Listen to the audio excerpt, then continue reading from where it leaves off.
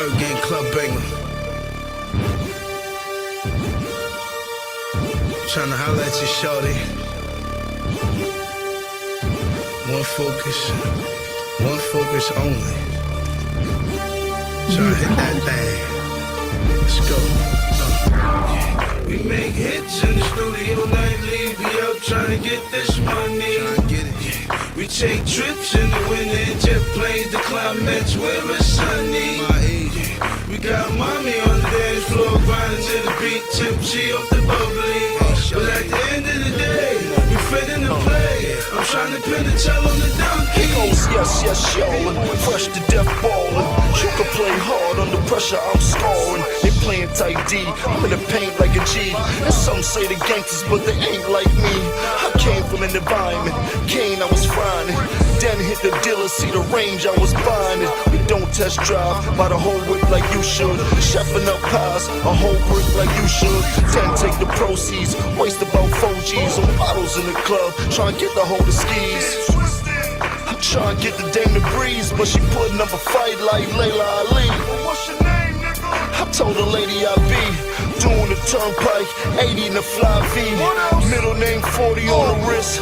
Last name you can't afford me, bitch. Get a camcorder, bitch. We make hits in the studio nightly. We out trying to get this money. We take trips in the winter, jet planes, the climates where it's sunny. We got mommy on the dance floor, grinding to the beat, tipsy off the bubbly. But at the end of the day, we fit in the play. I'm trying to pin the tail on the donkey. Cases of Perrier, Rosé, look like Picasso, painted on the bottles. We throwing money, we looking like Lotto. I could cover chicks with cheese like nachos. Fly out the cold, land in the heat. New York to Miami Beach. Bitch, I live the life of a hood star, rock star without the guitar. Got them all rubbing they push bra. Got them all shaking they tush like I'ma give them a taste of the good life. But I give them a taste of the good liquor, a taste of the good bud. Next thing you know, she be tasting my good I get money, be quiet. You're talking to the Jolly Green Giant. I see it, I like it, I buy it. Baby, I'm flying in the pilot, flying at his highest, climbing. We make hits in the studio nightly. We out trying to get this money. We take trips in the winter, jet planes, the climates where it's sunny. We got mommy on the dance floor, grinding to the beat, tipsy off the bubbly. But at the end of the day, we fit in the play. I'm trying to pin the tail on the donkey. Where my homies? I'm still no good. Where my homies? Yep, I'm so good. What up, pimpin'? I'm exempt already. See my hoes are like my plates, temporary. I ignore you, beat it. Move more strategic. The marbles mad, yep, the floors are heated. Can't have pound a quarter kid. Better act round, I'm sorta needed. Mac rounds or the seed. In the 90s, Z3s, BBs. Now in the crib, TVs, watch TVs. Killing, more killing, and then a kitty purse. Fuck furs, his and hers, Bentley Spurs. Gun talk, real talk, speak Mac to Mac. We like the Pistons, Bulls, you know, back to back. Maseratis, back to back. Come ride with me on 1100, not the bike, 2550s. We make hits in the studio nightly. We out trying to get this money. We take trips in the winter, jet planes, the climates where it's sunny. We got mommy on the dance floor, grinding to the beat, tipsy off the bubbly. But at the end of the day, we fit in the play. I'm trying to pin the tail on the donkey.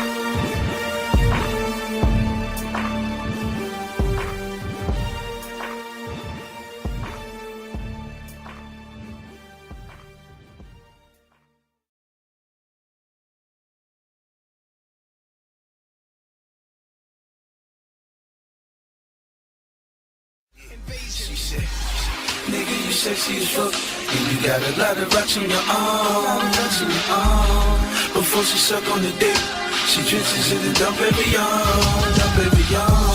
It's a shame that you're famous, why you always fucking with my head? Cause I'm something like a pimp. Bitch, tell me where the fuck is my bread? Hey babe, I thought you was in love. You turned out to be a 10 and I thought you was a dove. But that's what I get for judging the book by its cover. Role play, convict CEO, crook by the covers. Plus I'm closer to my brother. Many bitches I fucking burners, they clutching max to go back for murder, it's nothing. I be just be trying to chill. Instead these niggas trick me, want me to put it in their brain and pop it till it's empty. Call my niggas Nitty and Richie. Bring a couple 50s, the smiley faces, they good, they got them by the plenty. And they loving me in the city, they like bigger veil. Push up on them, why I ain't looking, take the nigga, yeah.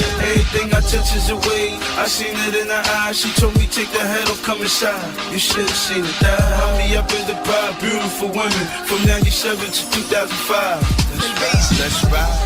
Nigga, you sexy as fuck, and you got a lot of rocks on your arm, Before she suck on the dick, she drenches in the dump every yawn.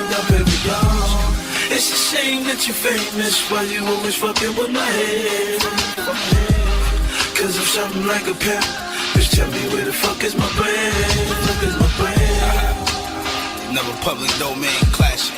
It's your boy, Max Biggerville. Doing it for the ladies, all day, every day. Niggas love it, you already know. Bird game, gang green. Shit is real, man. Gotta love it. Let's get this money.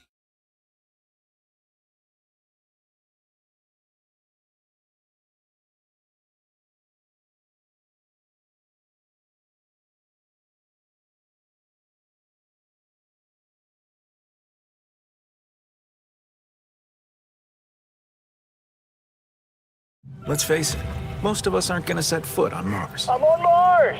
It's freezing. I'm gonna go back to the module. Some Free my man Max B. He'll be home in a minute.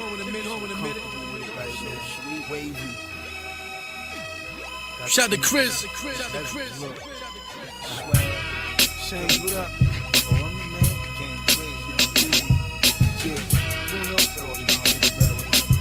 Shout to Yandy, whole bird gang. She told me I just wanna be your lady, lady. You own the key to my heart and soul. Oh, it's just your spell, it drives me crazy, crazy. You the only bitch in my life, you my baby, baby. I looked at me, baby's eye, made him tell me what it costs. The vision is clear, give me Pirellis on the post. Never seen a nigga so mean. Come on and get it rockin' for niggas that's rapping the streets. My crew gon' get it poppin', ow. My bitches, they treat me like a king. I like to keep them a balance like they was in swing. But what's your name? I'm the $1 million kid. Spent a fair bit of my life spending out of bread. But now I'm back on my grind, paper chasing. MOB did it in stores, all the niggas waiting. I told her she good up in the hood. You better get to getting, bitch, while it's good. She told me I just wanna be your lady, lady. You own the key to my heart and soul. Oh, it's just your spell, it drives me crazy, crazy. You the only bitch in my life, you my baby, baby, baby. Baby, gave her the benefit of doubt. Try to get out, try to spit it in the mouth. Lean back, took me a puff, sit it on the chest. Called her a beat, she said bigger belly, use a mess. She ain't never worried about a nigga getting weak. She hit the blink, me and Chinchilla in the Jeep. Riding low, had to the back, finger in the air. Sipping slow, yakking the act, thinking I'm the man. Yeah. Call up a name for bigger bells, more clientele, more bubbly and bigger tails. Told his baby mom you stressing for what they did to Blaze. Got my baby doll, I'm caressing, we pumping on some haze. She don't smoke, but she took a hit, took a flick, pulled up a dress, then she took the dick. Yeah. My bitches, I let them roam. Get them stoned, get them home, and make them give me dome. Ow. She told me I just wanna be your lady, lady. You own the key to my heart and soul. Oh, it's just your spell, it drives me crazy, crazy. You the only bitch in my life. You my baby, baby, baby, baby.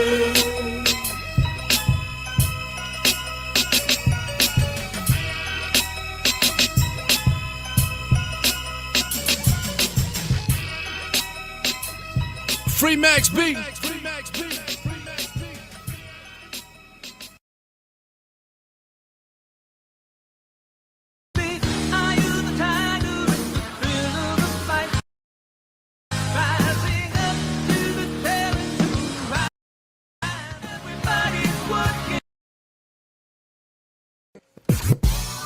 Shit sound different. This is not Work. Nigga Val. Max, they ain't doing it like you, brother. Black classic. Gang Green. Jay Fizzle, what's good, baby? Shout my man Dave Green. Boy, Zaire, what's good, baby? Whole vacant lot. Young Dow, what up, baby? It's like, oh. I got it from Bobby Chulo. It's 30 grand for the blow. Keep the cannon for the snow. And I know you can't stand a nigga you owe. Come on, can man. a nigga you go cut. Shit sound different. It's that Gang Green shit right here. Nigga Val. Harlem World, stand the fuck up. Gang Green. Shout to Cap City. Shout to BX Boy, Sports. Zaire, what's good, baby? Bruno, Who so the- let's go. It's like, oh. I got it from Bobby Chulo. It's 30 grand for the blow. Keep the cannon for the snow. And I know you can't stand a nigga you owe. Can it nigga you go? God damn it nigga you go. Fucking with nigga Vail and I sent some bullets up in that nigga belly. Stinking in front of his Bentley. And peeling the Lincoln in front of his men be. Trying to see what I see. But your bitch couldn't reach. Catch him slipping while he alone and catch him for his peace. I'ma catch him for his sneaks. Like back in 89, I never lie. I fuck with no rubber, that baby mine. That's right. Maxie, I can never let you go. Keep my true feelings concealed, I never let you know. I can never let you blow. I can't let you get money, I ain't tryna let you flow. I can't let you get from me shit. Can't you tell by the look in my eyes? I mean business when I say that it's over. Me and the kids are still cooking them pies. I feed bitches with a plate of that corn. Max B. You can say what you may, it's a shame that my same niggas hate me. You niggas Wave the same, season. it's a shame we the game. We the niggas just kill.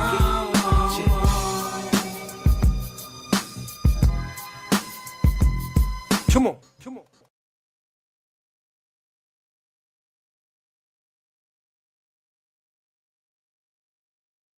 Fuck with your nigga. Gang Green for life. Green out baby true. Max B. DJ Lazy K. Don't take it personal. Just like y'all niggas. Mad at the world cause I couldn't get paid. That's my slogan, man. Don't take it personal. We just trying to ski, just trying to ski. Ease to come, ease to go. We just trying to eat, don't take it personal. We just trying to ski, just trying to ski. Ease to come, ease to go. We just trying to eat. Yeah, it's just music, man. Why you envy me? I ain't stingy, B. Is it because of them MVP? On 6 figures strong without MTV? Or is it because I be Dr. Fendi? Or when I start waving the watch and it get windy, I start raiding the spots where all of your men be. Might start waving the Glock till it get empty. With the type to come and scatter your party. And every other day I used to average a robbery. This is Max, don't confuse me with Charlie. Don't confuse me with a dude who abuses authority. I'm hard to beat, excuse you, pardon me. I'm the illest nigga, arguably. I scar you, B.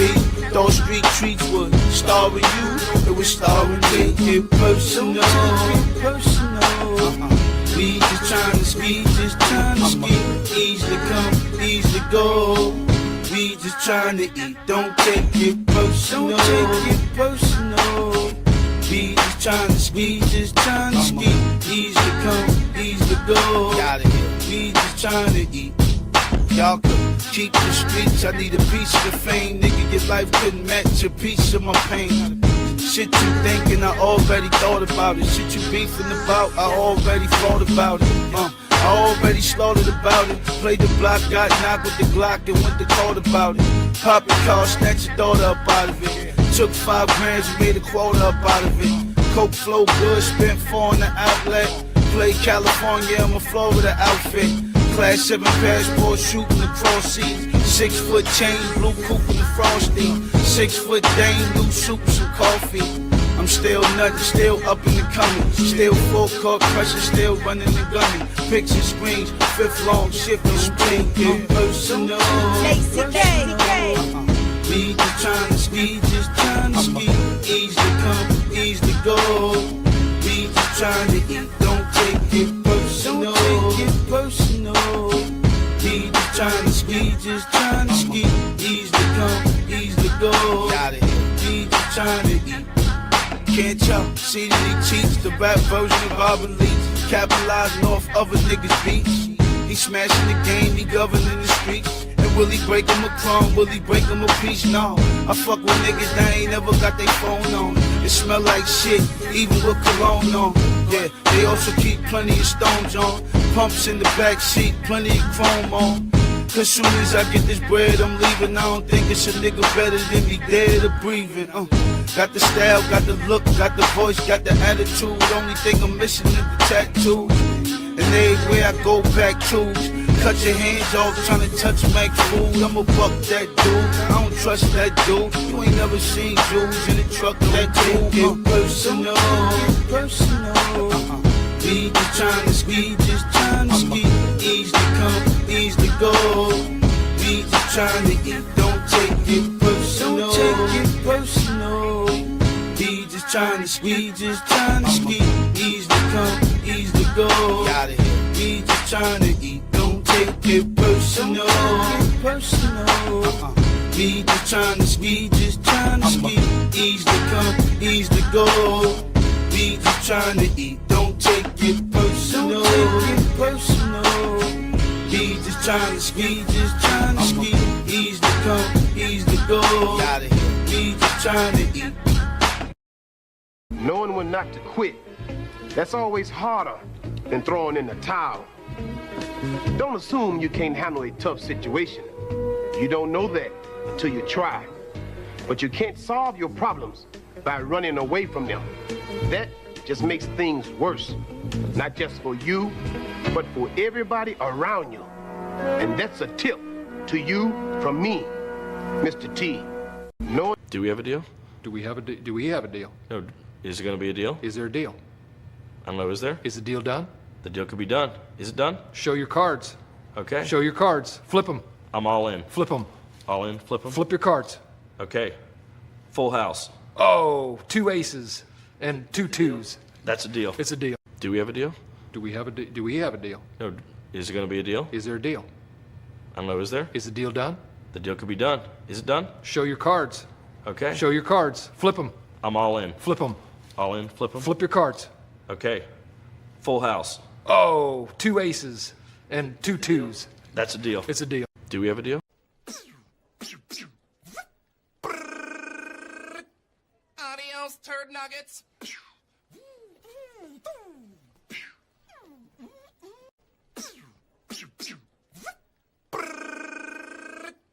Adios, turd nuggets. We traveled all the way back through time to call you a cracker. I'm top player hater from Korea. You bitches better recognize. Okay, I'll shake your bouncy booty. Hit it! You can't touch this. It's impossible. You'll never make it. Never make it. Ever make it. Never make it. Never make it. You'll never make it. Ever. I miss you so damn much. I miss being with you. I miss being near you. I miss your laugh. I miss your scent. I'm saying maybe you could wear a nice business-like outfit. I think I could get into that. You want me to dress like a man? No, I'm saying I chased my dream. I got it. I suck. My dream's cock. I'm gay. I'm fucking proud of it. I chased my dream. I got it.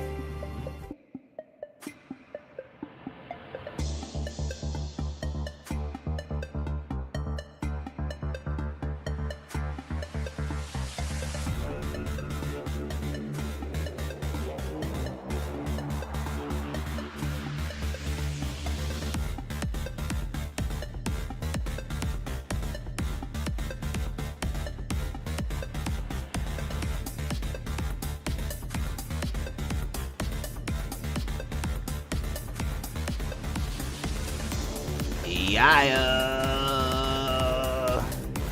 it's about that time. Yeah, welcome to the show. Yeah, you are now live, L-I-V-E, with your host, the most froze, the bad boy of indie comics. Yeah, the hottest ticket in all of indie comics today, the one that got away. Yeah, it's the weapon of mass competence. Yeah, that's right, folks. It's the unstoppable, unbreakable, undeniable, creative juggernauts, the IP generating machine. Yeah, the people's champion, CEO of Glacier Mountain Comics. It's your boy, Glacier. Yeah. Welcome to the show. Yeah. Settle in and get cozy. Welcome to the Saturday evening call-in open panel mega show. Yeah.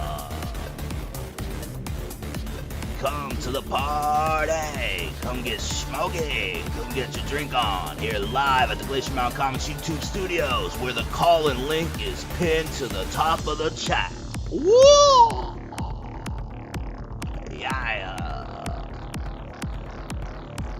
Don't be a lurker jerker. Don't be an A-logger. Get your balls. And hit the call. Hit the call-in link. Yeah. Come party with the Glacier. Yeah. If you're new to the channel, please leave a like, leave a comment. On your way out the door for show, help us punch the YouTube algorithm. Help us jaw that nigga. Yeah. Leave a like and a comment on your way out the door for show. Yeah. It's greatly appreciated like you wouldn't believe. Yeah. Also, make sure you hit the notification bell so you can be notified each and every time we go L-I-V-E live. Yeah. Welcome to the show, folks. Here at the Glacier Mountain Comics YouTube studios. The Saturday night call-in mega show is brought to you by Space Club, marijuana vapes with the live liquid rosin diamonds. Yeah. Do you have the lung capacity? Do you have the power? Make your Space Club marijuana vape blink. How many blinkers can you get? Space Club marijuana vapes now triple blinkers up. Yeah. Also equipped with the toke feature. That's right. Space Club marijuana vapes keep track of how long each and every one of your tokes are by the second. Yeah. Space Club marijuana vapes take the most savory of hits heated up to perfection. Yeah, tonight we're smoking on strawberry pop, cherry mojito. Yeah, that's for you bartenders out there. Yeah, we're also smoking on hazy watermelon, pick of the night. Yeah, Space Club marijuana vapes with the live liquid rosin diamonds, best vapes in the game. Yeah. How's everybody out there doing tonight? Yeah, out there on the tubes of you. Salute to you and yours. Thank you so much for watching live or on the playback. It's appreciated like you wouldn't believe. Yes, indeed, partner. Yes, indeed. Yeah. Also, keep in mind, folks, the PayPal is in the banner scrolling across the screen below. That's right. You can send all donos my way. Send donos via paypal.me/glacier8888. Yeah. Also, the Twitter handle is in the banner scrolling across the screen below. Follow me on X if that's your thing. If you're into seeing works in progress, art at all stages of the game before any of our IPs ever go to print, you can get a sneak peek behind the curtains never before seen. Look into all our IPs, so if that's your thing, follow me over on X. You never know what you're gonna see. See thumbnails, you can see character concepts and designs, you can see pencils, inks, fully colored pages, fully lettered pages. You never know. So So if that's your thing and you're interested in seeing the magnificent IPs from the mind of your own, follow me over there on X. Hail and welcome to the Ice Age, this new era, this new age, spearheaded by yours truly, the Glacier. Yeah, there will be before and after the Glacier. I will force the funny books into a much, much needed renaissance. Yeah. And after that, funny books will catch a second wind. Comic books will rise again, and it all begins here, right now, with step one. All you gotta do is stay alert and stay tuned. Announcements coming soon. Our debut IP, our first IP out to the world. Sledheads, yeah. Issues 1 and 2 combined in a hardcover is being published by Critical Blast, yeah. It will be available wherever books are sold, yeah. Sledheads. What the fuck is Sledheads? Sledheads, the Gun Fu Supernatural Super Sentai Rom-Com, yeah. That's right, you like Gun Fu movies? You like that John Woo shit? Yeah. Sledheads is the book for you, the sleeper hit of the year. The entry into the indies you don't want to miss. This is the one you don't want to miss. Yeah. Gun Fu Supernatural Super Sentai Rom-Com. Yeah. I've knocked it out of the park. It's almost here. There will be before and after me. As soon as that book is available for purchase, the Ice Age commences. That's right. You've seen it come and go. All these other ages. And the reason they weren't successful is because they weren't me. Yeah. Welcome to the Ice Age. Yeah. And I see you. I see you too. What, you thought I forgot? Oh, hell nah. Yeah.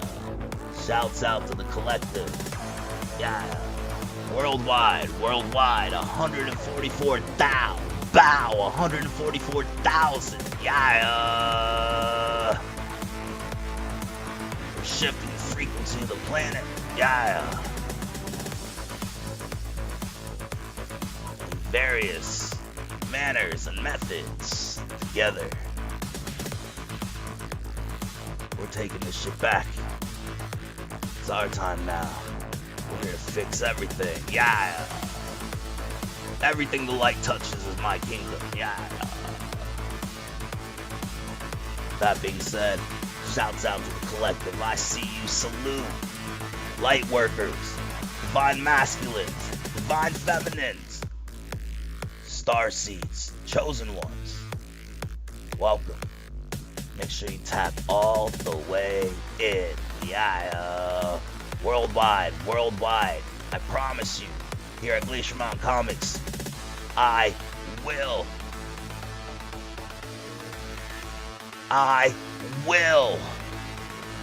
There's no I think.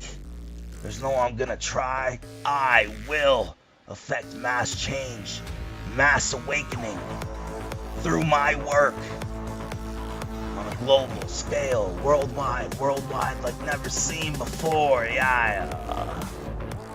Promise you, comic books will rise again. And the rest comes with it. Yeah. Trickle down as my feet dangle from the top of the Glacier Mountain. Yeah. We're fixing all this shit. Everything Americana. Our greatest export to the world. American entertainment. Y'all done fucked it up long enough. The new niggas is here. Yeah, it's the new era. The Ice Age. Yeah. Get with it.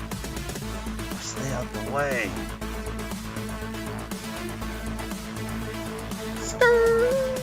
Yeah.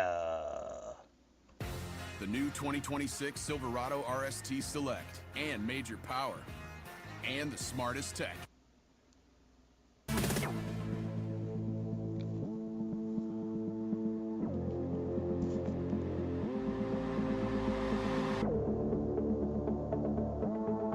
We letting the nuts hang.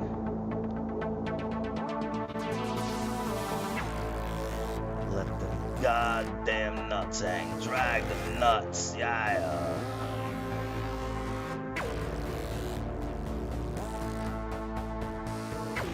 There's no more. There's no more denying it.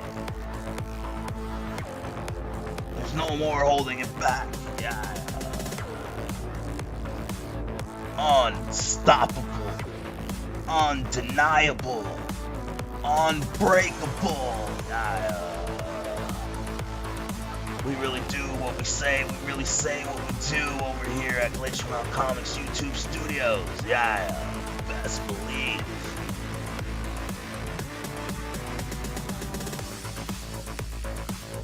Yeah, none of you niggas in indie comics hang with the Glacier. Yeah. Calling link is pinned to the top of the chat. Let's fucking go. Yeah. Gather your refreshments. Turn all electronic devices to silent. Go down the hall. Get your snacks. Live in 5. The show is about to begin. Last call. Yeah.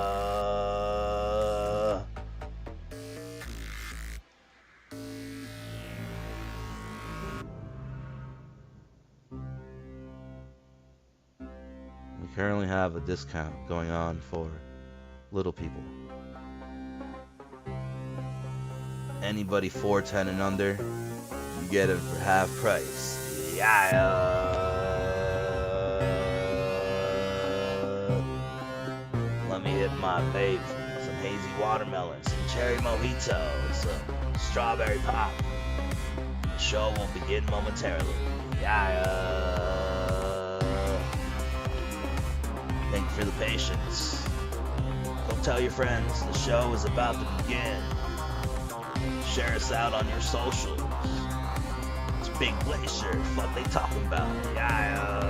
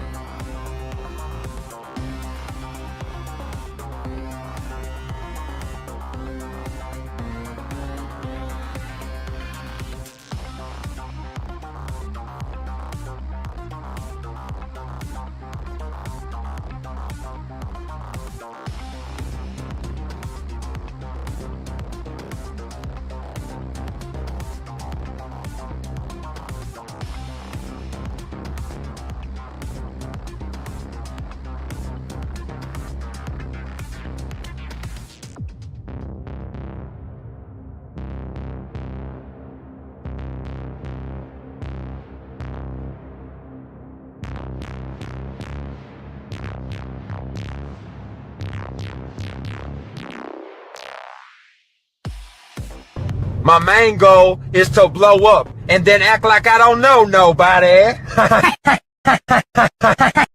My main goal is to blow up and then act like I don't know nobody. My main goal is to blow up and then act like I don't know nobody. My main goal is to blow up and then act like I don't know nobody. My main goal is to blow up and then act like I don't know nobody. My main goal is to blow up and then act like I don't know nobody. My main goal is to blow up and then act like I don't know nobody. My main goal is to blow up and then act like I don't know nobody.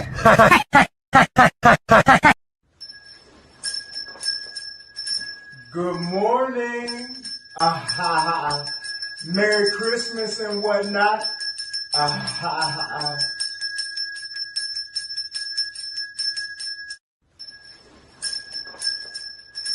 Good morning. Merry Christmas and whatnot. Things are gonna get crazy. Things are gonna get crazy. Things are gonna get crazy. Things are gonna get crazy.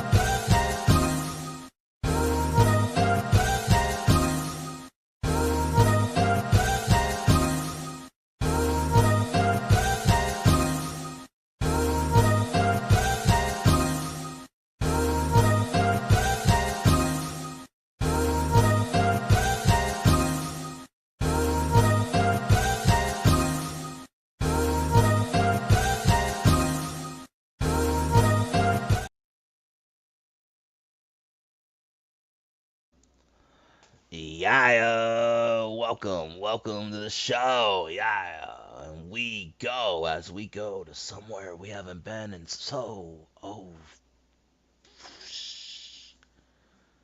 like 8 months, maybe 9 months. Yeah, 9. Oh, congratulations, new father, Dax Herrera, Juju, Juju the cow. Yo, we're going to the Dick Show, baby. Yeah, thedickshow.com. Thank God Vito is no longer allowed in the studio.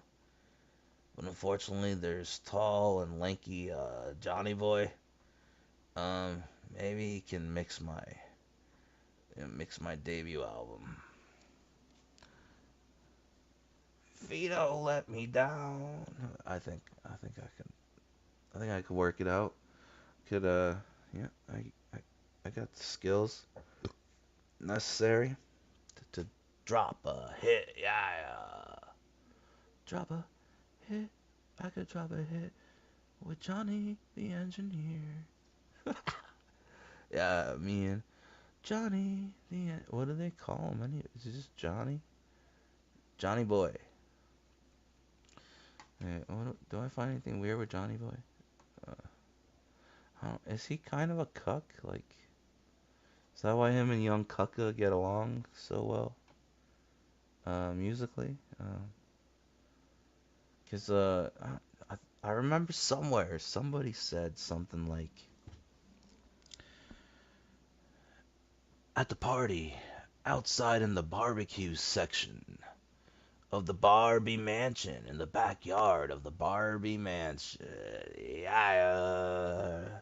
Are you picturing it now? Are you seeing it? It's not even real grass, it's turf. Recently laid in. For some reason, there's sprinklers. Anyways, outside of the Barbie mansion, I was told that this man, this tall, lanky, I'm not sure what ethnicity he is. I'm gonna go with like Korean Mexican. I don't maybe like I don't know.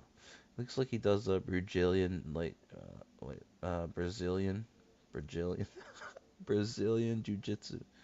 Yeah, he looks like a pull guard on a motherfucker. But I was told that this guy, Johnny the engineer, Johnny the audio engineer for Daxera, for Dick over here. I was told Johnny boy, you see what I'm doing? I'm like those videos that are you get in your algorithm when you're doom scrolling. And it's like these people doing outlandish shit, but they never get to finishing it. They make you watch if you're dumb for like 6 minutes or something. It's a skill. But I was told Johnny boy pulled up next to Frog Tony on the steps outside of the Barbie mansion. He sat down next to Frog Tony. He put his hands on the shoulders of Frog Tony. If you could call those things shoulders. Giggity. Yeah. Johnny, the audio engineer, he put his hands on the shoulders of Frog Tony. He said, and I thought you were the one I was going to have to be worried about. As he looks, much like he's got that right there, right now. That 1,000-yard stare. And that's that 1,000-yard stare is from like cuck PTSD, you know what I'm saying? Like, he has walked in on many exes banging other dudes. I could see it in his eyes. He's traumatized. But that's what he said to Frog Tony. As they were both looking at the party at the Barbie mansion. As they're both looking as another man is in fact the one flirting with Dalish. Yeah, some other rando. I don't even know. I don't know who it was. I'd have to ask those fellers the next time I see them. But wouldn't it be crazy if Frog Tony just accidentally lost control and like head kicked Shannon Davis? Like everybody be like, what the fuck? How did Frog Tony just land a fucking Jean-Claude Van Damme fucking aerial roundhouse kick to Shane Davis's fucking cranium? I don't know. I think for the Fans Fest it's gonna look like fucking like an episode of Cobra Kai. It's gonna be like the nerd version of Cobra Kai, you know what I'm saying? It's fucking shit. All I know is that I'm fucking spearing Finatra. I don't care how much stretchier he is than me. I don't care about nothing.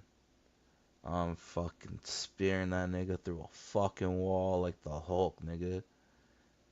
Fucking just keep Finatra busy.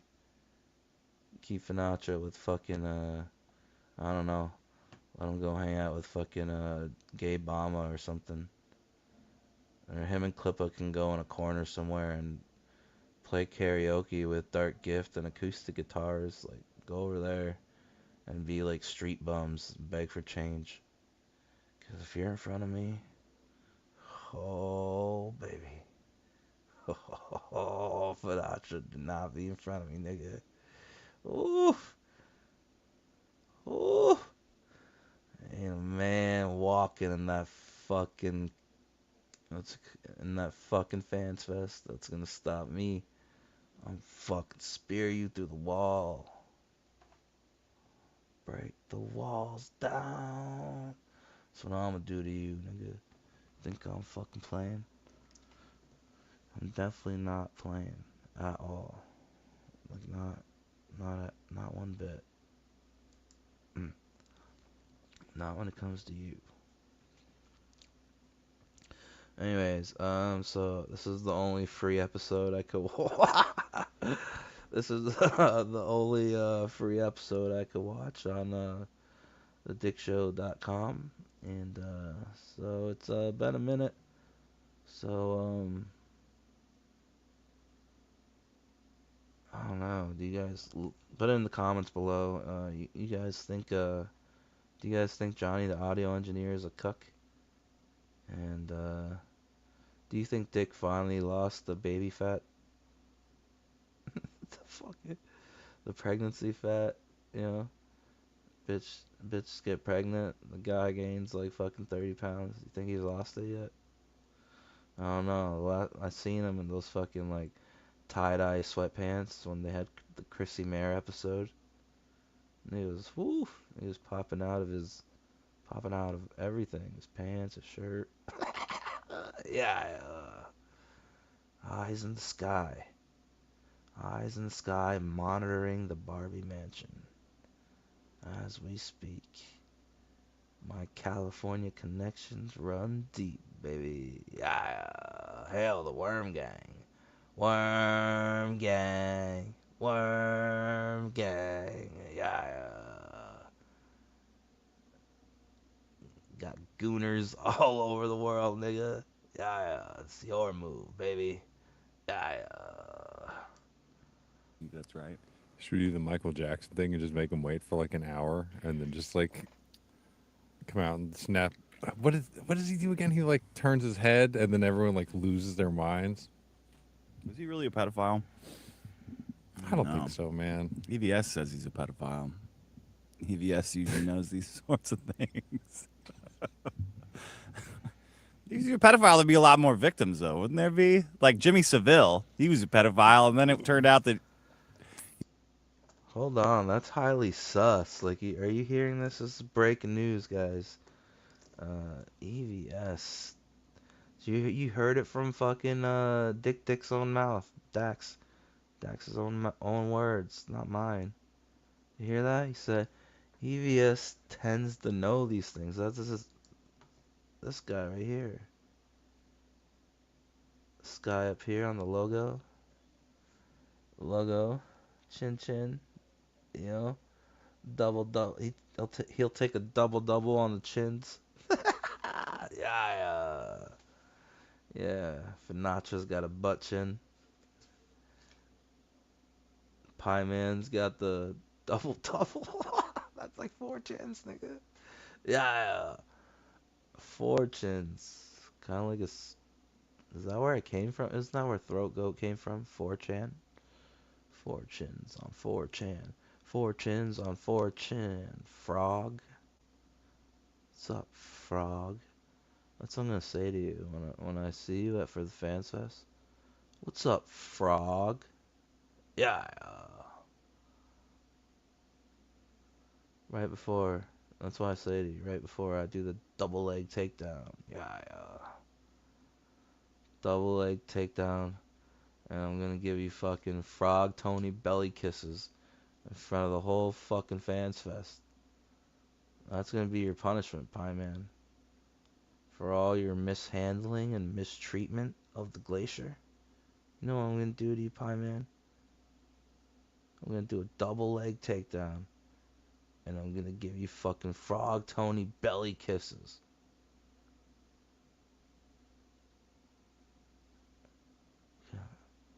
I'm gonna kiss your belly in front of the whole convention. Against your will. Like, these aren't, you know? I hope it's against your will.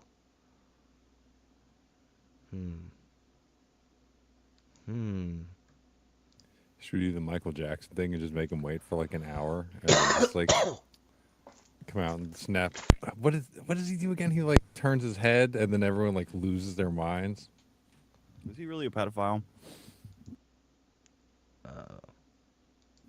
I don't think so, man. EVS says he's a pedophile. EVS usually knows these sorts of things. Johnny's like, fuck, why'd you tell everybody that? He's a pedophile, there'd be a lot more victims. He usually knows these kind of things. See, that's the interesting part. Do you think that means that Ethan Van Driver, Ethan Daniel Van Sciver, do you think that means that he knew Slick Jimmy was one of them the whole time? Since he tends to know these kind of things, I think that's the winning theory right there. It's just a theory, allegedly, that he knew the whole time, and he said, "You're my brother, Jimmy." Yeah. Sussy wussy. Sussy wussy. So wouldn't there be? Like Jimmy Seville. Like if somebody was like, "Hey Glacier, I heard that allegedly Shane, Ethan, and John are a cabal of PDFs, allegedly." Like my heart would like sink into my stomach, because it's almost like you'd almost be like, yeah, they were doing the whole right out in the open gimmick. You know, if some rando walked up to me at the casino and was like, "Psst, psst, hey you, Glacier, yeah, come here. Uh, what's up, man? I'll suck your. Oh, no, I'm not Ethan. Oh, sorry. Kind of got the same belly. But no, if some random person was walking up to me in Atlantic City and was like, "Psst, yo, Glacier, come here." It's like, I gotta tell you something, man. It's like, shh. Allegedly, Shane, Ethan, and John are a cabal of high-ranking pedophiles. Allegedly.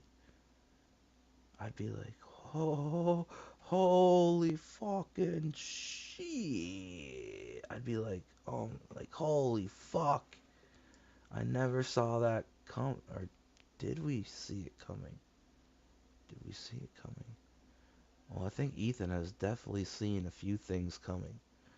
And I think Johnny has cuck PTSD, so he's definitely seen a bunch of coming. And I think Dax Herrera goes to Burning Man and gives blowjobs while high on LSD, allegedly. So he's probably seen a whole lot of things coming too. And I think Juju the cow likes to get pegged in his back hole. So he's probably allegedly seen a lot of coming too. And K Diddy, she's allegedly gonna have an affair on her husband for the Fans Fest with Dan Lawless, allegedly, and she's already cheating with Cynic, allegedly, and so she's probably seen a lot of coming, and Dark Gifts has got me stuttering, and we know he's seen a lot of illegal coming, allegedly, and Tim Olsen, he's never seen any coming, and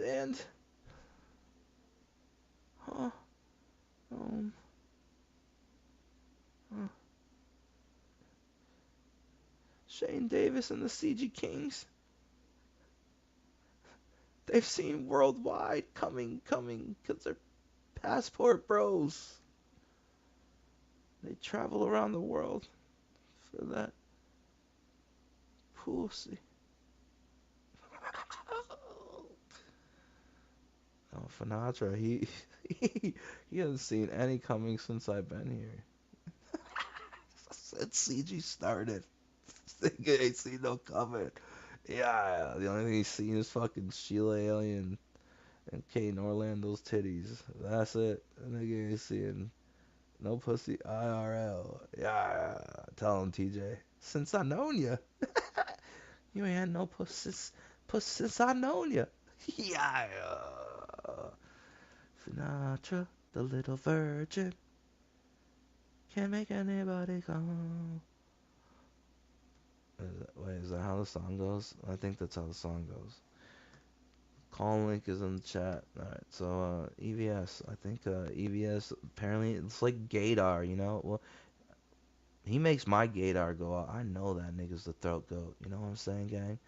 But no, it's like Gator, like Ethan Van Driver. He has like Gator, but for like PDFs, you know. So he knew, allegedly, he knew that Slick Jimmy was one of them the whole time, allegedly, and stuff. Yeah. He was a pedophile, and then it turned out that he raped more people than Genghis Khan. He raped more kids, you know? Thank God kids can't get pregnant, or else there would just be hundreds of thousands of Jimmy Savile running around.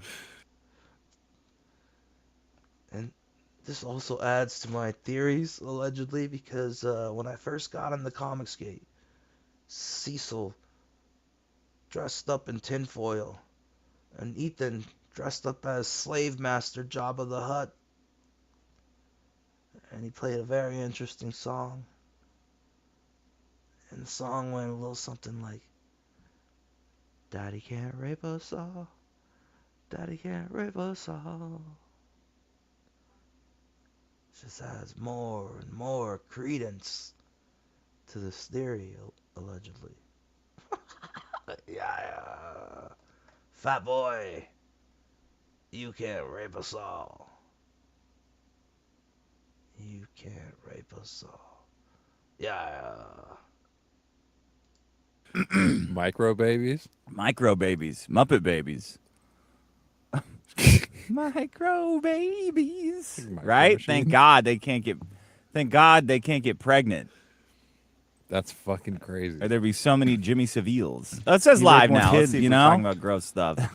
Kids can't get Of course. pregnant, or That's else what it there takes would to just get- be hundreds of thousands of Jimmy Savile. I can't hear it. Running could you- around. Yeah. Micro babies? Micro It's working, babies. thank Muppet God. babies. I look bigger than normal. Fatter, sure, but... Micro baby. Oh, here, pause the. Oh, thank you. I would have done that for 2 hours. Make everyone Can't think hear they're shit. going insane. Yeah, thanks a lot, Rumble. Thanks for another dynamite production tool that you have for freedom. Wait, do you still have to use this fucking thing then? Well, that's for here. The Airbnb air is for this room. Oh, I This- thought you were gonna get the air household for this unit room too. No, because this is like it's also under the house. So I don't want to. Part of the house, though. It's not. It's especially not where taxes are concerned. This is not. The studio is not part of the house. Oh, right. The square footage of the studio is not included in the house. Look at this, beautiful. It's still beautiful, even It the really next is. week. Look at that. Oops. Complimentary. I think. Shit, I used to look that good. I don't look that good anymore. Should have enjoyed that. I should have. He ain't lying, though. Yeah. Old man problems. Yeah, that's right. I'm back on your ass, dick. Cause young Cucka's been acting up again. Yeah. Man, you do a good job at reeling in fucking retard Johnny Rocket. 2-joke Johnny Rocket. Shut the fuck up, Johnny. Grown folk talking. Yeah. I seen it. I see through my own 2 eyes. You need to do the same thing to young Cucka. That stinky, smelly little fucking lawn gnome. You know what I'm saying? That fucking pink eye having fucking little lawn gnome. Definitely says made in China on the bottom of his foot. You know what I'm saying? Yeah, you need to reel in that little retard dick. Cause Worm Gang, I got eyes in the sky. The Barbie mansion is under surveillance. All waiting on young Cucka to make his move. Boots on the ground in Australia town? Okay. I'm reloaded. West Coast is the best coast, cuh. Yeah. Hear me, dick? The Barbie mansion is being monitored, and that's on 55 Crib. Use that to better my station in life, but I didn't. I think the same thing about myself every fucking day, man. If only I would have worked harder and applied myself. I'll make sure someone tells my son, he got to work hard, actually. Turns out that's not just for, I'll say the word, though. It's not just, yeah, turns out it's not just a boomer platitude. The Gravedigger sent me a Boomer Doom clock. Gravedigger. Oh, no. What you know about Gravedigger? The monster truck shit? Yo. Let me tell you. That word right there, that phrase, Gravedigger, that is not something you're prepared for. You know, nobody tells you. Nobody warns you of these things, so let me do it for you. You know, as you're raising your toddler up, they might get into various things, you know, Marvel, wrestling, Legos, monster trucks, you know, and they may or may not be a fan of the monster truck and monster truck driver known as Gravedigger. And you might just want to prepare yourselves, like let's say theoretically you're out shopping for school sneakers, back to school sneakers. And you know, so logically your toddler is a fan of Gravedigger, and so he picks out the sneakers that are made by Gravedigger. And to hear him say, "Dad, I want the Gravedigger," you're not prepared for how that sounds for like a lispy toddler, because you know toddlers, they can't really say words right yet. Yeah, so be prepared for your toddler to request those sneakers in public just in case, because it definitely does not sound like Gravedigger when they say it. Okay, that is friendly parenting advice from Glacier here at Glacier Mountain Comics YouTube Studios, where I want to let you know that it's still not too late. That's right. You still have time to send donos.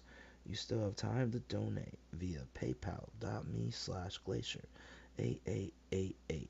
paypal.me/glacier8888. Yeah. Also, for those still listening out there on the tubes of you live, the call-in link is still pinned into the top of the YouTube chats. Thank you. And leave a like and a comment on your way out the door. Help us battle the YouTube algorithms. Help us get into the recommendations. Yeah. Hashtag gaming stream. We're gonna be doing some gaming. We're gonna go everywhere tonight. It's the fucking call-in fucking mega show Saturday night. Sweet chin music to your motherfucking face, right in the kisser, And I'm here with you guys tonight on this beautiful Saturday night. You could be anywhere in the world, but you're here listening to me, and for that, how do the grifters do this? For that, I'll give you guys this bumper right here, because I appreciate you guys so much. This song's on me. Yeah. Dayman. Fighter of the night, man. Champion of the sun. You're a master of karate and friendship for everyone. A dayman, that's it. Dayman. Oh. Fighter of the night, man. Oh. Champion of the sun. Dayman. Fighter of the night, man. Champion of the sun. You're a master of karate and friendship for everyone. A dayman, that's it. Dayman. Oh. Fighter of the night, man. Oh. Champion of the sun. Dayman.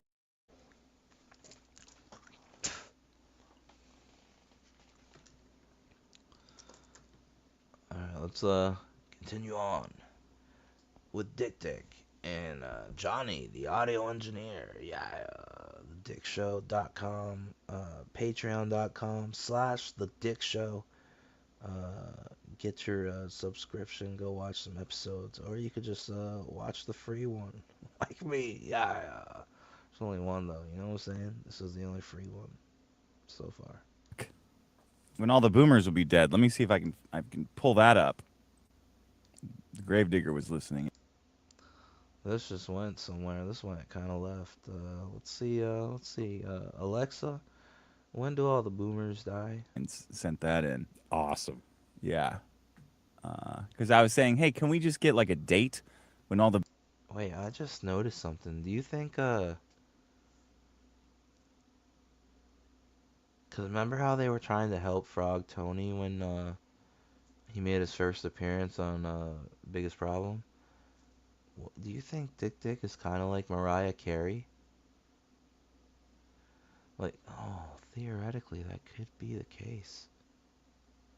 Because look at Johnny. Look at Johnny's angle, right? Johnny, the audio engineer. Full front facing. He's facing from the front. Then look at Dick's. Dick Dix. Which, by the way, I still see Sonic Chew in the background. Hail Sonic Chew. Medallion. Dick's side profile. Hollywood, Pizza Hut, commercial. You know, he knows what he's doing. Side profile. Get my good side. Yeah. And I just thought about it. I wonder what his bad side looks like. Because look, even the picture behind him that's like a portrait of him. See that guy with the long hair up there in the billboard? Even that fucking portrait is side profile. Yo, he's been putting in the work to just be a side profile guy everywhere. And that's a weird lore on Mariah Carey. Apparently one side of her face is like really busted from like a fire or something. She's got burns. So they only ever show one side of her face. It's like an industry secret. Huh.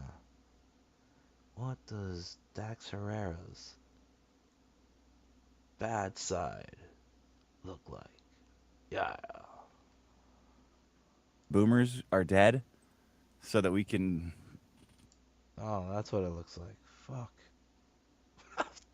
know when our lives can begin, free of their tyranny of stupidity. It's Reclamation Day, dude. Reclamation Day. Take America back again. The day that Yahoo News announces it's going out of business. It's still... when their last customer dies. Wait, Yahoo... See what I mean? He's always bringing the old man problems, too. Old man problems. Who's still up? Dude, it's Boomer fucking Get Central. The fuck... Yeah. Like, his favorite broadcaster is Ethan Van Driver. Definitely old man problems. He might be... I think he's lying to all of us. I think he's included with the boomers. That's why he's interested. He's trying to calculate his future lifespan. Yahoo News. They love it. My dad sends me... I'm like, where do you even find Yahoo News? He's got a working time machine? That's insane. Don't you have Apple? You know what sucks about Yahoo? Like, no, you're right. Yahoo? Who the fuck even remembers or even thought Yahoo was still around? But I tell you this, they are the ones that make, is it an app? It's more than an app. It's like a feature. Like on all current smart TVs.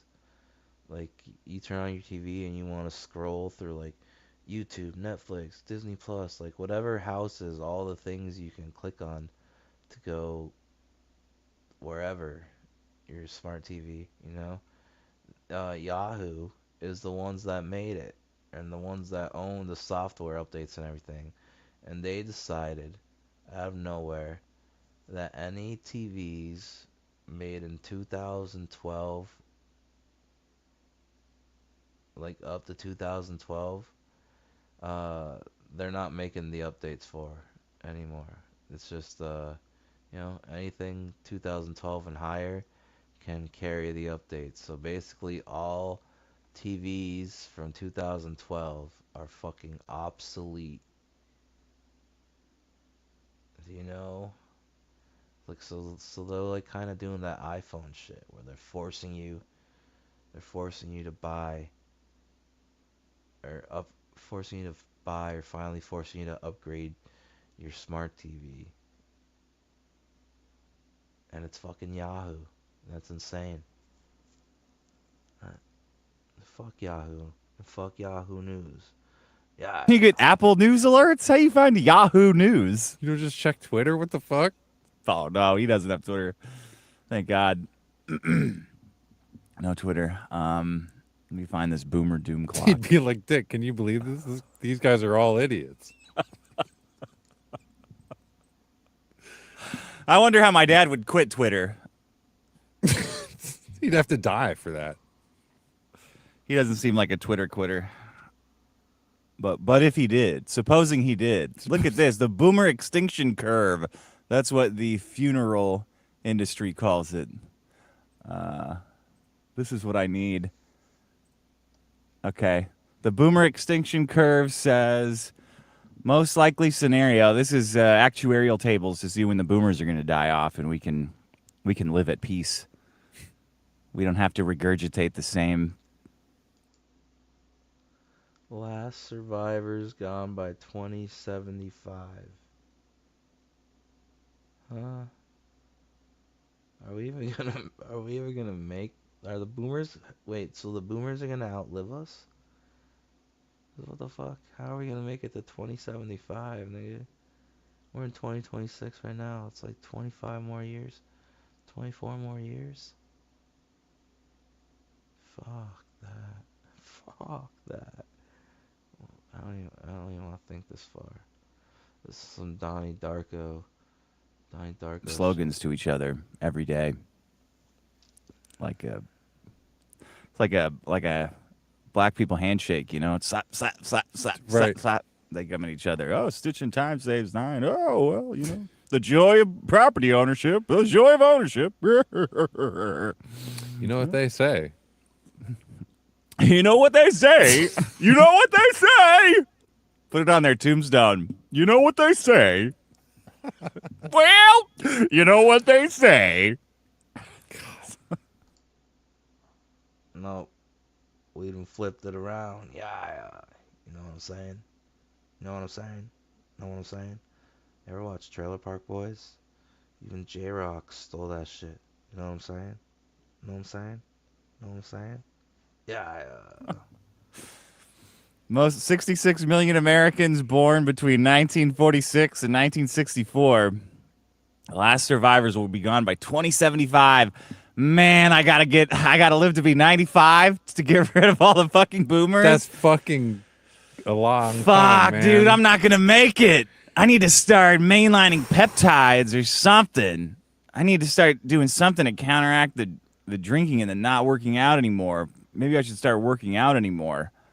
Today, 66 million alive, half gone by 2043, 33 million remain. They're going to own all the houses on Earth, in the universe probably. 75% of the boomers gone by 2050. I could probably hit 2050. I could hit 2050. 16 million will remain. Look at this curve. Whee! It's like a ski slope. Whee! Goodbye. I love the ages 110 through 112. Like, because some fucking they're boomer's going to hang the fuck on and be like, I'm actually the last. Dude, they're going to That's going to be the most They're annoying. going to invent like an immortality pill, and then they're going to like pass a law that only they could have it, and they're going to have some fucking saying why that. Imagine being King Boomer, dude. The last. Oh, fuck. King Boomer. The last of them. Maybe some kind of cult will develop around. Ooh.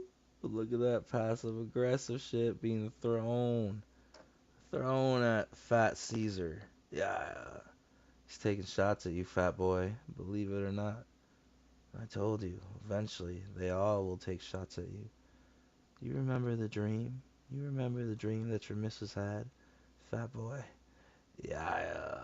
They're gonna have some fucking saying why that. Imagine being King Boomer, dude.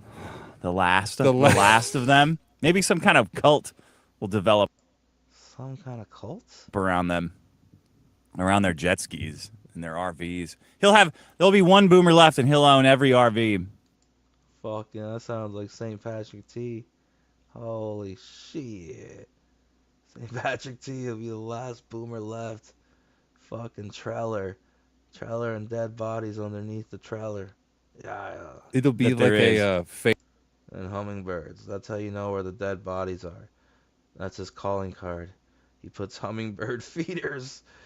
X marks the spot.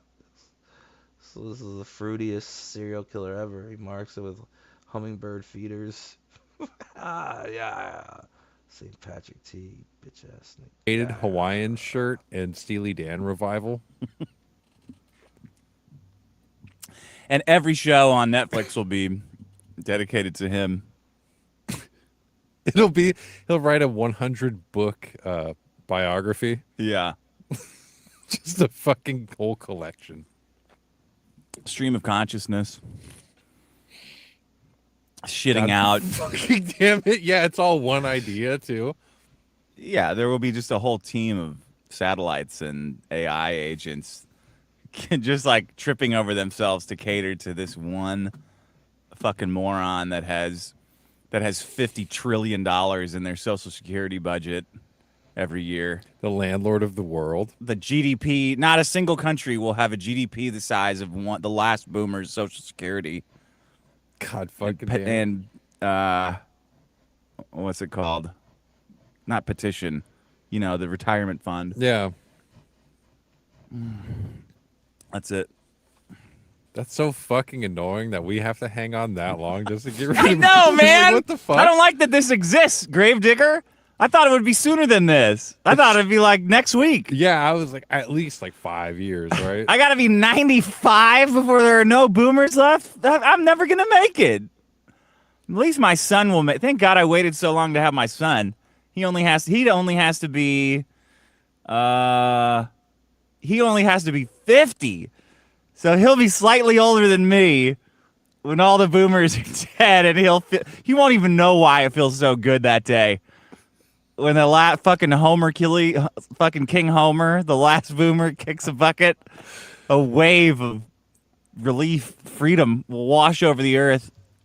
Most people won't feel it because all the Indians will be. They're actually the Indians that are now like 20 are probably the next boomers. They kind of act like it.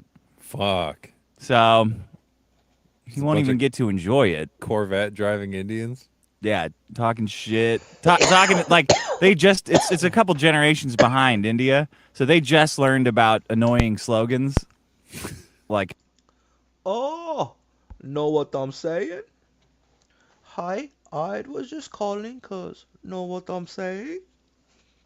Annoying that you can constantly tell each other. They just learned about that.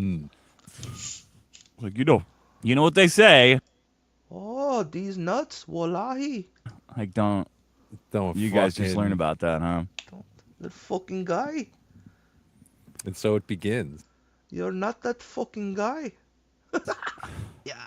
Hey, Johnny, thanks for getting my wife a Mother's Day card. You're welcome. Whoa. Johnny. What the hell? Make sure you tell her it's from both of us. Ooh. Passive aggressive. Okay, I could see why. Okay, now it makes sense. I could see why Ripa used to say Buster Baxter. I got it. I got the perfect freeze frame. Yeah. Buster Baxter. Yeah. What's up, Doc? I feel like you got a carrot there. You got a carrot off screen. You know, you're holding a carrot right now. Long ass carrot. It did. I even wrote that it's from the baby and the dog too. Yeah. No, that makes it look like you just threw that in as a joke. You got to seriously write. By the way, this is from Dick 2. He also he asked me to pick up this card. Yeah, that's... Don't fucking write the whole story down so you don't laugh if you're telling it. You got to write it down on the card. Otherwise, I look like a huge asshole. Well, you know, I guess I will also look like a huge asshole when you hear how I acquired that card. I don't know if I believe him. I think this is a bit, because acquired, like, he had a hard time saying that word. I don't think he's ever said that word before. Otherwise, I look like a huge asshole. Well, you know, I guess I will also look like a huge asshole when you hear how I acquired that card. Okay, how'd you acquire it? The people who lived in the apartment before me fucking got it mailed there, and I was like, what the fuck is this? So I opened it, and it goes, 3 Mother's Day cards. What the fuck? Wait, 3? Yeah. You gave her 3 Mother's Day cards? No, there was one, but there was a pack of 3 of them, and I was like, oh shit. Like, just a pack of Mother's Day cards arrived in the mail for you? Mm-hmm. Well, addressed to someone else. They weren't signed or anything? No. Why the fuck? Why would someone from order Amazon, that? yeah. Oh, they ordered Amazon cards. Yeah. And you're like, well, I can't let these. They're gonna go to waste. Exactly. What am I gonna do? Hold on to them for a whole year? You're just opening up.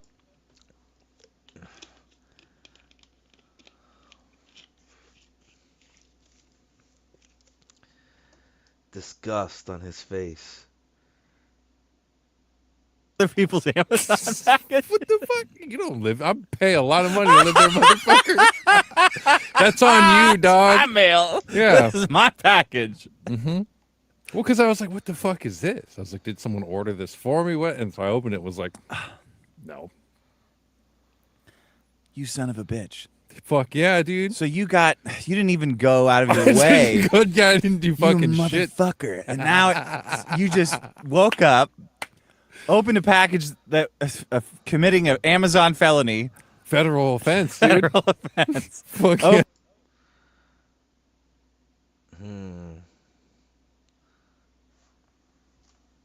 Opened an Amazon package that was not for you. It's full of empty Mother's Day cards on the day on Mother's Day, and you have the audacity to come. The caucasity of this honky, Johnny the honky. The caucasity. Come into my house and give my wife one of your free Mother's Day cards. Did you write in it? I did. You wrote in a free Mother's Day card. Ill-gotten gains, you baby. Fucking dickhead. So she thinks you went to the store. You fucking asshole. I look like such a nice guy, dude. Oh, man. You piece, but you're not a nice guy. You're a piece of shit. I'm a big asshole, man. You had 3 and you didn't bring me one too? I thought you would have had that covered, man. I should have brought you. Why would I have that covered? I'm no different now. Well, because I have to do it. The other 2 were really bad. So what? It's better than nothing. They're all stupid. It's cards. It's fucking dumb. It's just a fucking dumb thing that women make us do. Well, I think one of them was in Chinese. That would have been great. I would have. Then you could have said, look at how much it says I love you. I should have said Amazon fucked me. Amazon sent me a fucking goofy Chinese card. There you go. I looked at You hoarded. What did you do with the other 2 cards? Probably threw them away. I did, actually. You fucking asshole. I was like, well, these fucking suck. Fuck that. When's your girlfriend's birthday? I'm gonna be up at 12:01 a.m. Happy birthday! Not at all for your retard boyfriend. You really bring a joy to everyone's life. I'm gonna say all the. He's fucked, because he knows what kind of fucking move that was from Johnny. I'm surprised there's been more episodes. Like, this is a telltale sign that, you know, this is trouble in paradise. This is Johnny the audio engineer overstepping and laughing a little too much. It's almost like he's using laughter as a defense mechanism. Cliche shit. I'm gonna say all the cliche shit so you can't say it. It'll sound stupid when you say it. Every year it was you're a beam of light A beam of light out of the sky. You're like a big fucking hug to everyone. It's such a joy. It's such a joy to see you. It's such a joy that you're another year in the world. You don't look any older. I beat the system, man. You fucked me. You didn't beat the system. You fucked me. It's not the same as beating the system. A free Mother's Day card, man. Yeah, but it's not your mother. It's one of my good friends' mom. You fucking knew I wouldn't get anything. I didn't. You absolutely knew. Dude, I should have just got one of those Instagram fucking whatever it is, the outline of, put their initials in a beam of rice. Dude, I got the community chest, bank error in your favorite card. Fucking N-word. You did. Community chest, send other players to jail. Don't cross go. Change other characters. Change other players' pieces to a gay piece from the piece that they have. Put other piece in players' ass. Make the other players sit cross-legged in the way they don't usually sit, with the other leg in front for the rest of the game. And lean forward. Make them sit on their feet. Oh man, that's so fucking funny, dude. I can't believe. You gave her that card, and I was like, oh, you fucking dick. It's from both of us. And I thought, well, at least Johnny's gay, because he went to the store and got this shit. Now it's come to find out you're not even gay. Cheap. God damn it. That could have easily happened to me. I could have easily gotten... Of all the Why didn't one of you listeners send me a fucking Mother's Day cards unasked for? How come I always get garbage sent to me? T-shirts and shit. Dude. Vito's booty. And another freeze frame. We got Bucks. Now, see, I never noticed this before. This is my first time noticing the Buster Baxter teeth. Yeah. Buster Baxter teeth. Yeah. So sometimes you gotta do an audio check. Well, then I felt bad because 2 bigger packages came. I was like, well, I can't open those. I was like, that's probably the actual present. Fucking trash. All I get is trash. Vito's booty. Little black guy Funko Pops. God, any one of you could have sent me a Mother's Day cards. God damn. I thought she was going to cry when you gave it to her. She's like, wow, someone cares. And come to find out, it's just, I watched this movie called If I Had Legs, I Would Kick You. I was on a plane, right, coming back to town yesterday, and I was watching that movie. Oh, shit. It's about like this. It's about just, a woman just dealing with life, Most men's movies are like a big war. Like, I'm going to climb Mount Everest. I'm going to fuck a planet, Fuck Mount Everest. Most women's movies are like, I'm just trying to exist. I'm just trying to have a boyfriend. And it's trying a to be similar a mom. amount of struggle and challenge. Yes, too. exactly. And women's movies started getting good when they admitted that. When they admitted, you know what? It's basically we're not going to say a woman jumped to the moon. We're going to say a woman had a day. She tried to go to the store, and it's like Beowulf. What the fuck? What if there was a whole war movie, right? You watch this war movie, and then at the very end, it zooms out, and you see it's just 2 women watching TV, and she's like, so basically that was what my day was like. But it is. And I said, hey, honey, this... Like a really bad episode of fucking Doctor Who. You know what I'm saying? Like the woke shit. This movie reminds me of you. Because now... She's like, I know. I thought that before our nursery had a giant hole in the ceiling. I was like, oh, yeah. I bet you did. But you already thought it. Now it's worse. Now you can't rethink it. That's so fucking... Man. Funny movie. I gotta watch it now. It's a funny movie because the dad comes back in the end and just fixes all the problems and Like 10 minutes. Like 10 minutes in the middle of the night. God damn it. And she just can't even the whole movie. Okay. Unbelievable. Presenting Unbelievable. One battle after another. One battle after another. Hey, yeah!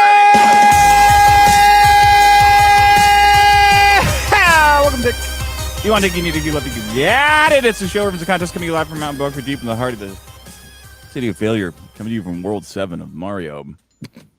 Ba-boom. How did that world music go? It was kind of like bad sounding. I think it was. Wasn't it? Because the desert level is like bum bum bum. It's cooler, yeah. Yeah. Got a groove to it. Yeah. No, the Waterworld had the best one. Waterworld was the best music. Woo, woo, woo, woo. Da da da da da da. Woo, woo, woo, woo. That's the best one. Not the desert one. What the hell? What the hell? And the giant lives like. I can't remember that one though. Did you see the quartering quit? Twitter. That's funny. That's what reminded me. Talking about my dad being on Twitter, which he isn't, but if he was, how would he quit? Right. I don't think he would quit because that seems to be something that only deeply mentally deranged people do. Matt Barr. Matt Barr. Yeah. You're not even fucking war campaign anymore, Barr. You're now have been demoted to a slummite. Yeah. Quitting Twitter on Twitter is one thing, but then quitting Twitter on Facebook, that's because of all the negativity. Mr. Negativity himself, the quartering. He spent 10 years harassing Brie Larson, calling her everything in the, trying to get her to kill herself, basically. Quits Twitter because of the negativity. He deleted him and Count Dankula had a podcast. And this guy Bearing, and the guy Bearing, like, made a video about the quartering's meltdowns and false flags. So the quartering, like, deleted their whole podcast together. Oh, shit. Yeah. And then he quit. He woke up and started lying about it, and then nobody believed the lies. So then he quit Twitter to escape getting made fun of by Count Dankula, I think. Pretty funny. Fucking wrong with these people, man? Here he is, taking a social media break. We'll still have regular daily absolute sickness when people say we'll. We absolutely mentally ill, sick, deranged people. Yeah, me and my team, I got all my employees with me. We're, Yeah, seeding the thought in your mind that if you react negatively to what I'm saying, you're attacking a group and not just me. You're attacking staff, sick people. We'll still have regular daily videos and live streams, which are just he takes popular videos and then pastes a thing of him on the front going, "Hey, check this out." That's all of his content. It should be not allowed on YouTube, but I don't know. But in case you noticed, my X account is gone. It's because it has been really an insane battlefield. This is like a chick movie that I am 100% making worse by interacting with and egging some of these folks on. In fact, I can't think of one good thing that X has done for me in a long time. And the constant negativity is having a real-world effect on me. It's making me do and say things I would never have before. And I can see it's become a problem for me. Wow. It's making him, like, suck cocks. Saying, I love sucking cocks and eating poop. It's having a real-world effect on him. It's making him say, I love sucking dicks and eating poo-poo. He's got a big old shit smear on his mouth, dude. It's making him. Well, I mean, he doesn't specify. Yeah, could be. It's probably that. It's making me say I love eating. I love sucking on big sweaty testicles and eating a plate of poo poo every day. That's what it's doing to him. Going to take that time I was wasting there. This guy wanted to be the CEO of Twitter, by the way. You remember that? I do remember he that. Said, was Elon, funny. I'll suck your cock if we. Serious inquiry here. I really mean this. Elon, I'm the CEO of a SEO company. I'm totally serious. So I'm totally serial. I have a 5-year deal with Rumble. Everyone loves me. I'm so free speech. It hurts. I would die for you, Elon. Embarrassing. Gonna take that time I was wasting there and focus on improving myself. So he was trying to shovel down poop and testicles then. Yeah. If he's wasting time by doing other things, that means he was like... There's so many unsucked cocks. He's gonna overcompensate. He's gonna enter some kind of a cocksucking league now. The quartering. He's gonna become the champion. This is the champ of the cock-sucking, poop-eating league. He's gonna unify the belts of sucking cock, the cock-sucking world champion belt, and the poop-eating world champion belt. He's gonna have both. Right. He's gonna unify the belts. It's gonna be him in India guzzling a big dump truck of poop. Dude, he's gonna be. Well, it's like the Joker, right? You say peacock, nobody bats an eye. You say poop cock, and then he's gonna have to go. And the quartering become the champion. pops up and goes, "Hey, who's talking about poop cock? That's two of my favorite. You got cock in my poop. No, you got poop in my cock." That's what he does with himself. The Reese's commercial from hell. Oh man, fuck you, quartering, you fucking piece of shit, you fat, drunk, creepy retard, you fucking prick, you fucking loser, fuck you. You can't handle none of these guys can handle even a fraction of even 1 second, one tiny second of the decades they put into ripping on people. They cannot. That's why they all go after celebrities, because celebrities can't hit back, right? Right. They're just bullies, but they're also cowards. Not me. I go after everybody. Yeah. I punch down. I punch up. I punch myself. It's punchies, yeah. We're just playing punchies. I'm just setting up. Whatever. Anybody. I'll fight anybody, anywhere. Who gives a shit? Why are you so bent out of shape over what people say? Like, who do you think you are, man? Why do you think you are such a big shot? Because you got no... Maybe your wife must be fucking another guy. Nobody with a wife could ever think this highly of themselves. This guy ain't got no stones, man. Man, what a bitch. What a bitch. Going to take that time I was wasting there, even a fraction of a percent that they dish out into the world comes back at them. Total fucking melt. I just want to say for the Fans Fest in October, I will be cosplaying as Jim Lee. That's right, Jim Lee.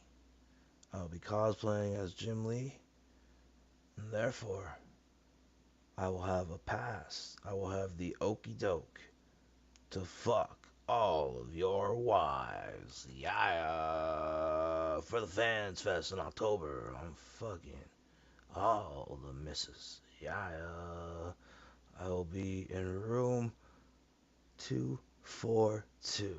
Yeah. Down. Total meltdown. It's pathetic. Anytime it's pathetic. You see someone going to social media talking about how they need a social media break. Oh, just the worst. Just the worst, man. Fucking drug addict. Hugbox to hugbox.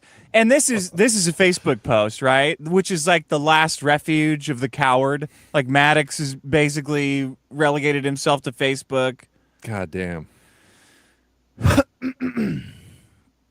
Abject cowardice. Going to take the time I was wasting there and focus on improving myself. Yeah, right. How are you in your fucking 40s talking about improving yourself? I don't think so. And being a better person. Join some stuff at church. What do you mean some stuff at church? What do you, it's like a fucking woodchuck? Yeah. I'm going to good person class at church. How do you think that works exactly? Joining some stuff? You mean dedicating some time to charity? You mean dedicating time to serving others? Is that what you mean? Because it's not. Holy shit.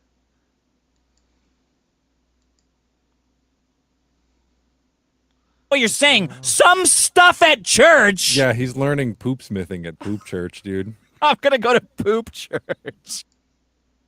Mr. Hanky on the church organ. You know what I'm saying, gang? And suck some cock. I'm gonna go learn about molesting little boys at church. Would this be Seed? I heard of that church too, gang. I think they're called CG Church. I think that's them. I think yeah, I know the ones you're talking about. CG Church. The fucking the midget PDFs allegedly. The hentai midgets. Yeah. He's gonna be the poop smith, dude. Bro. You're not lying. Backhole me, bro. Yeah. Backmebro.com, more like backhole me, bro. Yeah. Join some stuff at church. The fuck do you mean some stuff at? You know, like brainwashing young underdeveloped minds like Gay Bama does. Pastor Gay Bama. You know, he's allegedly doxing well-reads face pics from Tampa. You know, he's cyberbullying. You know, he's out there not being very Christian-like. But then on Sunday, he's teaching your children about the good book. Despicable. What are you? Just some stuff. Some dude. stuff. Oh, what'd you do at church? Stuff. God and stuff. God and stuff. Join some stuff. How about AA? You gonna join AA at church? PSA, dude. Pants Shitters Anonymous. Ooh, I got. AA and PSA are at the same time. Can you guys? Right. Yeah. Can you guys split those up? I don't. Oh, I smell a crossover cooking up. I'm already going to Spanish mass. I don't understand anything they're oblating in there. They're oblating me pendejo. Definitely not Inglés. It's not Inglés. Do you have a PSA, a pants poopy anonymous that I can go to? It's just so crazy to like. It's such like a, you know how when people write like poetry or whatever, they like write it as if they're someone else reading it. So then they write all this retarded shit trying to sound all smart and deep. Yeah. But this sounds like if someone did that with like a PR response. Like this sounds like PR enough, right? Like that makes it sound like I'm doing all the right things in response to this. Don't you run it through AI? Hey, is there anything totally retarded about my apology? It just melts. Yeah, it's all fucked up. Maybe when you get back from doing stuff at church. It's making me do insane. Dude, is he on meth? What is he on? Is the meth making you do insane things? That's crazy. Man. It's making me do and say things I would never have before. Okay, that's sucking. Could be it could be an Elon form of that drug. I mean, allegedly there may or may have not been beans, rolls, ecstasy pills that were named after Elon not too long ago, making everybody go crazy. They were called the Teslas. Yeah. Was you off a Tesla? Cock and eating poop. You're saying you would have sucked cock and eat poop before? Well, what if he's been doing that the whole time and he stopped finally? Oh, it's a moment of clarity. And then he's I gotta like, stop all this poop sucking eating, cock and eating poop. Making me I gotta stop licking urinals. Yeah. Twitter all day. Just do one or the other. I gotta stop fucking dogs. Yeah. What a fucking. I gotta stop sleeping on pissy cardboard.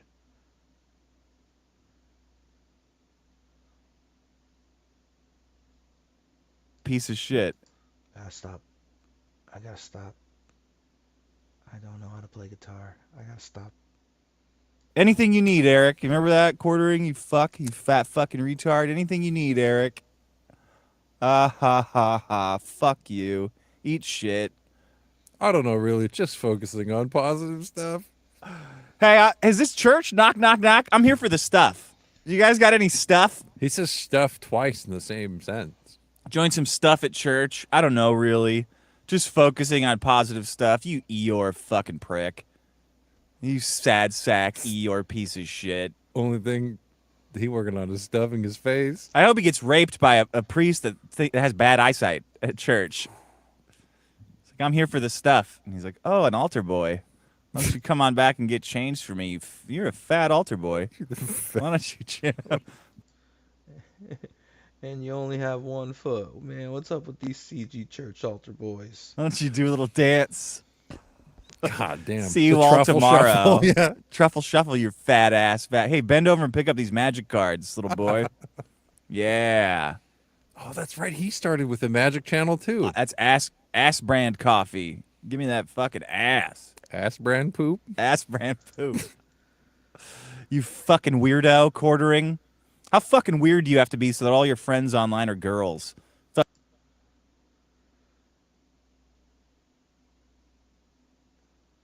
Fucking freak. Weirdo. Yeah, I mean, I was about to call you out, but I think Chrissy Mayer's got a dick. Fucking weirdo. Dog. What do you stream with? A bunch of girls? Oh, so you're a fucking weird creep? What? How did you know? Just because I stream with girls? Yeah. Actually, yes. Man.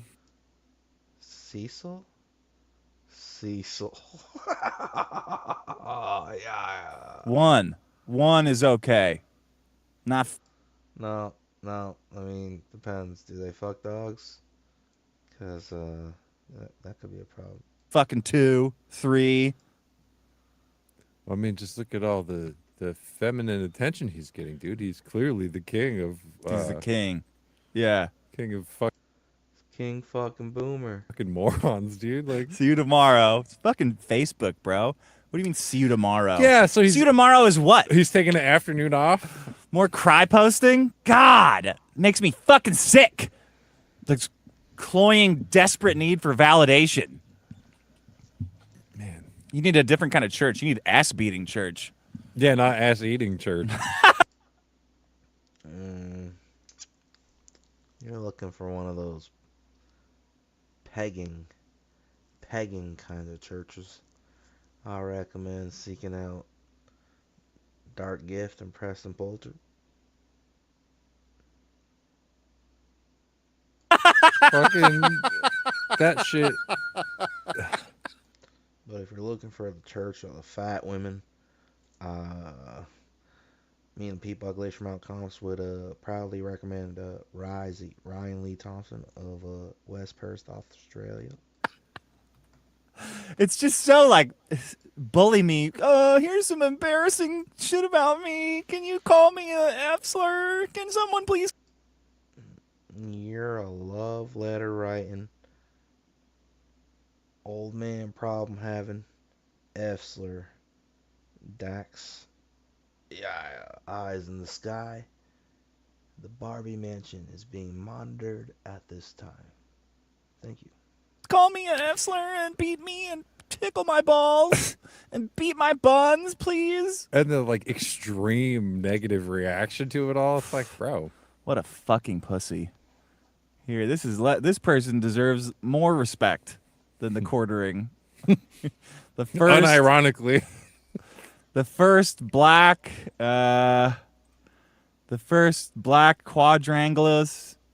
quadrangle model, Aaron Rose Philippe, the first black transgender woman. So is this a penis? With quadriplegic cerebral palsy. Signed.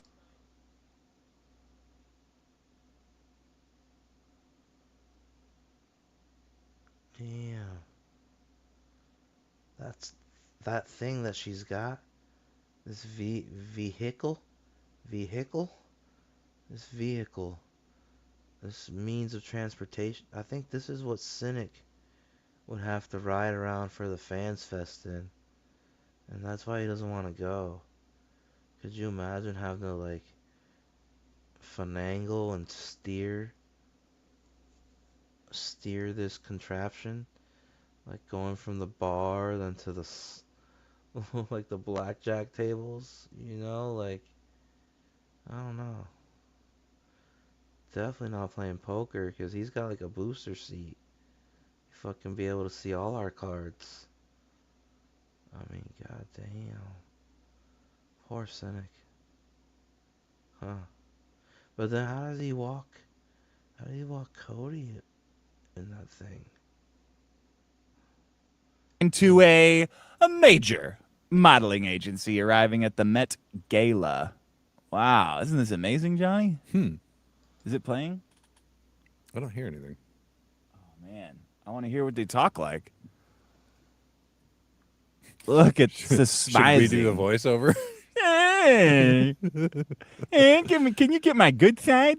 You're gonna have to get on the bus. It just feels like like whatever brand of wheelchair that is.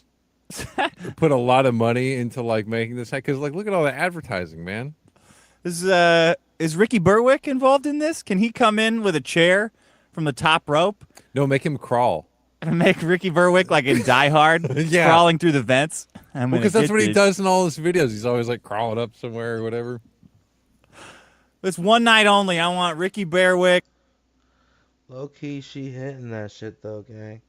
You know what I'm saying? Like she got more riz and fucking attitude than like Dark Gift, and she definitely got more rhythm than Finachas.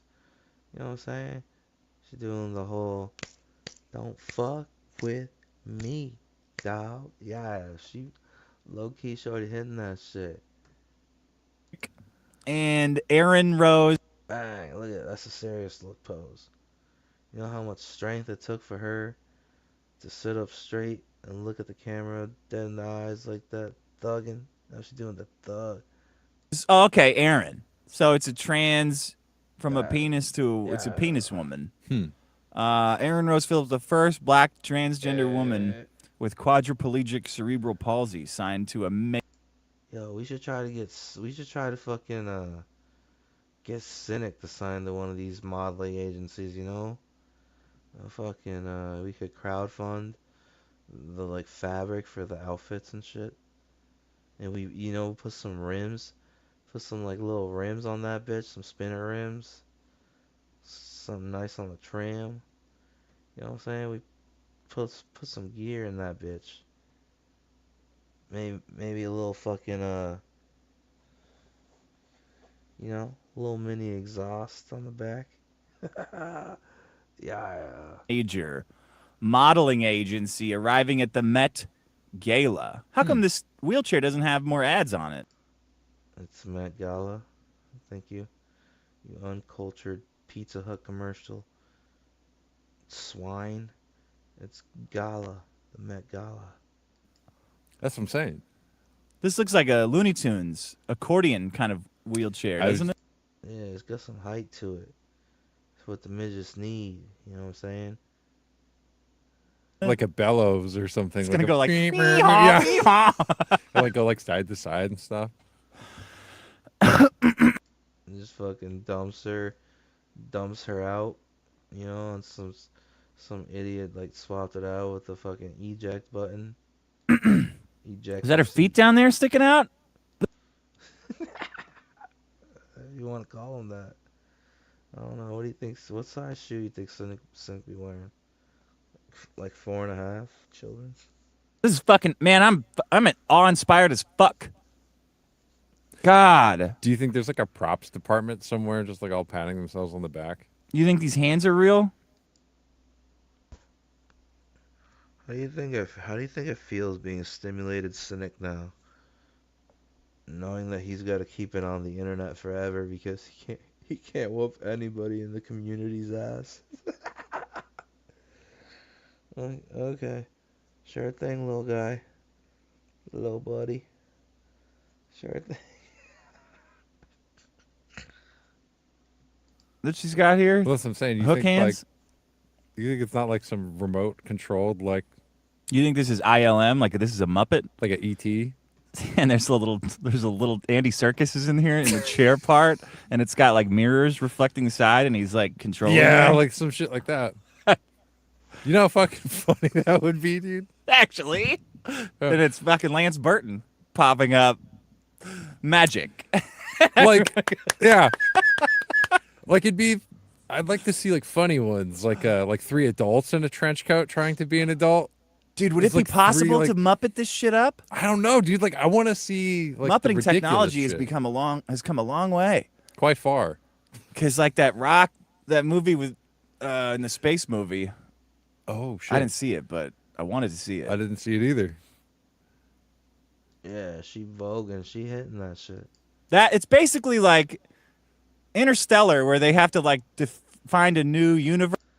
I also feel like this is a curse. Just to see the repeated movements over and over again. This thing doesn't let you see previews. First, to have an Earth in has the same arc and weight as like just a woman trying to fix a hole in the roof. Oh yeah, that's the. It might, dude. The sun might come up. You couldn't make a movie about a guy trying to fix a hole in the roof. Could you? Couldn't make a fucking 30-second ad about that. Yeah, you got to pretend that men are like a big dumb bumbling idiot on TV. Oh, I don't know how to fix the hole in the roof, and the wife comes in like, "Why I oughta?" Yeah, because 3 seconds is spent hammering in the roof tile. Yeah, and then the other 27 seconds is spent explaining the material, kind of nail. Aaron Rose, the first black. Can't we send this bitch to the moon? Let's get. Come on, let's. I see what you did there. Matt Barr would probably appreciate that. Let's get some real progress. I want quadriplegic. I want like a show like it's not Cake, except it's like it's not retarded. Just like where it's like one. Oh, they you have to pick. cut into the people. Yeah, there's one that's a Muppet that Andy Serkis is controlling. He's hiding in the chair, controlling a Muppet quadriplegic, cerebral palsy, retarded, trans black woman, and then the other one's actually the real one, and you got to cut with a knife to see which one is the Muppet. I thought it was going to be like a show where like you have someone with like a vicious amount of Down syndrome and then like a woman, and then you have to figure out like which one made this IKEA furniture.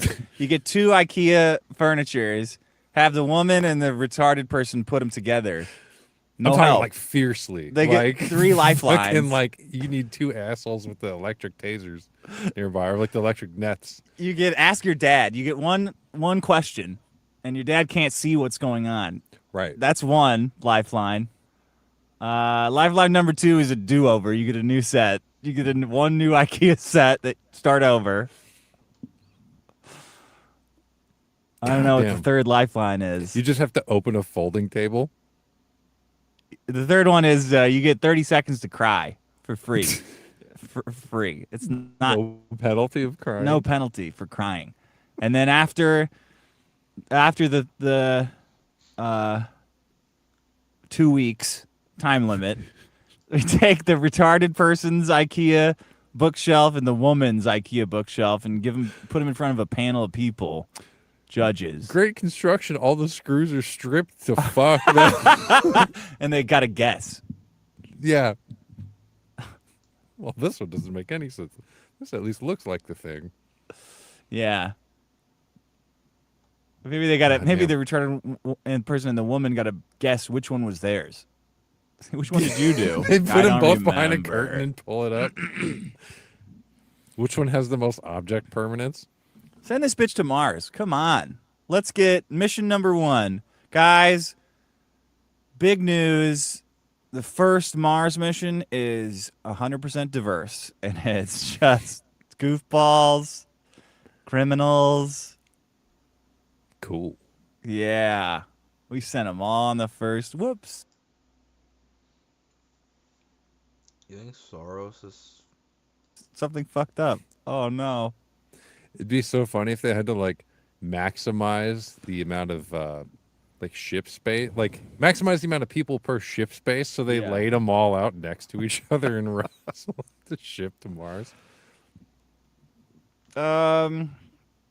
Is Spencer Pratt gonna win? Do you think L.A. mayor? You don't get to vote for L.A. mayor, do you? I do. You do, really? I do. You got to vote for Pratt. Yeah, dude. I might get a sign, yard sign. I want my house graffitied though. Put it in your neighbor's yard. Oh, good idea. I'm gonna put one in my neighbor's yard. I really want. He's got to win. What did he said at the debate? This dumb Indian bitch who's lived here for like a week and a half said, "I'm gonna take social outreach to the homeless," and he said, "Yeah, you do that. Have fun with that. You're gonna get stabbed in the neck. You go under the 110 with social outreach, you're gonna get stabbed in the neck. Those people don't want help. They want fentanyl. They don't want Pop-Tarts or coffee. They want fucking meth. Super knife meth. in your neck. God, that was funny. Every time I see Pop-Tarts at the store now, I'm just like, man, go for some coffee right about now. Let me see if I have this Spencer Pratt video. Alright, we're done with Dick. Bottom line is, it's your move, Gugga. Yeah, eyes in the sky, Barbie mansion under surveillance, boots on the ground. It's your move. Yeah.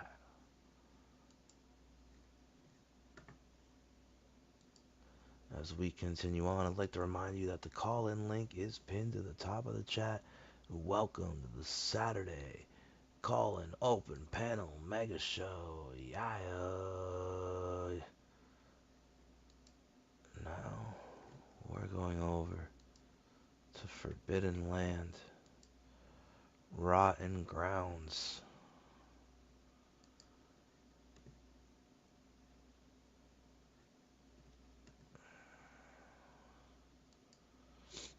And unfortunately, I heard there was a rotten, evil, fat creature lurking in the slums of Kongsgate. He was spotted this morning with 4 chins.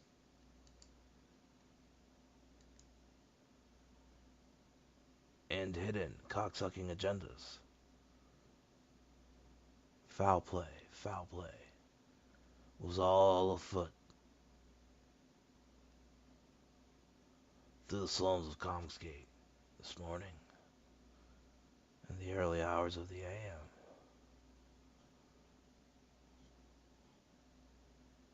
It's said to have been horrifying and smelled like a foot. Yeah. Hard on Lean because he turned into the fucking Unabomber over here. The what?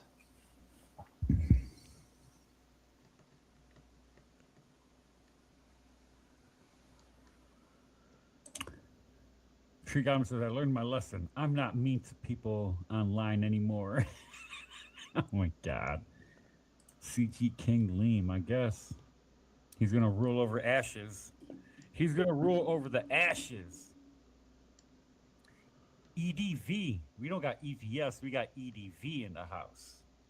I like that name. That's a good name. It's a good middle name. I don't have a middle name. Puerto Rican men don't have middle names. Ethan, do you know that? How come I can't hear you? What's going on here? Can you not hear me? Now I can hear you. Yeah, now Okay. you're talking. You're You weren't crazy. talking before. Okay, cool. Yeah, I'm here. Yeah. Listen, I'm here. I don't let Brother Gaius in here. And don't let He thinks I'm Brother Gaius. It's fucking crazy. Fucking guys. But honestly, it's not that crazy. I impersonated Brother Gaius for almost a year. I trolled the fuck out of Brother Gaius for so long, and I've shared a few panels with Fat Boy under the alias Brother Gaius. A very confusing, strategic individual. I move differently. You see, when Pie Man walks, everybody moves differently. You know what I'm saying? This nigga will come through and shake the block. Yeah, fat ass nigga. Yeah. Bertha Gaius. Don't let oh my God, don't let Matt Barr in here. And I like Matt Barr. I like that guy. He's all right. don't let Vicky Verse in here too. I have her blocked, by the way. What do you mean blocked? You know, I won't let her in there unless she shows me her boobs. But then I'll get. I think that's illegal. Also abusing your power of platform. I think that's against TOS. I'll let you on my show if you show me your boobs. You like fucking Comicsgate Weinstein. Holy shit. Nuked for real. You don't want to see that. What do you want to turn to stone?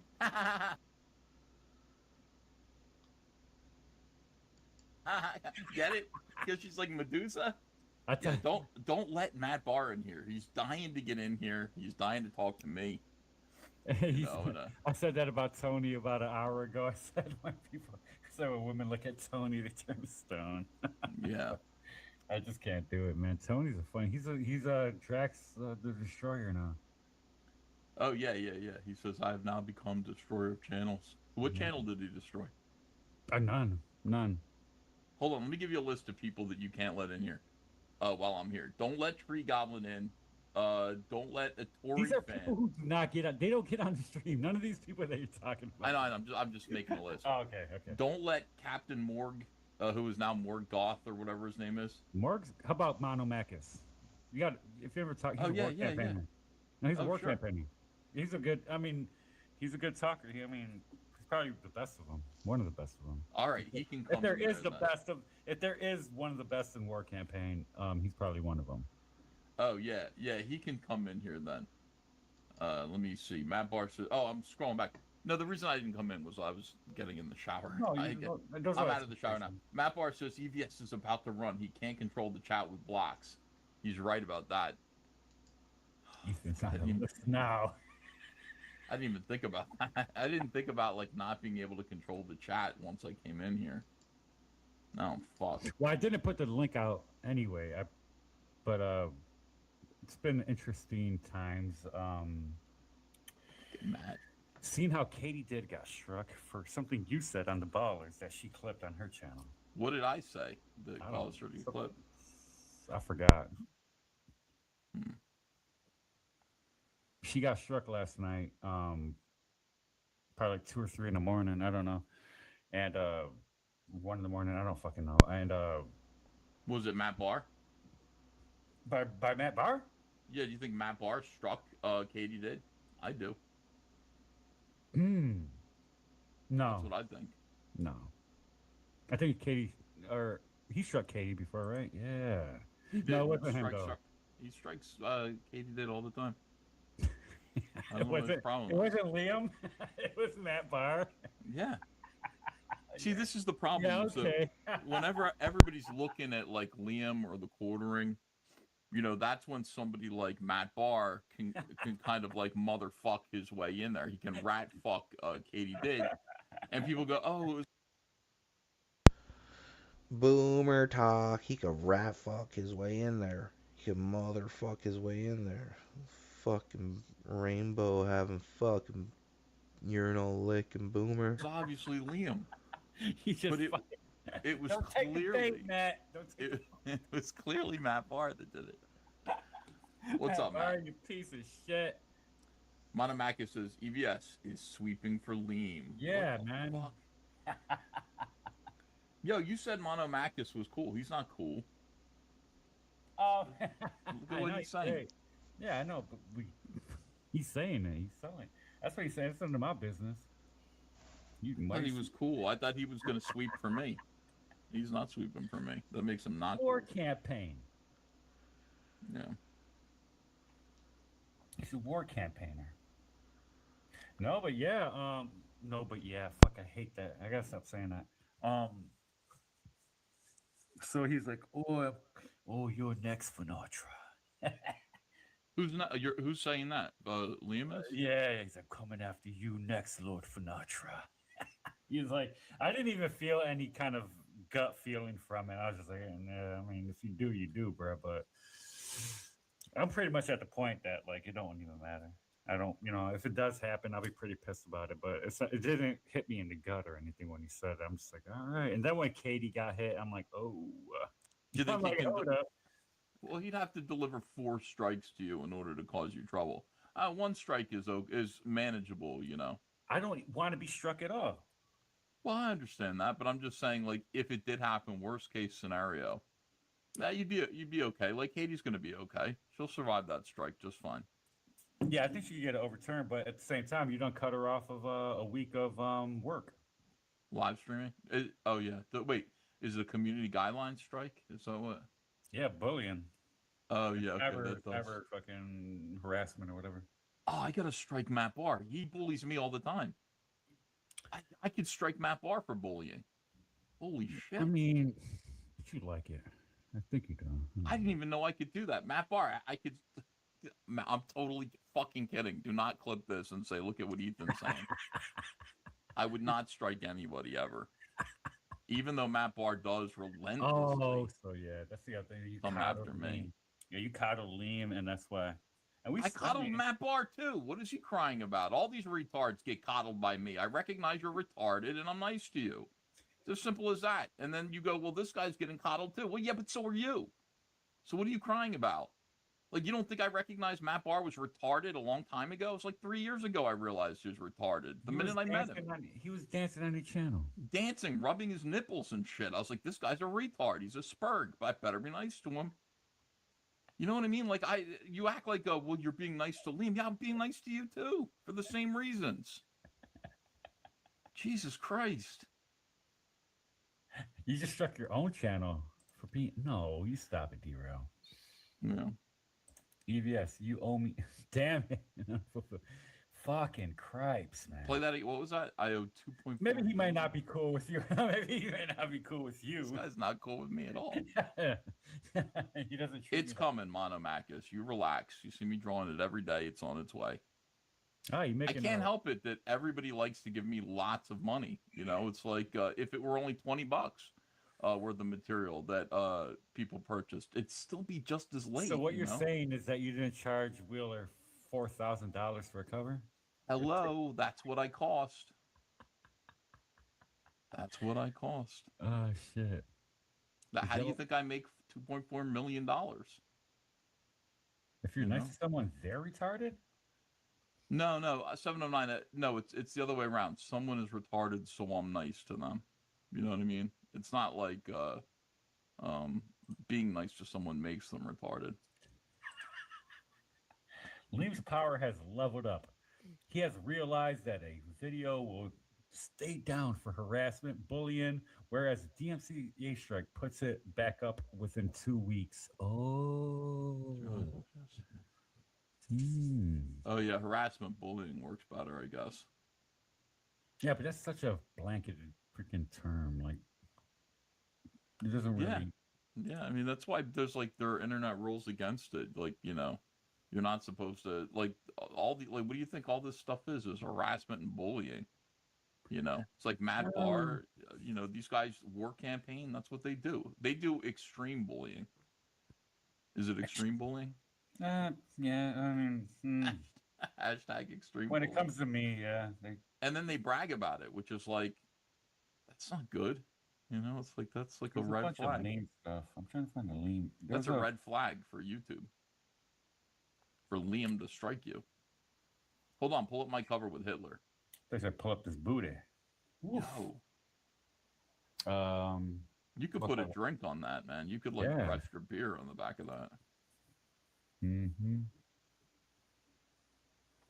Bully Max. Who struck Cecil? Cecil got struck? Yeah, I don't know. Did he? I don't. Way back when he had his channel taken down. Yeah, it's a good question. No, but you're asking. Oh, from his last channel. I think it was because he Yeah. was talking about political stuff. Yep. And he probably got a little bit too overzealous. Yeah. Vicky Verse says hi babe. Did the I did, but like they're for Nick and for Kaylee. Unless you want one, okay. You know I wouldn't do that. I wouldn't order you a frappuccino. What is this? Oh yeah, Vicky Verse. Hold on. She says the internet rules that you were defending the quartering for breaking. What an incredible hypocrite you are, Ethan. Thanks, babe. Thanks, babe. I wasn't defending the quartering from anything. You're retarded. Why would you think I would defend the quartering from something? I would not, and I have not. Just because people are lying and saying that I am. Alls I said was, yeah, but you said bad things about his wife. You said his wife was fucking some other dude. So he has a right to be mad. People said he has no right to be mad. I said he's got some right to be mad. Yeah, because you said this. Yeah, he does have a right to be mad. And then whether he's freaking rational about it is, it's not really, it's up to him. It's not, he does have a right Yeah, to. like yeah. I mean, you can deal with it in different ways. I'm saying you should not deal with it by striking anyone ever. No striking is ever necessary or called for. However, when you gaslight and say he has no right to be mad, what is he mad for? I say no. You said that his wife is fucking someone else.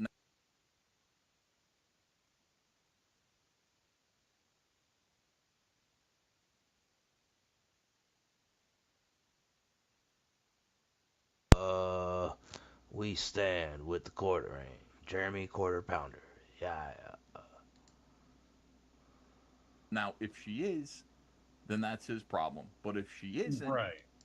if you're lying about that, well, he has a right to be mad. That's all I said. And I don't even like the quartering, but I'll give him that much because I'm fair. Unlike you, Vicky. I'm like comic skate drama. I'm fair about everything. Who's a Don Flurgundy? I don't know. He's talking about the quartering when he mentioned. I don't care though. I really don't fucking care about the quartering. I'm still subscribed to him. Play the clip of me defending the quartering. Monomachus has it. Pull it up. Oh, and that's, yeah, put the link. You got a wrench.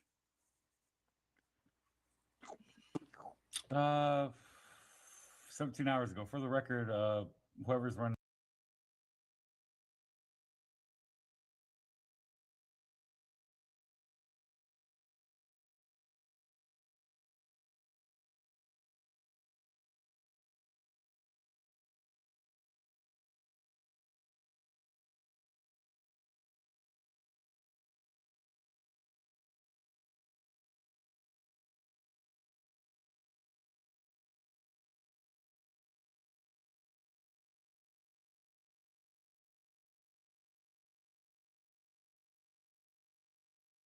This war campaign account.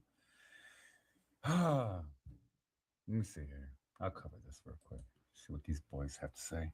For the record, the nonsense that Liam is doing is absolute BS. Just like those getting him age restricted on his insanity. A flagget is a flagget and will be mocked and ridiculed in equal measure. Look, they even What said does that extreme mean? bully IMG. They're even saying that hashtag extreme bullying monk. Extreme bullying. And then blame war campaign. Yeah, they're even saying that. Look at that. OG war campaign. Well, that's Ro Kabir. Maybe Pan. Oh, it could be Pan. Pan's OG. Yeah. But that's his boy though. So Liam is. Listen, he could strike all he wants. There's a bunch of people on the outskirts of CG that are looking in and home.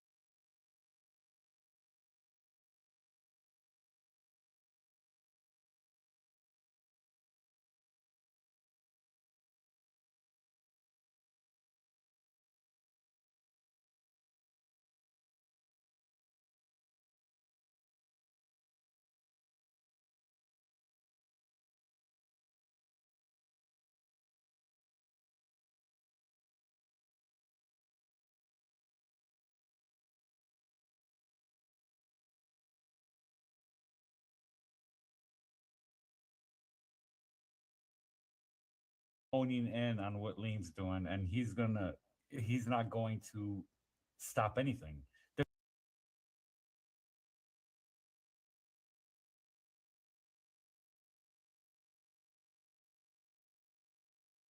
There's just and he knows me for a few years. He knows a lot of people here. He knows Anthony.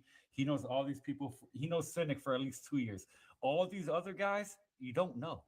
And you have no control over the way they're going to behave because there is no common law.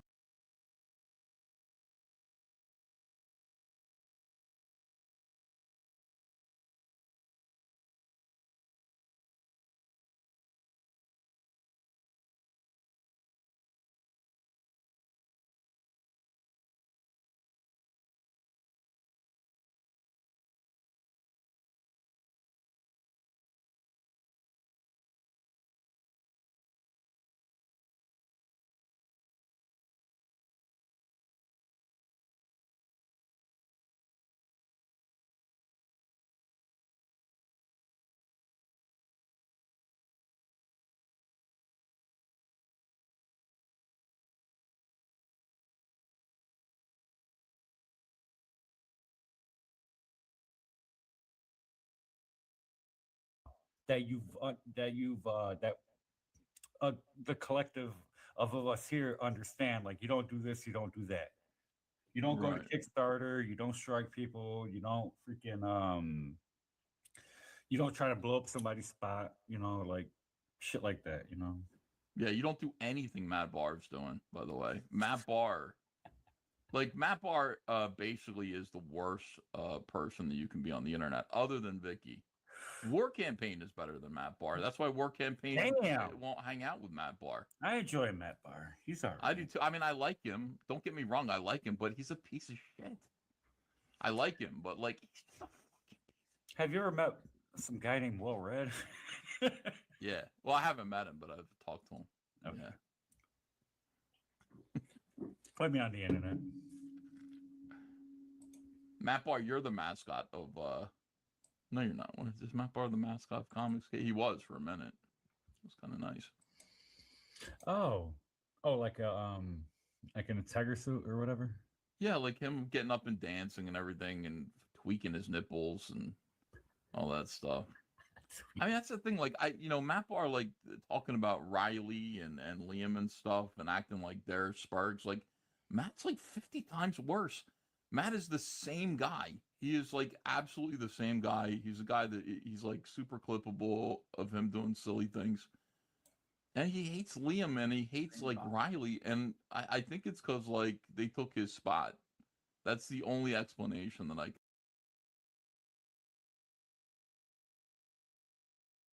can think of. They took his spot. I don't join mobs. I really hate Kino Casino. I think they're scumbags beyond. They are scumbags. Now pause this for a minute. Hold on a second. Let me do commentary on my own commentary. Oh, 1 second. I'm going to go to the bathroom while you do that, and I'll be right back. We traveled all the way back through time to call you a cracker. We traveled all the way back. Marcus says EVS is afraid of Matt Barlow. Yeah, I am. I said, don't let him in here, whatever you do. Don't let Matt Barr in. And that was one of the rules for me coming on the show. I said, don't let, what's his name? Brother Gaius. Don't let Matt Barr. Don't let Vicky Verse in here to confront me on my hypocrisy and lies. That's one thing I'm not going to. And Matt, by the way, Finn has been pretty good about that. When I say don't let these truth tellers in here to confront me on my hypocrisy and lies, Finn's like, okay, that's cool. It's kind of good. It's like Fox News protecting Donald Trump. Same kind of situation. Like everybody wants to come at Donald Trump and just be like, you son of a bitch. And Trump just goes like mostly where he knows that he's going to be protected by the, conservative media. That's what I do. Finn is the Fox News of Comicsgate. So his job is to protect me from all the people who want to expose my deep hypocrisy, like Vicky. Vicky's got all the answers. And if only she was given a chance to be heard, like, oh my God, dude, she'd bring the whole thing down. But fortunately, we have people like Finn, And by the way, Finn helps me make Matt Barr look like a crazy person. Matt Barr is one of the, like, he's really witty. He's smart. Matt Barr is like Fox Mulder. of Comicsgate. But because Finn helps to make Matt Barr look crazy, like no. Hey, I can't. No, don't you fucking. Hey, I just heard you, pal. What are you doing? Thank you for letting me have your platform for a while. You're fucking here. You're whipping shit up over here, bro. Damn. All right, hold on. I said I'm fuck glad Kino Casino, and the chat goes crazy. Ethan said fuck Kino Casino. Yeah, I did say fuck Kino Casino. So what? All right, keep going. I think somebody said like they went at you like a while ago. I don't know, we talk shit or something. I don't know. And then what was the other one? What? Somebody talked shit about me? What? Well, I was saying the reason why you would say fuck them was because they were shitting on you a couple years ago. Yeah, of course. Why? So why wouldn't that give me the right to say fuck them? Well, then I would say. Oh my! The only reason why Ethan is saying fuck them is because they were saying fuck Ethan. That's terrible. Right. How dare Ethan say that? That's crazy. Well, no, but then at the same time, like when you're thinking about the quartering, then you're like, well, you're going to look at it on his end and be like, well, yeah, they're being unfair to him because if you're making fun of anybody's wife, what man wouldn't be mad about that? I think that's the entirety of this video. But I mean, having said that, it's nuanced because, like, literally, there's no one in this debacle who I wouldn't throw into an active volcano. Like the quartering, I would push him in front of a truck. I mean, I wouldn't do that. I'm not saying I would do that. I'm just saying, like, you know, if it happened, I'd be like, oh no. Chrissy, Melanie, Kino Casino, all of them, everybody involved in this thing, except for Camelot. I like Camelot. He's the only one. Oh, yeah, but he's not. Yeah, you like Camelot. You like him so much you forgot to send out his CG Master Racer. Camelot, where is Ride or Die, Mr. Oh, I'm so excited. I'm shirtless in a hotel room and I'm writing the fantastic script. It's basically Ghost Rider for hillbillies. Camelot, where is Ride and Die? Where is it? He didn't really get. Where's your Cyberfrog car? Huh? Kind of backed out of it, you know. Yeah, because he inserted himself in it and then he backed out. Yeah, he don't. You see what happened to Chrissy? Oh yeah. Well, she got a great rack. I'll tell you what. If you didn't know, now you know. How do you know? Amazing. I mean, it's real easy. I didn't have to go. I go Google. Google will show you. Okay. You could put any fucking YouTube. I'm sorry, I'm gonna curse so much, but you can put any chick on YouTube and freaking in Google at this point and just put nude after the name and you'll see shit. Like any chick, probably. I don't know. Any chick. Except like well, Anna really hasn't, so I mean she kinda Right. Besides you know, but like any other chick, you could put freaking her name nude and you'll see something. No, that is true. Almost anybody who's on the internet as a woman, if you type in their name and write nude, you'll find something. Like, well, you not know. every. But... I don't know. I couldn't find anything when I searched Katie did nudes. But it did bring up something, I think it said nudist colony or something like that, allegedly. Yeah. Yeah, like a lot of times. Astonishing. Yeah, I'm like, I didn't know Chrissy Mayer's boobs were so magnificent. Wow. That's fucking disgusting, dog. And who's the other one? This fucking Puerto Rican piss snake tries to find Sheila aliens in every girl on the internet. Yeah. I hate to fucking say it, but cause I don't know her, but shoe on head. Oh my, chef's kiss, nipples kiss right there, man. Who? Frog Tony. This dirty old man talking to a dirty old married man about e-thoughts and e-whores. He would be freaking Frog Tony? No, I was just making fun of Frog Tony. No. Oh, his girl. No, it's a girl called Shoe on Head on YouTube. Oh yeah. The best rack I've seen in a while from a regular chick, you know. So you know. Oh, longtime watchers may remember Finatra on the many of previous YouTube channels. He is lost, which means Lord Finatra Megastank might currently just be banned, evading ban. Anyways, on many of channels, Pisnatra has lost in the past. Many of his prior strikes were because he was an old, wrinkly raisin of a man, old, dirty man obsessed with watching yoga workout videos on the tubes of you. So the fact that he's bringing up this girl, this YouTuber named Yeahhhyuhhhh, saying it's the best rack he's seen ever. Remember the company that you're in. You ain't had none since I known you.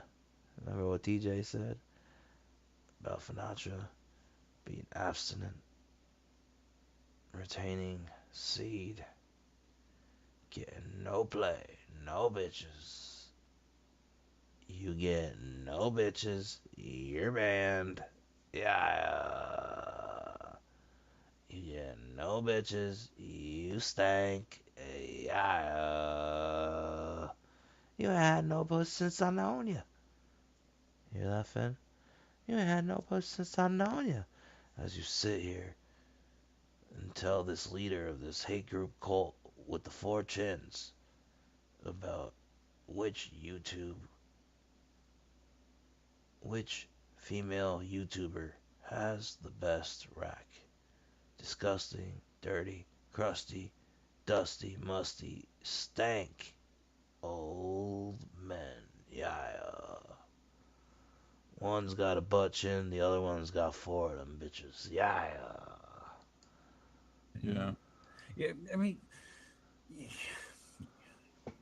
racks are great. You know, you can't never see enough racks, you know? Right. Is that the real Lord Raptard Jesus? No, it isn't, because he's Lord Raptard. Yeah, he's rapped hard. Yeah. But that's I don't know who actually that is. Yeah, it's I don't know who parody account. Yeah, I don't know who it is, but they're I think it's probably Dark Brandon, but I don't know who Dark Brandon is either. All right, hit play. Hold on. Let's get to me being a hypocrite. Casino guys. And I think that like a large portion of the internet is charmed by by them. They're repeating their slogans and Did all Raptor this get stuff. banned? Who banned? Hold up. Who? Somebody banned Raptor from the chat? Maybe he's doing Lord Raptard because that's what like Shane Davis calls him, and so like he's like, oh yeah, I'm adopting that. Who's Shane? Who's Shane Davis? Oh, he's talking about Shannon. Yeah, Shannon. Baby cakes, flabby, saggy face. Shannon Davis. Yeah, shaved anus. Yeah, I know that guy. Yeah. You know, just like black people call themselves the N-word. So, you know what I mean? Mm-hmm. Pretty grotesque. Hold on, let me pull it back a little bit. They are scumbags beyond comprehension. The Kino Casino guys. Yeah. And I think that like a large portion of the internet is charmed by, by them. They're repeating their. Same way this other scumbag tries to be charming that I know. What's his name? Ethan Daniel Van Sciver? Scumbag. Yeah. Slogans and all this stuff. It's, pretty grotesque. But, they've basically been appointed judge, jury, and executioner of the internet now. I think the internet has empowered them. And that's a scary thing. You're going to see a lot of imitators, a lot of people acting like them.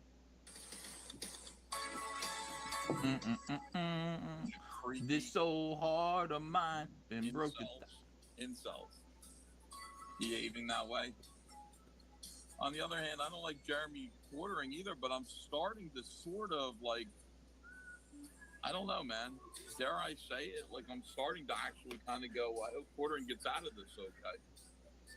Pretty good, huh? You like that shit, Tori? Yeah. Hold She's on, a hold married on. woman. I'm saying Okay. quartering is the underdog here. Good. Okay. I'll put it back a couple seconds. Yeah. She's a married woman, Tori. How dare you? Of like, I don't know, man. Dare I say it? Like, I'm starting to actually kind of go, I hope quartering gets out of this okay. Yeah. And it's not because of any reason other No, than you're not. I always root for the underdogs. No, you're not. And for some reason, Stop. quartering became the underdog. 2 weeks ago, 3 weeks ago, quartering was the man. Quartering was the state. Quartering was the foot, the jackbooted foot of oppression on internet free speech. And somehow, everybody on the internet You're a funny dude. You do not root for the underdog. If you rooted for the underdog, dog, then you would let me have control of all the live streaming on the Comic Artist Pro Secret YouTube channel for 5 consecutive days. 5 days. You know, I become empowered and in charge of Comic Artist Pro Secret's YouTube channel, live streaming for 5 days in a row. You don't believe in the underdog. You block them. You block them on Twitter. You stop them from being able to compete for a cover by a mysterious benefactor. You gatekeep. You flag their channels with dog fuckers. You side with shaky Shannon Davis.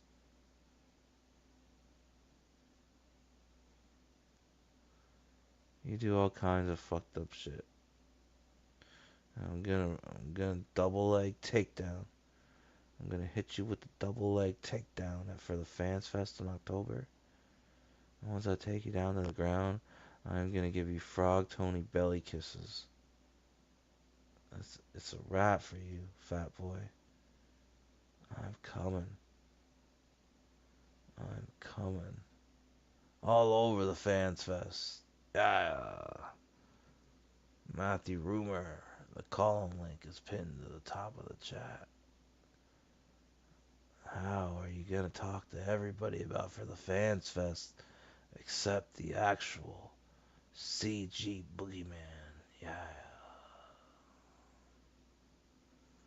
Better come have a peace treaty, Matthew Rumor. Weeks ago, 3 weeks ago, quartering was the man. Quartering was the state. Quartering was the foot, the jackbooted foot of oppression on internet free speech. I don't know how to put this, but kind of a big deal. I don't. That the quartering is now the underdog. Oof.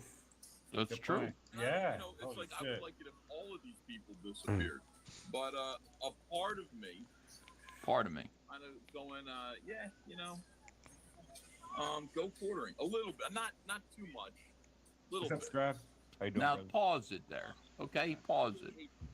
Now, it's quite an exaggeration to say Ethan Van Sciver is rooting for the quartering. Did you see how I hedged that? I went, a part of me, little part of me, is saying, yeah, go quartering.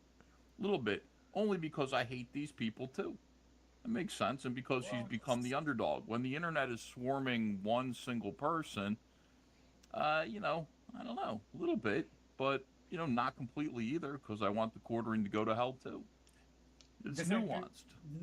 There's no fucking reason why you need to back any of these guys. You're just being a person who's looking at it, and you've been there and you dealt with quartering before. I remember that shit back in 2019, probably, when he was when y'all were going at it. Like, this is not new stuff.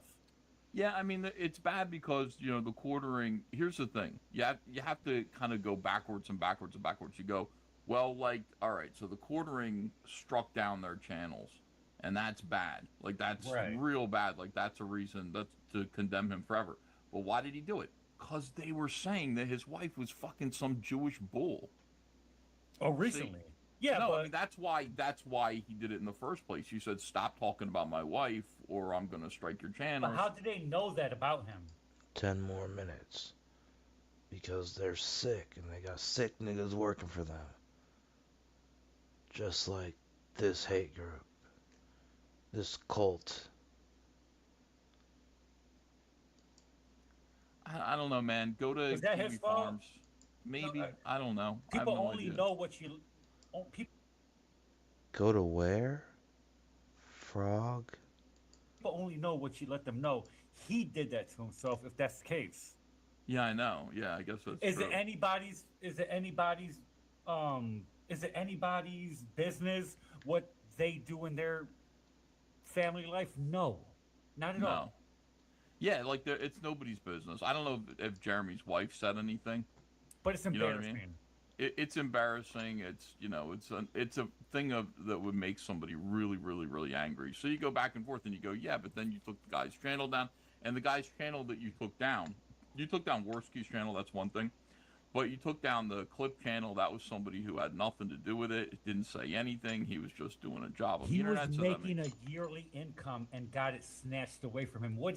He's Yeah. probably freaking stressed out and destitute, like looking at a freaking prospective homeless life. You know what I mean? Like Absolutely. So And that yet- makes you kind of walk it back to the, maybe the quartering's a bad guy. But the truth is, they're all bad guys. So And so, as a spectator just watching this, how I feel about it might change from day to day. I don't like anybody here. You know what I mean? Like, all of them. Now, here's the thing about that. Like, I don't know where they got the idea about the quartering and his wife. I have no idea. I don't know if his wife Yeah. said something to somebody. Like, for example, like, if the quartering's wife went to PTP and said, be careful because the quartering has a head wound. You know what I mean? And I'm worried about him because he is causing all these trouble. And then PTP went to Anna and said, hey, the fuck up, Ethan. and if PTP went to Anna, that Star Wars girl, and said, be careful because the quartering's wife said that the quartering has a head wound. And then started telling everybody. I don't know. I mean, that's one thing. That's a leak. You know what I mean? That's He's a leak just thing. fucking with Matt. He's fucking with Matt. The maddening. Yeah. Hey, can I say though, Liam struck, Katie did because what you said on Ballers. Oh, is that right? How though? Does it say it's from Liam? Yeah, it's Right. terrible. So, It's I awful. mean, is there an equivalency from what you said to what happened there? No. Did you, I don't think you know so. what I mean? I don't know what I said. Like, what did I Okay, say? like about the quartering and people knowing about people he's striking channels for shit that people are saying, but how do they know that? And then that's the question that we're not being answered right now because we don't know. But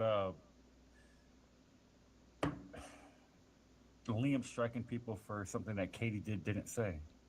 Now, hold on. Vicky is having Vicky logic here. Let me just examine the logic and let me just take a nice look in the mirror of my hypocrisy. Why didn't Shane stream?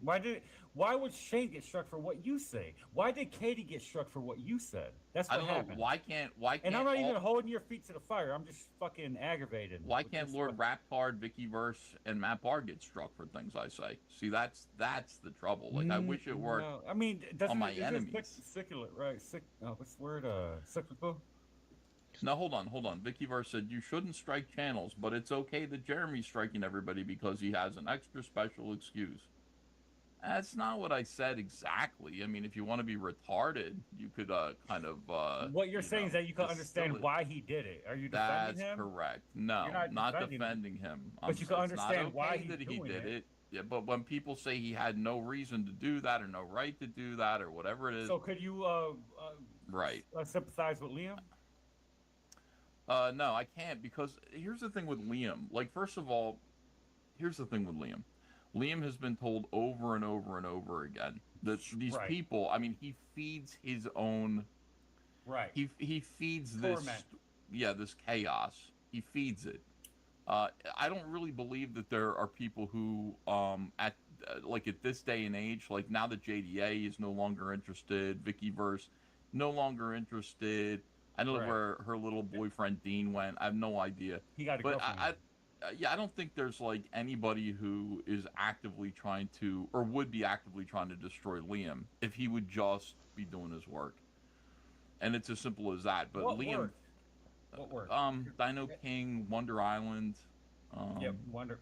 Yeah, just do your work, man. Just do some. I think comics. he's trying to nuke himself. I really think he's trying to like go scorched earth and even sacrifice himself doing it as well. Because I don't think he's actually able to get past his own bullshit to put his head to the grindstone.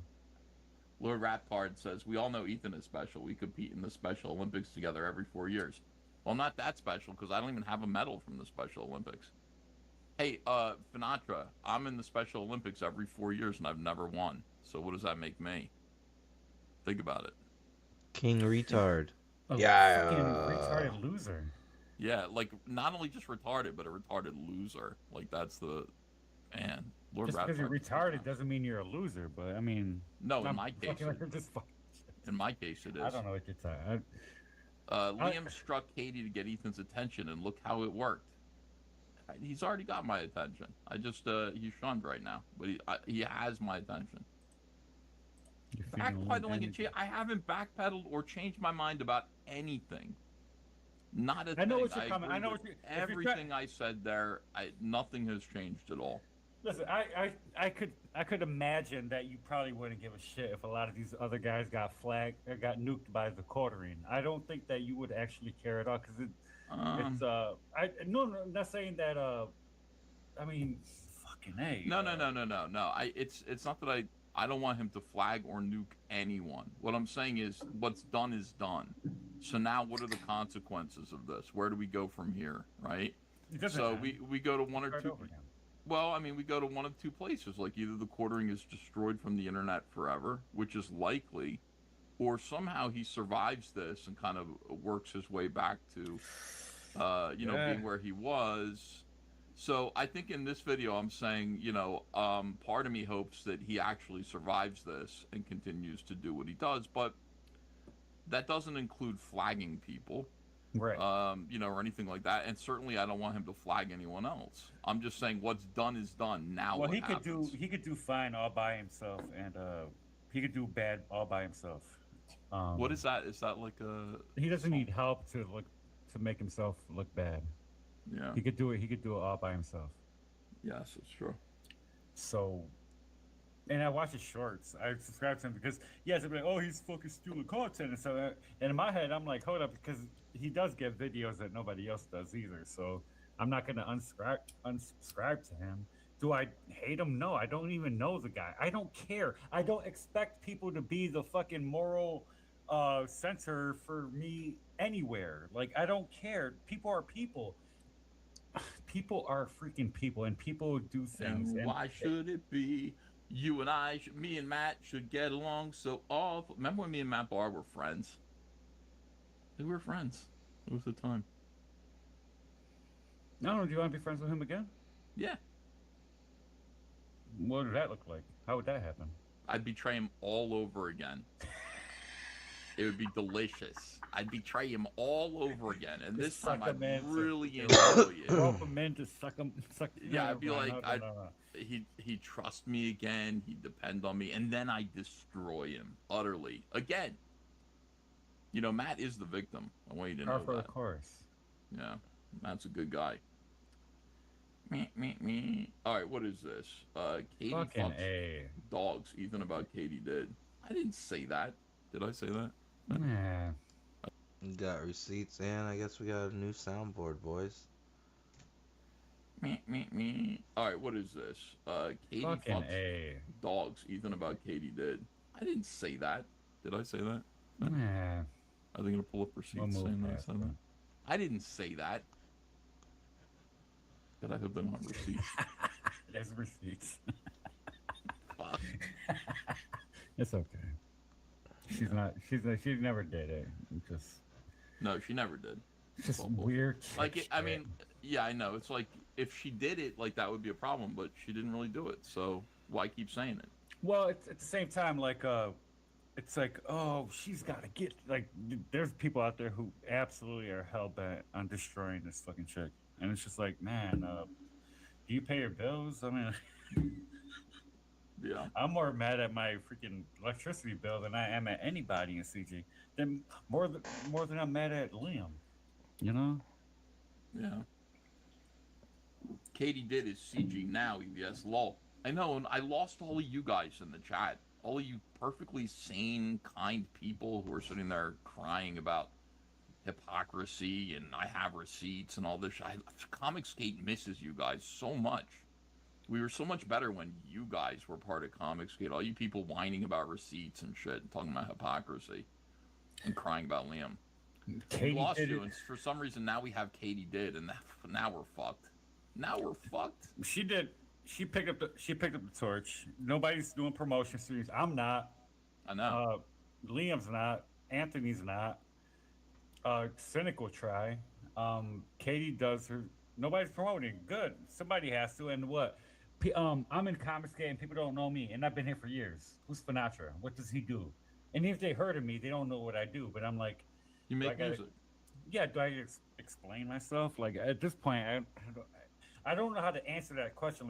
Like Perp asked me that. Little movie Perp was like, "What do you do here?" And I'm like, "What?" Like I didn't know how to answer that. I'm like, why are you asking? Like you don't know? Like not that he had to know or expected him to know, but I didn't know how to answer that question. I'm like, I'm here to be a G, Ethan. I'm here to be a G. Guys, CG is a tainted brand. And the G is for geriatric. Thank you. Now go make your bed. Oh, you don't even got. Oh, shit. Brand, and never forget it. You know, when Comicsgate first started out, we were. It was the tainted. It was Comicsgate is the taint. The fuck you mean? Yeah, weren't we called like harassers of women and abusers? That's why I came here, Ethan. When I heard all that stuff, I was like, It attracted a certain audience. I gotta go there.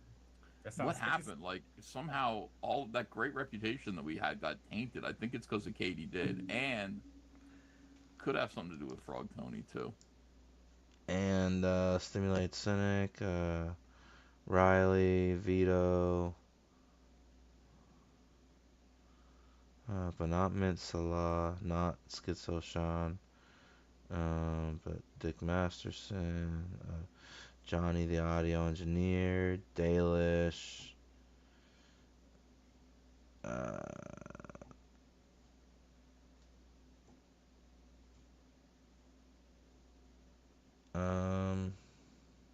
Katie did,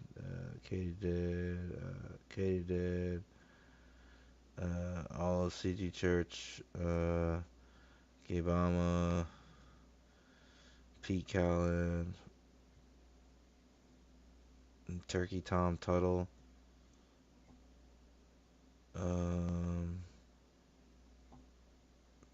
Peter Sintmore, Tim Olson, Carol Colors, KSS,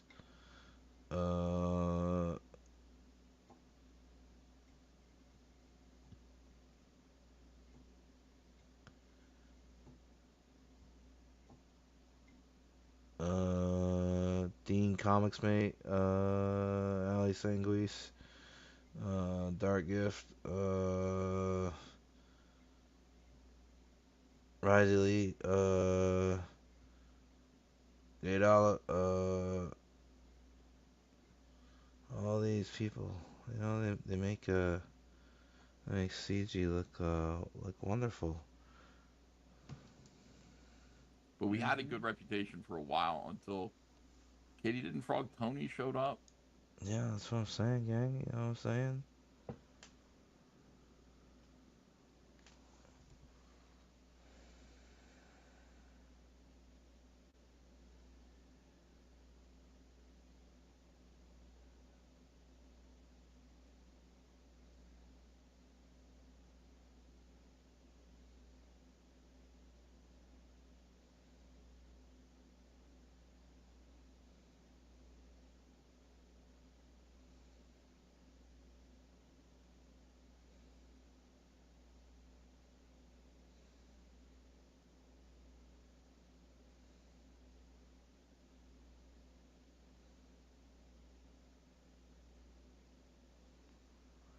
Fuck, is this done yet?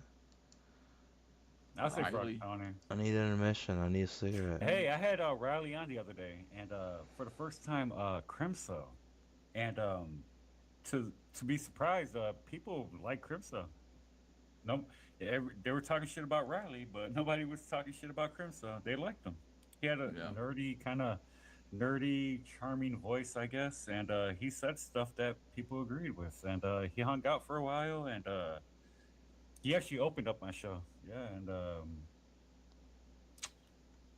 he did well. People liked him. Well received. Good for you, Crimson. Well Well received. read, well received. In the ass. Well, I mean, all I'm saying is this. To me, I've extended the handship of friendship to Matt Barr dozens of times, and he has slapped it away. And he is, basically he's the problem. It's always been Matt Barr. There's something wrong with him. Everybody says that, as Matt Barr finds himself excluded from more and more communities. I saw him try to get in with War Campaign. They smacked him away. He's crying the blues. Raptor showed up the other day. I'm like, why don't you go recruit Tony? He's like, I want to do that faggot. He's got mad about that. He's like, these are guys that want nothing to do with Tony at all. Not one fucking bit. It's so funny. Yeah. And he watches them like fucking, shining heroes, knight in shining armors. He's watching Pan and Raptor talk about stuff. Yeah, Matt Barr has basically become the new JDA. You know what I mean? Like asking everybody to be included. Oh, let me in this place. Don't send him the link. He's saying send me the link. Don't let him come in here and destroy my hypocrisy, whatever you do. And this liar. Yeah, don't let him in here to destroy me. Don't. I mean, I'll leave. No. If he gets the link, I'm scared. I'll run. So anyway, Matt Barr, he has become the new JDA of Comic State.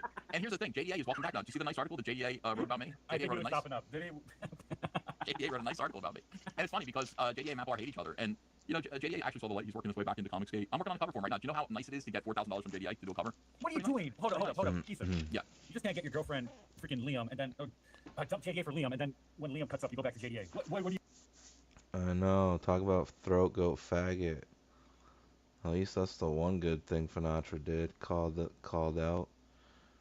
The rest of the time was a lot of dick sucking, a lot of glazing. What you doing? I'm not going anywhere. I've stayed the same place. Everybody else is coming and going. Like, what the hell? Ah. Like if the roles were reversed, one fat guy swapped for the other fat guy. Like let's just theoretically imagine for a second that I was Ethan Van Sciver. I was the fat in charge of the audience and the money. I think Finatra would suck my dick. I think that's the kind of man he is. He's definitely a dick sucker. Yeah. And having their mental breakdowns and problems. I'm just here doing my thing. And anybody who wants me to do a cover for them, sure, I'll do it. Be fun. I'm gonna do a good job too. All my covers are great. Did you see my Hitler cover? I put it through AI. So JDA and Wheeler. Huh. You put it through AI? Let me see. You put it. Gross, bro. Put it through AI. Oh, I put it through AI. Yeah, you got the cover. Says a lot about him. He's a homie hopper. It's redone in AI. That shit was. Yeah, the pencils were great. Or the inks were great. Yeah, that's good. No, thanks. Yeah, Matt Barr liked it too. Yeah, Matt liked it too. Matt, when you want me to do a cover for your Rock and Roll Ninja too, let me know. Or should I'll just go to fucking your boys act. No problem. Bring JDA back. Man, Dixon and your boys act don't want a cover from you, fat boy. They're trying to make a profit. Well, JDA is back already. Like you'll notice, he wrote a really nice article about me on Pan and Pulse. Just after a week. Oh, never mind. Fucking He wrote a really nice article about me. Do a Gold Nigga cover. Yeah, I would. What is that? Ruby's book. Let's go, Ruby. 4K? Yeah, absolutely. It's worth it too.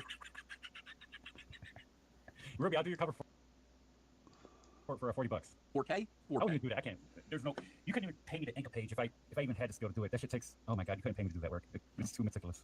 No, you pay me 4K. Thank you. Cover day. Maybe it's what did I say that?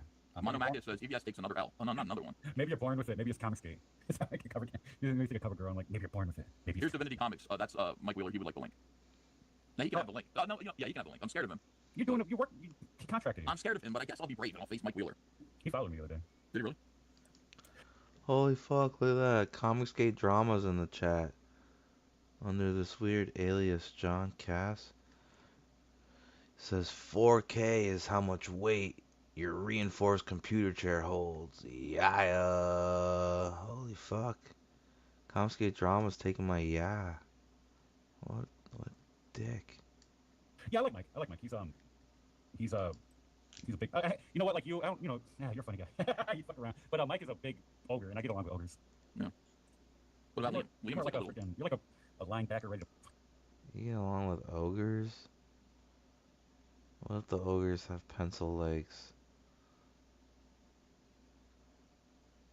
And they wear muumuus. Can tackle the shit out of me. I'm the skinny defense. You know what I mean? I'm just looking at you like this guy's gonna plow right through me. Yeah. Oh, Wheeler's so big he'll look at me and he'll have pity, and he won't hurt me at all. I think you know. But plow right through you. We know what you guys are saying. You know, behind the dumpster with D-Wag. Yeah. What about Matt Barr? Matt Barr is threatening to beat me up now. I think you're bigger than me. I don't think you're that taller than me, though. How tall are you? You look like a tall guy. You're like 6'4". No. Yeah, I wish. For some reason I picture you as being kind of tall. I'm 6 foot. No, I'm 5'10", 5'9", 5'10". Depends how confident I feel. Okay. And if I'm Timberland, who's 5'11". Vicky Verse, I'm not telling Mandy anything. She told you were a bitch. Mandy already told you everything you needed to hear. She said that Vicky Verse is a fucking bitch. Fuck Vicky Verse. Mandy already told you. I don't know what I need to say. Why do I need to say anything? The answer is no. And I'm not getting involved. The only thing I'm doing is talking to Matt Barr. Did you send Divinity Comics the link or no? Oh, I said it's Matt Barr. My bad. Oh shit! Now Matt Barr, then I'm running.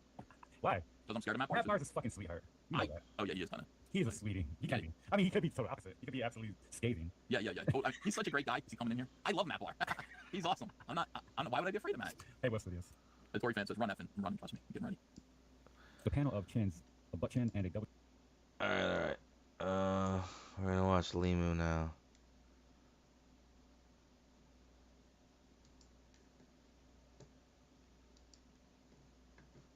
I think Limu made a new stream. I think he was singing the praises of the best clipper in the game, Alyssa Clips. Yeah. Let's go see what's happening on. You know where he's at. Can't you hear the thunder? Can't you hear the... Whoo! Danger, danger, danger. Whoo! Danger, danger, danger. I'm Mr. Green Christmas, I'm Mr. Sun, I'm Mr. Heat Blister, I'm Mr. 101. They call me Heat Miser. You're crazy, man. You're crazy. I like you, but you're crazy. You're crazy, man. What's that smell? Don't be a crybaby. Don't.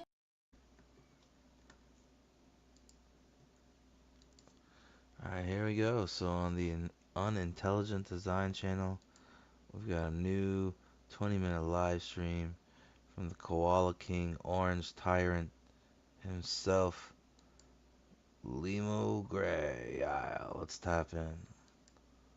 Let's see what's going on down under. Yeah.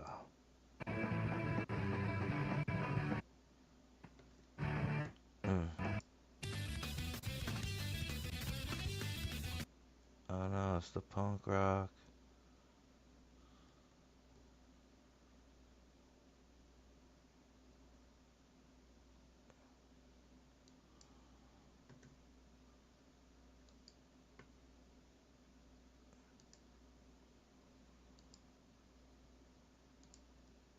Here we go. Live on the Glacier Mountain Comics YouTube channel. Saturday, call-in, open panel mega show. Call-in link is pinned to the top of the chat, and the PayPal is scrolling in the banner across the screen below. Yeah. Remember to leave a like and comment on your way out the door for show. Yeah. Thank you. Hail and welcome to the Ice Age.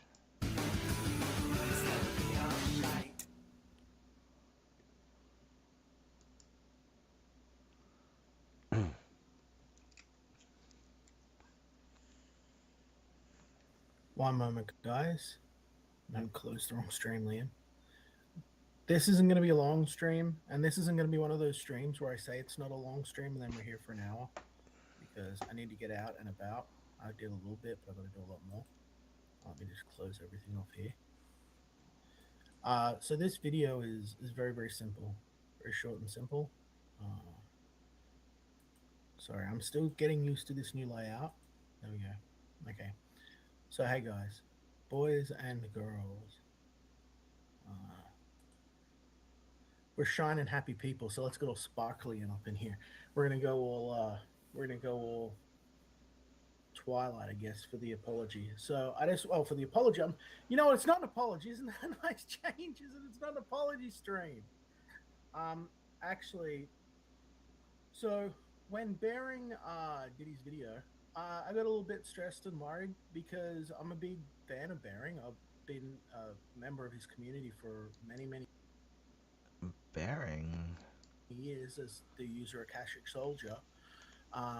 I guess he didn't recognize me. Hopefully he'll remember now, go back and look at some old streams and be like, oh, that's Liam. But I feel that he had been sort of like the Akashic Records approached by other people and been sort of given a spin. He mentioned in the video he'd been approached multiple times, and big surprise by Anna. And so I was a little bit worried because I was like, man, you know, this is another guy that's going to be taken for a ride, and then it's going to come at my expense. And so last night, as I was sort of working and everything, I was kind of, you know, well, this morning, early in the morning, I had a little bit of anxiety because I was like, you know, I hope that, you know, Bearing will talk to me, even if it's just privately off air, and so I can like talk to him about some stuff, so I can sort of see what's happening instead of just what he's being told by other people who are deliberately against me. And you know, it was actually, you know, Eliza Clips who messaged me about the video that she was putting out, and I expressed that I was concerned that this was going to be put through as like a thing for the quartering, when I know that it's like what everyone's talking about, and I even had John Malin talking about it as well on the stream briefly, but and Beckloff. But the truth is, I sort of haven't really been following it. I know that the quartering struck people. I'm not sure why. I heard something about him having like a Jewish bull or something from someone, but like I don't really know what's going on, because I've been working on doing Felix the Cat restorations, and I've been doing my own work, and then I've got the farm work as well, and I just haven't been paying attention to that. Monikov, and I'll stop sort of sandbagging here. I'll get to the point. I'll get right to the point because I do want this to be short. Sorry. And so I had a moment of worry where I thought, you know what, this is, a lot of people are going to see Bearing's video, immediately just think Liam's, you know, a false flag, or Liam's the worst. And I was going to have even more people dogpiling on without understanding what's going on. And I felt like I didn't have a fair go of it. And I laughed at his video, and I don't think it was malicious. You know what I mean? And I like Bearing, and I hope that I can talk to him, even if it's just off air. But this isn't a video about Bearing. I'm just trying to frame things, right? So while I was sort of struggling with that and spiraling and sort of panicked, you know, because it's a state of panic. You're like, oh no, now this means all my haters are going to recruit more people, and then they're going to have more people to like dogpile me with, and no one's going to know the truth. You know, you guys who have been in the channel long enough have seen like the struggle it has been. So many of you guys.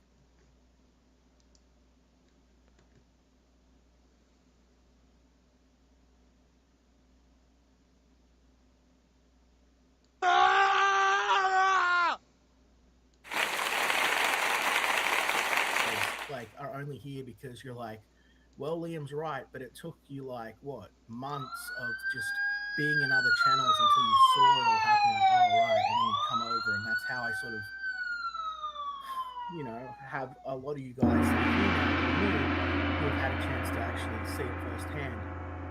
But then, you know, Miss Clips was like, hey, you know, I don't want to make this hard on you, basically, and you know, like, do you think this is fair? And she showed me the video and everything, and I was like, yeah, this is fine, this is all fair and unbiased. And then she sort of didn't understand some stuff that was going on, so I tried to explain to her, and it's hard to not look like a crazy person, isn't it? With it's just walls of text. But she was very, very patient with me, and she looked at it and wanted to be impartial about everything and was fair. And I'm a Libra, right? Like a boy bearing might be a Pisces, but I'm a Libra. I like everything to be fair, and I felt things were very not fair for a very long time, and she was fair with me, and that's all I've asked. Like people don't understand. Like that's why I was happy with Ethan too. I just want fairness. That's what I want. You don't have to always be on my side, but just give me a fair go, right? Um, My fair lady. That's you, fat boy. Yeah, nothing about him is fair. He can't even go to the fair. 'Cause he wears diapers instead of underwear. And when he was coming up as a young, obese rascal, Daddy wasn't there to take him to the fair.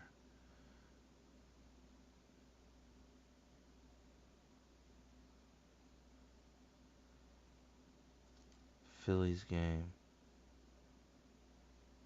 does not compare to childhood.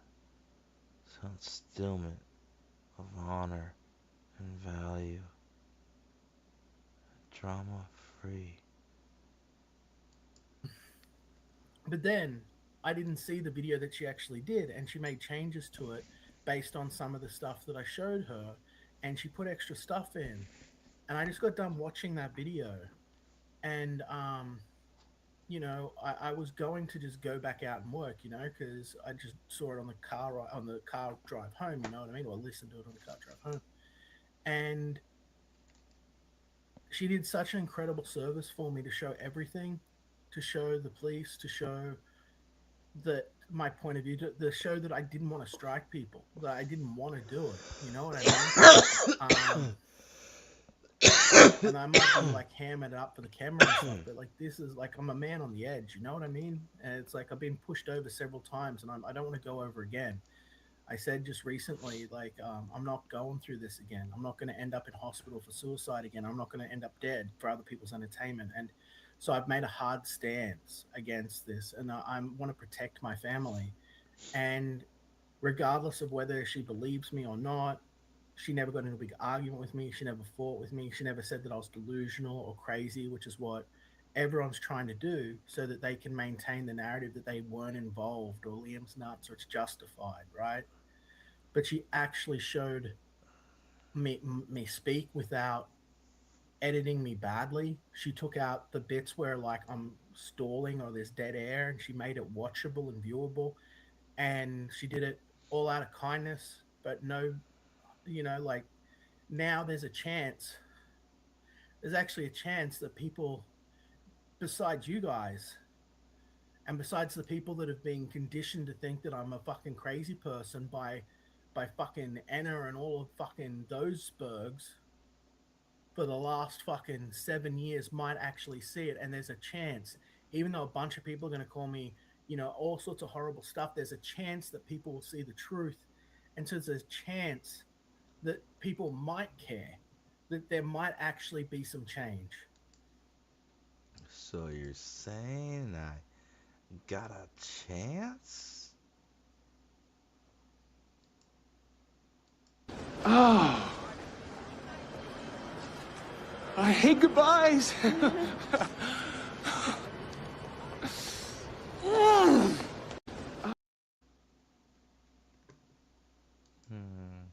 For the first time in 7 fucking years, there's an actual chance, And I'm so fucking thankful.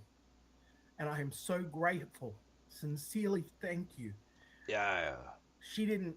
Shout out Alyssa Clips, the best clipper. Snip, snip, clip, clip these nuts. K. Diddler, Katie Dick. Yeah, move aside.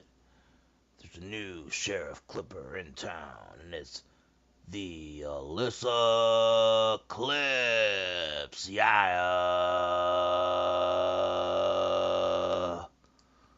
Fuck with me. She didn't screw around with me. There's no games, nothing. She just showed it as it was, honestly. No snark commentary, no Respect. Yeah. comparing me to fucking Patrick Tomlinson or trying to blame me for it.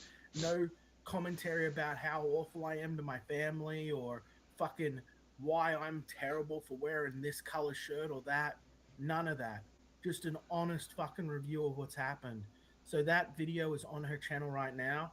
And I am sincerely, Elisa, thank you very, very much. You might not realize it, but you did something for me that I've been begging people to do for me, to help me with for nearly a decade, only to be told repeatedly over and over and over again that no one cares.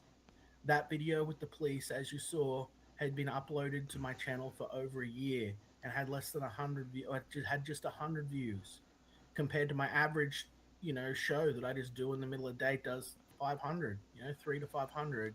It's not much. I'm only a little koala guy. But like, no one cared. And I've showed that video to many people with the police going, yeah, it's extensive when I'm talking about everything that's going on. They don't say, no, it's not, or, oh, this is me. They're like, with extra eyeballs on it, there's a chance that people will see what's going on and they'll realize that the evil and shit that is out there. And I know it's stupid to hope that people are good and care, but like, we come from a culture, an internet culture where like someone tortures or hurts a cat and the whole internet comes together. But my dog's feet were mutilated. That was meant to hurt my daughter and my eldest or my youngest, my kids. You guys but anyway, this is meant to be just a thank you video. So for those of you who haven't seen it, you've probably seen most of the stuff already. It's just a recap, recapping what's going on with this strike stuff. But please go. The link is in the description of this video. As I said in DMs, if you need anything from me, you have an infinite pass from Liam. I'm not going to undo the strikes because but anything else you want from me, money, it's a Liam Genie wish, Miss Clips. Anything you want from me ever. You want me to draw you a picture? You want me to paint you something? You want me to, I don't know, like fucking wrestle a black snake? I don't know. You tell me anything you want. It's yours because you did something for me that is just extremely kind. Probably the kindest thing that anyone's done for me since John Malin said that he wasn't going to go for the Fans Fest unless Liam was there. So thank you. Thank you to the people who take the time to actually listen. Thank you for putting up with my rambling. And I guess if I've got other people from other audiences that are seeing this, anything like Liam, why is Liam being this emotional and stuff like this? This is a very big deal to me. I know I get emotional a lot, but I'm wearing my heart on my sleeve here, and it's because I'm grateful, honest to God, honest to God gratitude. And I want my audience to go and follow her and like all her videos and leave a comment and help out. Not just the one I'm on, do it to every single video she's done. Help out her channel the biggest way you can. Retweet it, everything we can, because Team Liam is going to help her for her kindness and impartiality and a chance for people to have access to a truth that is stranger than fiction and has been a living nightmare for the last near decade of my life. That's about it, I guess. I want to keep it short, so thank you. Sincerely, thank you. Now, I realize that there's probably going to be like 100 horrible streams about me, but I feel really, really light just knowing that there's one person who helped that way. Ethan helped that way a bit, but backtracked it, didn't want to fully commit. You see in that video, even Mandy's like, I understand, but I've got to condemn striking. But Mandy understands a little bit what's going on. Everyone understands what's happening here is not normal, and what's going on with my life isn't normal. and it's not just about Liam. You're looking at my big fat ugly head. Wait, what did he say about Love Bug? I missed it. I've got to condemn striking, but Mandy understands a little bit. Um, you see in that video, even Mandy's like, I understand, but I've got to condemn striking. But Mandy understands a little bit what's going on. Everyone understands what's happening here is. Yeah. Shout out to the Love Bug. And shout out the best in all of this fucking crater, this hell pit, this piss puddle pond. Shout out to the best. Dale, motherfucking Keown, yeah. Hell, the Love Bug, yeah. Is not normal. And what's going on with my life isn't normal. And it's not just about Liam. You see that, You're looking Shannon? at my big fat ugly head, right? You see that, Shannon? I'm playing the game now, yeah. Is this what you want? Is this what you wanted the whole time? Baby cakes, yeah. But fucking, this is about my girls being safe. This is about my family being safe. And this is about a conspiracy of large YouTubers who came up during the culture war and then formed a whisper network to deliberately, turn people against me when I refused to be the blood sports channel that they wanted me to be to attack their enemies. When I said, no, I don't want to do that. I want to focus on my comic book career. I was made enemy number one. They have hounded me and harassed me ever since. It's gone through to Kiwi Farms with a bunch of really unstable people. But I don't want to be focused on the negative. I want to be focused on the positive. And I think that this is a great way to close everything out. So I'm not going to really be responding to, and everyone's going to say, oh, yeah, sure. No, I'm really not going to be responding to anything further because the thing that I've been fighting for so fervently, which is just for someone to do what the police asked, which is to just put it out there. It could be better if there was a big YouTuber that covered it and pushed back against it, but I don't even need that. The opportunity for people to be out there. I believe in the inherent goodness of people. I know there are evil people and they surround me everywhere, but I believe in good people. I believe they're out there. And now that people can see what's really going on, I feel free. I feel good. I wouldn't have that without Miss Clips. And thank you to everyone in the chat. Thank you to Frog Tony. Thank you to Shep. Thank you to, everyone. All of the people that have been with me through this, that have helped me get to this point. I think I'm finally ready to just close things down. Do what needs to be done. And then get on with it. And a great goodness was done for me today. And I'm very, very, very, very, very thankful. Very thankful. Yeah. And that's more than we're gonna go watch. And even if that Star Wars girl and all those other people are in Bearing's ear and he does 100 videos about how I am the great Satan and the worst person ever, I don't think it even matters because at least I got my fair go and my chance to my chance to be seen and for people to understand what's actually happening, contrary to what everyone else might say. Thank you for watching. My name is Liam Gray, and like a number 2 pencil, I've always got a point. And it looks to me, Van Driver, Pie Man, Fat Boy, it looks to me like Anner, that Star Wars Event Horizon didn't end any worlds. Galactopus didn't do a dent. Didn't leave a dent. Didn't do a damn thing. Yeah. Or something like that. All right, we're going to go through the chat. Turn off my sparkle and chat. Is there not even in the chat? My chat's just infinitely loading by the looks of it. So I might just end. What happens if I do that? I'm still learning stuff. Hey, well, Red, I can see you guys on the screen now, but not in the chat. Doesn't matter. I can't see what's there. This was probably too long as it is. This is just a sincere 20 minutes. It was meant to be 5 minutes. Thank you. Thank you, thank you, thank you. Thank you so fucking much.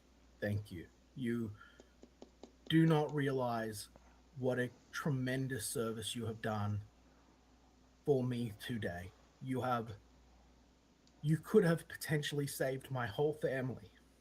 So thank you. And now, without further ado, the Alyssa Clips Dirty 30. Yeah. Are you ready? Again, I can't hear you. Are you ready? Yeah. Now for the Alyssa Clips Dirty 30. Here we go. Yeah. Money front sucker on a Hummel that gets in my way. So I tell you what, when your so-called revolution starts, you call me, and I'll be right down front showing you how it's done. But until then, you need to shut the fuck up when grown folks is talking.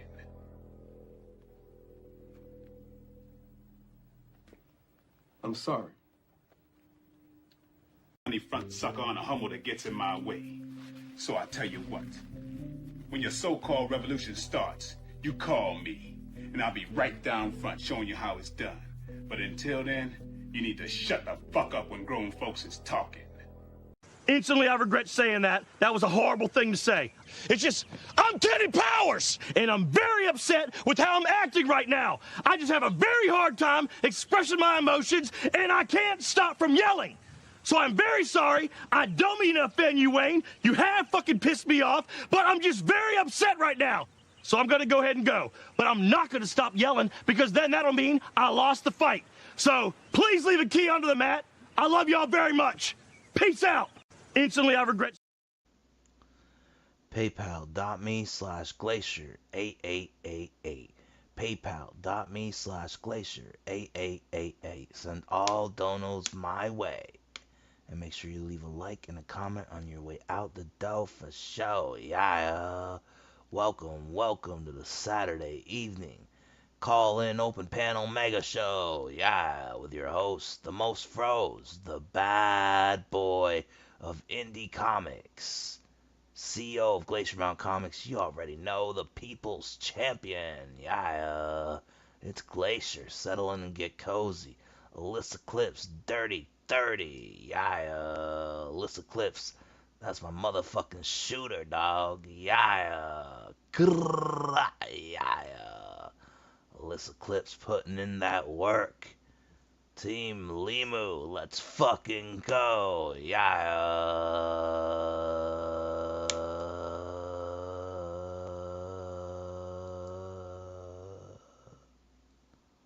Whoo! Danger, danger, danger. Whoo! Danger, danger, danger. You have 24 hours. You have 24 hours. Someone set a fucking clock. It is 4:29. As soon as that clicks over to 4:30, you have 24 hours to truss yourself up. This goes to you too, Riley. To truss yourself up so you look nice, so I don't feel like I've got to fucking scratch my eyes out when I turn the screen on. Sit there and create a short private stream, or you can make it public, or a video would be preferable, saying, I'm so sorry for my conduct. I'm going to do better, and I'm going to leave Liam alone. That's what you're going to do. Yeah, talk that shit, Limu. Yeah, Koala King laying down the law. Lines in the sands have been drawn. Yeah. Or, and this is not a bit, I am going to strike you down and remove you from this platform for harassment, for abuse, for propaganda, for a misstatement of evidence for name calling, for personal insults, you have 24 hours. I'm really only going to say this one time, Liam. If you flag Katie, I actually really honestly swear to God to you right now in front of everyone witnessing, I do have someone in Australia. It's very, very easy to fuck with me. Oh I'm telling you, do not you fucking dare flag Katie's channel. Holy shit. I don't care what the Finn's saying right now. You're not the only one with boots on the ground in Australia town. I repeat, you are not the only one. Yeah.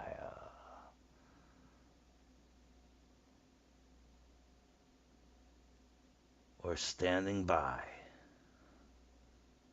waiting on your move. Also, just as a backup safety net, California connections run deep. Eyes in the sky, currently monitoring the Barbie mansion. It's your move, Cucka. Yeah. I'm telling you personally, don't flag Katie. If you flag other people, I'm going to have a harsh reaction. But if you flag Katie, I'm literally actually going to escalate things in real life. And I'll talk to your police department about it. Gasp. Not the po-po. That just escalated. You really got to. This flagging shit, you can't be doing it. If you hurt the work that Katie has put in over the years, not just for herself, but for every small creator that relies on her, like, I'm going to really cause you actual problems. I'm willing to be the villain that you want someone to step up and be. He's going to make his decisions really soon, and those decisions are going to impact the rest of his existence. Here, you can see Katie says, I don't have to answer to you, Liam. The only men I obey and listen to is my husband and God. What's your husband and God's opinion on how you're acting currently? Should you be embattled into endless conflict, or would Jesus teach you to forgive? You know? But I guess forgiveness is not possible in the heart of Katie Did. As I say, all you've got to do is say, I'm sorry. I'm sorry, and I'm going to stop doing this. I'm going to stop propagandizing and misrepresenting people. You'll notice that this clip here shows nothing beyond a certain point. It just shows the 24-hour thing. You'll notice that Riley expressly clipped out the part where he threatens to come here and confesses that he's been premeditated in his harassment and stalking. But that's on yesterday's stream, and we'll be around forever. We'll be around forever, as much as they want to try and propagandize and hide. Look at what a wreck Katie looks like, but I guess I'm the bad guy still. Ooh, looking like a train wreck. Do trains even go through the hollers of Virginia? A whole bunch of idiots seem to still think that, they are in control here. Yeah. Let's see. Let's see what happens in the end. I'm going to show. This is as much a gesture to how little I give a for the YouTube space as it is anything else. It's an example as to how you can give all of the power to the attacking person. It's yours. You've got it. You can stop this at any time. And they will still choose to destroy you, even though they have it. Even though it's theirs. Even though they've won, they cannot allow you to exist. They refuse to allow you to exist. And I said, anyone who tries to destroy me, I will destroy. So now I'm going to do what needs to be done. And I'm starting with Katie to make... Talk that talk. Yeah. An example of things. So... Katie was someone I gave hundreds of dollars to, spent time on art for, was friends with, defended against the war. Let them know, dog. Yeah. Campaign when I didn't have to do that. Because half those guys were my buddies at the time. But I still stood up for her to give her a second chance. Hung out and talked anime with her, which I liked. And in response, I've been harangued and harassed endlessly. She says she doesn't have to listen to anyone but her husband and God. Well, I think God's pretty clear about things. And I think that her husband, if he really cared about her, would think about her welfare and guide her responsibly as a woman. Maybe I should take Anna too. But she hasn't said or done anything about me in a while, but she's here on this stream. But I could easily take Anna as well. Should I? One at a time. They just want to keep it up forever and ever and ever. Trust me, I went through it with Dark Grift. That's what he does, forever and ever and ever. But then when you punch back, oh, Ethan, look at the monster. Oh, CG, look at the monster. Can't believe this guy's punching us back. Right in the kisser. Right in the kisser. I can't believe he's punching us back. We start with Katie. Guys, see this? On this channel, Katie posted a video of me, which makes multiple libelous claims about my mental health, my mind, the past, reinvents history, lies about everything. And she never posted my rebuttal to clarify any of it, leading people to think that I was mentally unwell. But Liam, don't you know this means it's the end of your YouTube career? I used to host a punk show on Channel V, which was on national television. I've been interviewed on the morning show. I'm a national figure. People stand and salute at me when they see me in Comic Cons like I'm a god. I don't care if I'm not in your cool club anymore. You should have left me alone.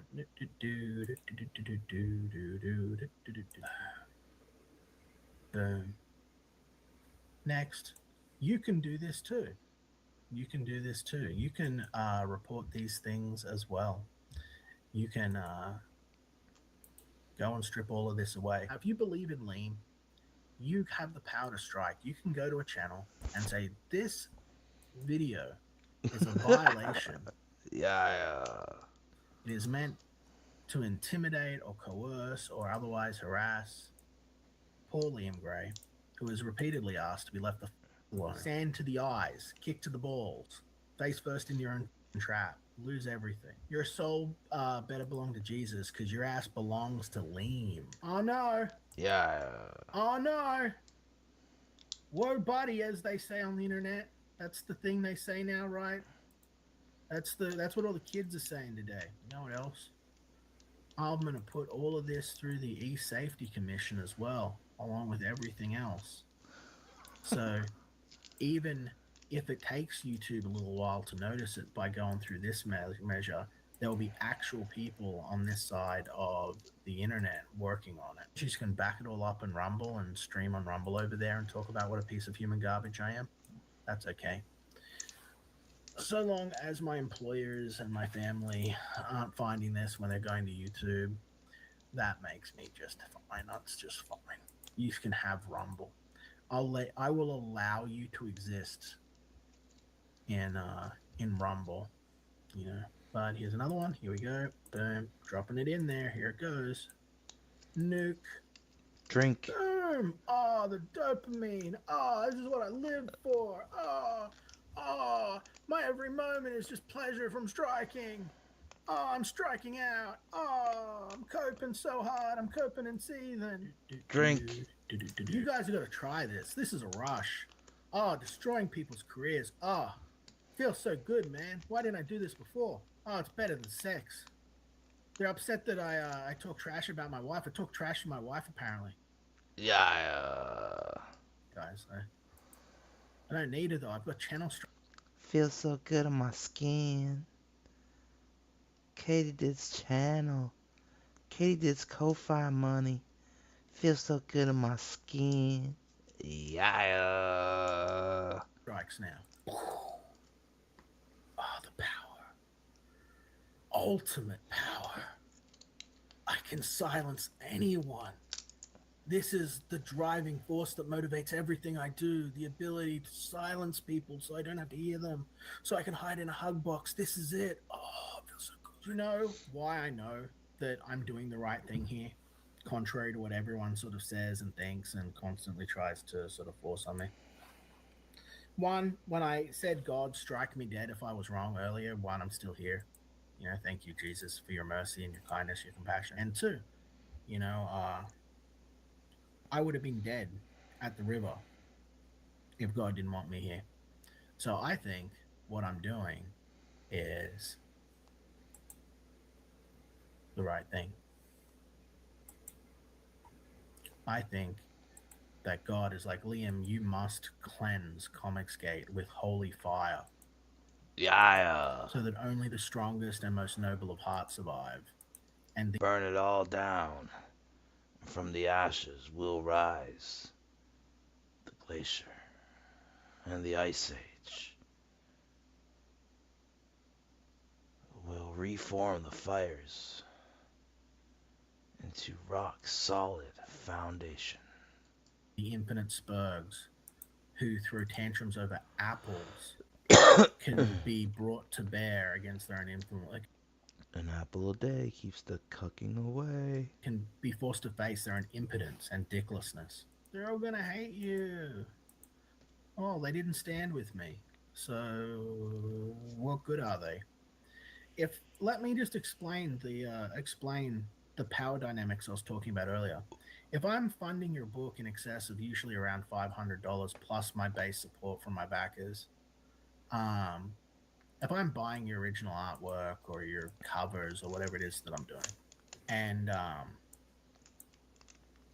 you're not buying mine, or you buy like one book of mine or whatever, I suppose, $25, and then like you're not defending me or standing on my side as I stand next to you, what good are you?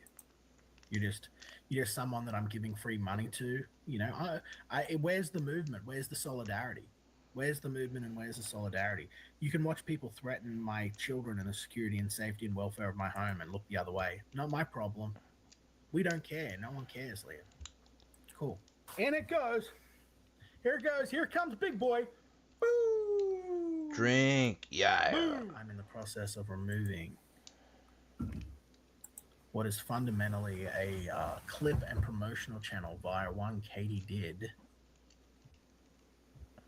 who has made deranged threats and all some nonsense against me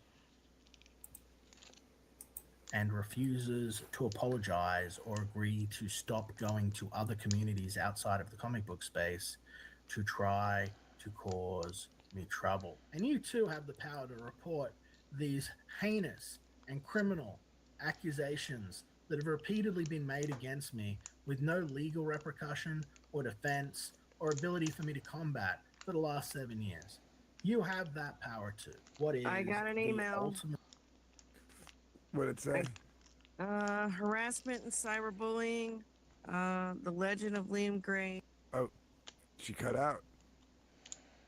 I'm here. I'm here. Can you hear me? Yeah.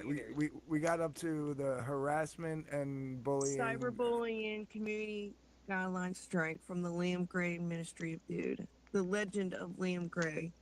Dr. Till Ministry of Dude. Yes, I got a community strike. Community guideline strike. Is it giving you the option to appeal? Yes, it says take action. I haven't hit it yet. Yes, I have one community guideline strike now. Yes. I want to keep my facts kind of straight. Liam Gray live streamed the reporting of Katie Did's channel, among others. One video was a clip of the Star Wars girl accusing Liam Gray of suffering from mental illness. Liam has deemed the video inaccurate and defamatory.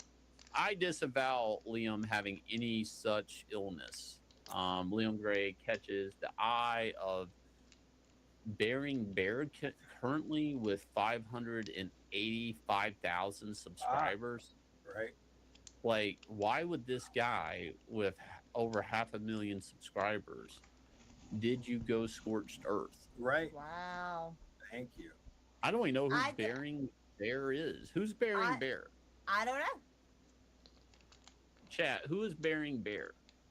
Never heard of him. He's an Aussie. Oh, the fucking Aussie. He's another Australian. I don't know. I'm just trying not to get on anybody's radar, basically.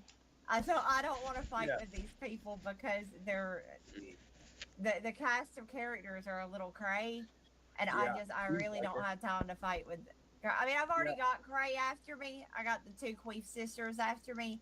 That's all I can. He's striking Katie's clip of Yeah. Ballers. Poor Katie. Liam. No, Grab poor something. me. I mean, you might as well Yeah. be attached to the channel. If the clip fair enough. from my channel and fucking Ethan's talking about Liam and I'm just watching a frog and salad, how the did that turn into Liam, man? I was just bringing up, hey, here's Ethan. Here's a frog and a bag of salad. Do that. All right. Yeah, Dell, it's bad out there, man. Pull it up, man. Pull it up. Yeah, let's pull it out. What would you say to Liam if you could reach out to Liam right now? Listen, Liam, just chill and sit back for like a week, 2 weeks. I said a month. I said a month, and everybody jumped my shit for saying that. Really? What do they Yeah. want? 2 months? They want 2 months? Who was it? What? Who jumped your shit for it? Frogtonian people like, and Liam just ignore this. It's like, I mean, what's the option? Hit the gas or hit the brake? What do you want him to do, Tony? What do you think's good for Liam? Hitting the gas or hitting the brake? I'm more concerned about Anna. Why aren't you concerned about me? Okay, I'm concerned about you. I mean, I get it. I don't know, because I kind of get it, but at the same time, striking channels is just absolutely unforgivable. But I do get, like, Liam does take a lot of bullshit. I mean, Liam does get bullied a lot, but it's because he set himself up by letting these people know that it bothers them. I wanted to go into a frenzy and live stream all the time about what everybody said about me. Man, I would never get anything done.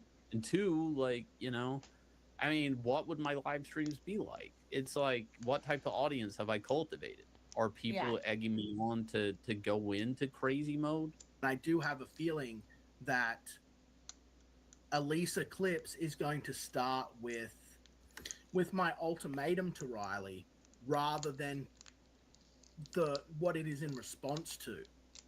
And I got a feeling that they're going to try and use me as a, like, oh, they're going to be copycats of the quartering as a narrative rather than actually tell the story of what's going on in my life and why this is happening, when it really, honest to God, has nothing to do with the quartering at all. It's just unfortunate timing, you know? Really, if anything else, it's these other guys deliberately provoking me into this and leaving me with no choice so that they can try and use the quartering fame and the quartering narrative to try and grow their own channels and stuff, rather than for anyone to really understand what's going on, right?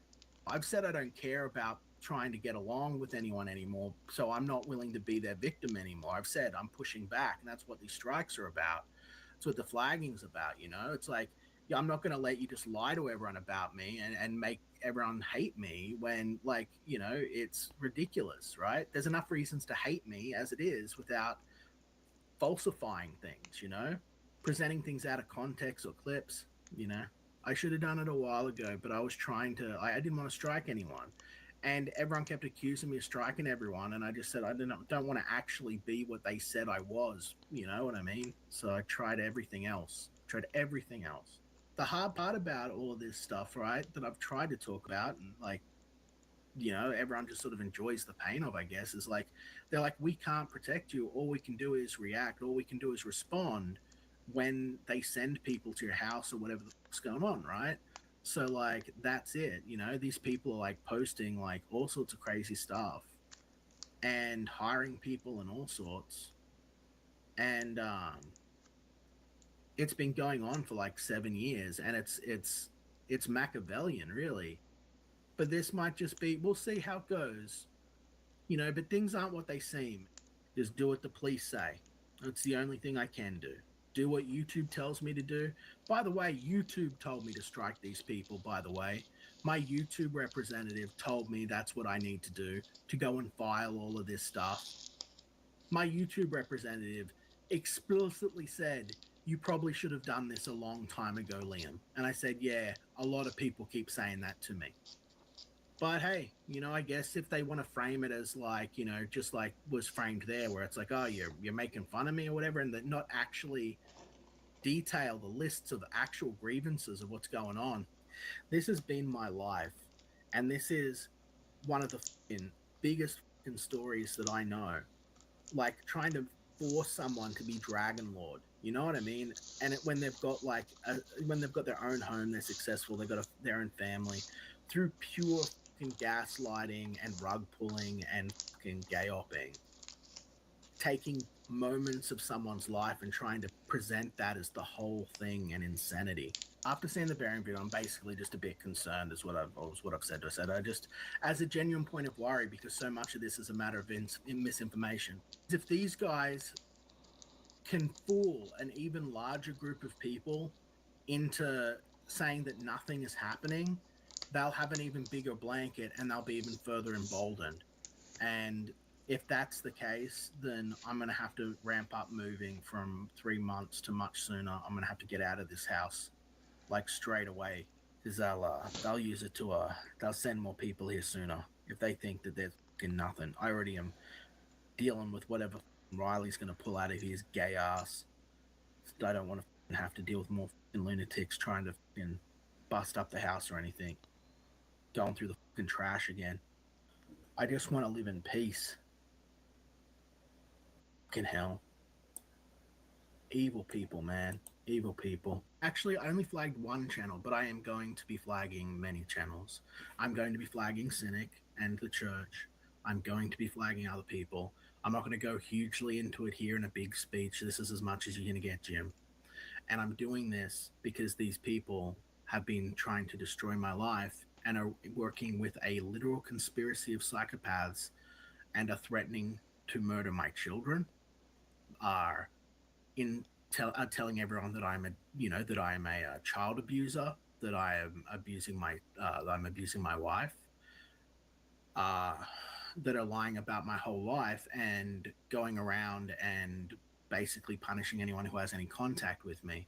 I don't care if you approve of it or not. I don't care what you think. I've heard everyone's opinion about it, and my life has been turned upside down, and I am being forced to move again due to doxing. These people all follow the person doxing me. The person doxing me, has posted underage photos of my daughter, from Christmas photos, all sorts of crazy shit. It's too much for me to even start to talk about. All of this has been ongoing for several years, and no one has said or done anything about it, except call me crazy and lie to other people about what's going on. These people have completely destroyed my life and reputation, and it has taken me insurmountable emotional energy to overcome everything and persevere. I've been hospitalized twice for a suicide, and I'm not going to be hospitalized a third time. I'm not going to be driven to kill myself for the entertainment of other people. I'm not going to have my daughter live in fear. I'm not going to have people screaming ultimatums at me, like Riley saying that, he's planning to come here and he's got boots on the ground and all of this, which is already, it's already been proven, right? Like, we've had vandalism to our home, vandalism to our car that nearly resulted in our death. We have had all sorts of crazy stuff that you would not believe, but there's photographic evidence of it, there's accounts of it, there's first-hand witness testimony of people that were previously involved in the conspiracy doing it on my channel. There are police accounts of the police saying that all of this stuff is real, and it's being treated like it's just online shenanigans, when the mantra of the what do you call it, like the little thing that they have under their flag is, I will touch you. Their whole thing is they are going to come into my life and my life. They said on Kiwi Farms, right, not in my thread, but in the Comicsgate thread, that they would get me to kill myself within 1 year. That was 6 years ago. They have not stopped daily since. They have sent people here to rummage through our trash, to threaten us with weapons and film us, to go by and drive by our house and take photos all of our house and post it up. And they put in things on websites. All of this sounds insane when you say it, but then remember, the police are telling you it's real. If the police are telling you it's real, why won't you listen? If people that were involved in it are telling you it's real, why won't you listen?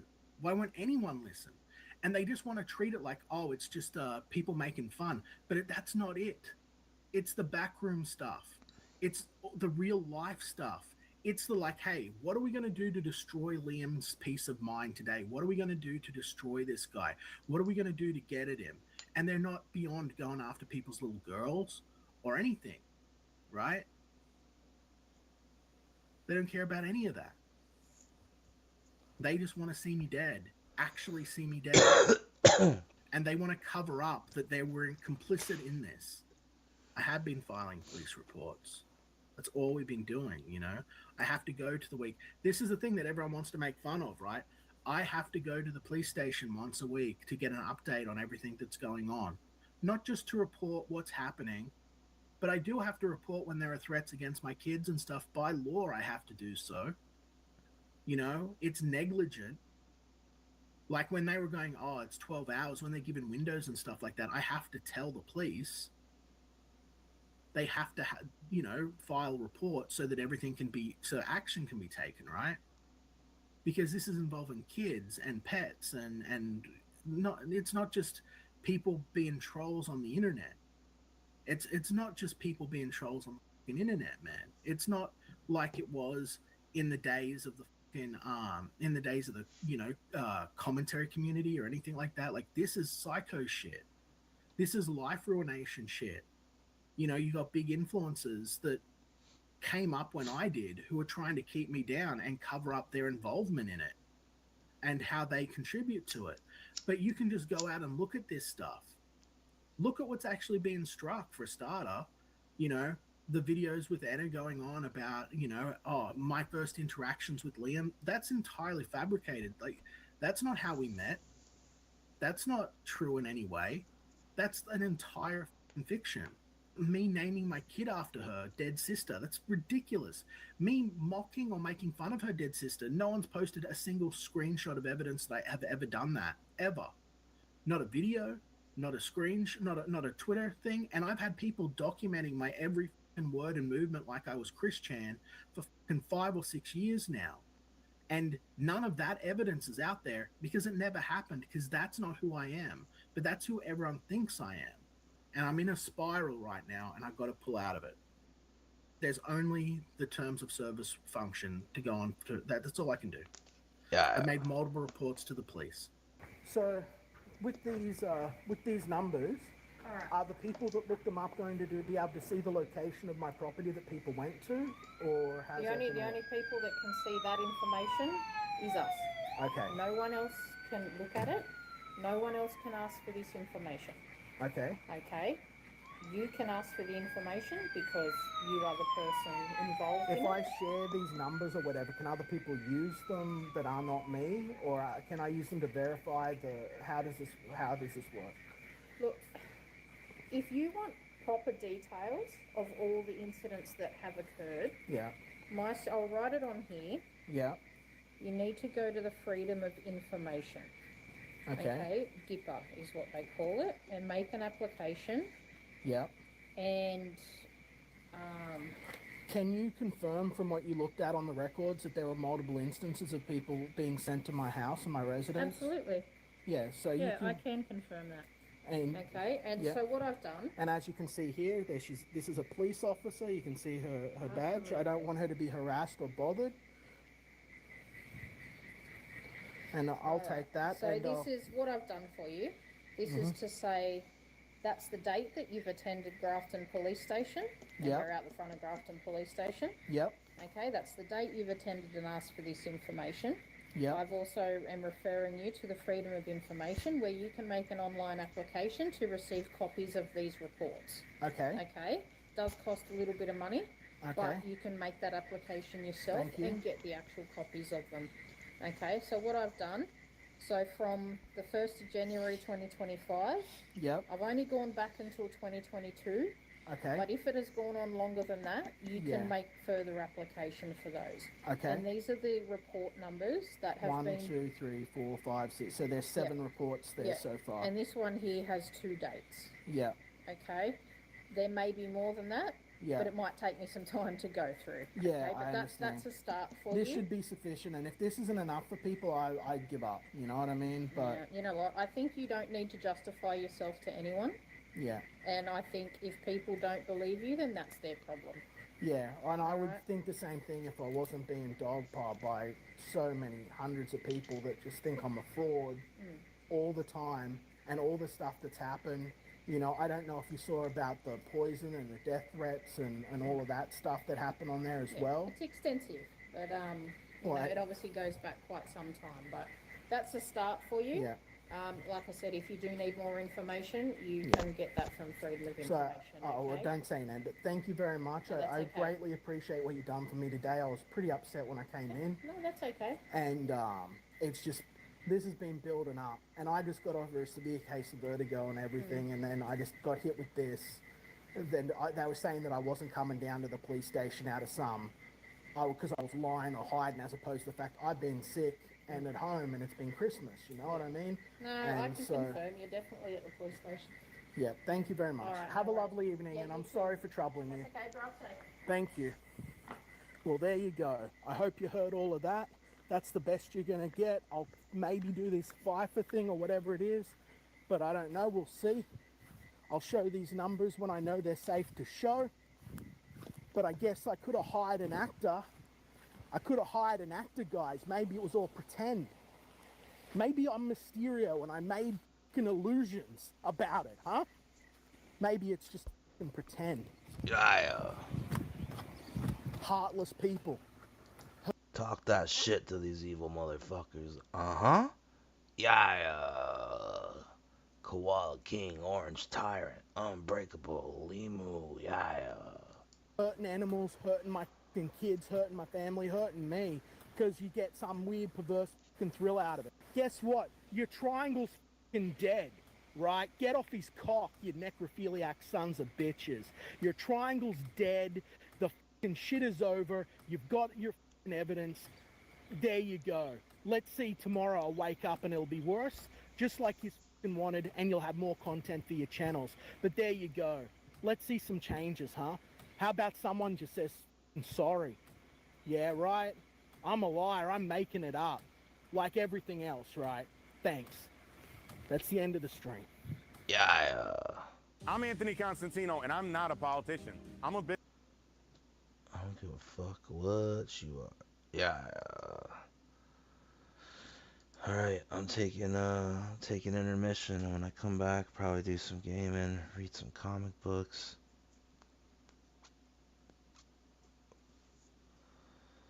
I'll be back. Long needed intermission at the 4-hour mark. Also remember paypal.me/glacier8888. paypal.me/glacier8888. Yeah. Alright, let me put on an intermission.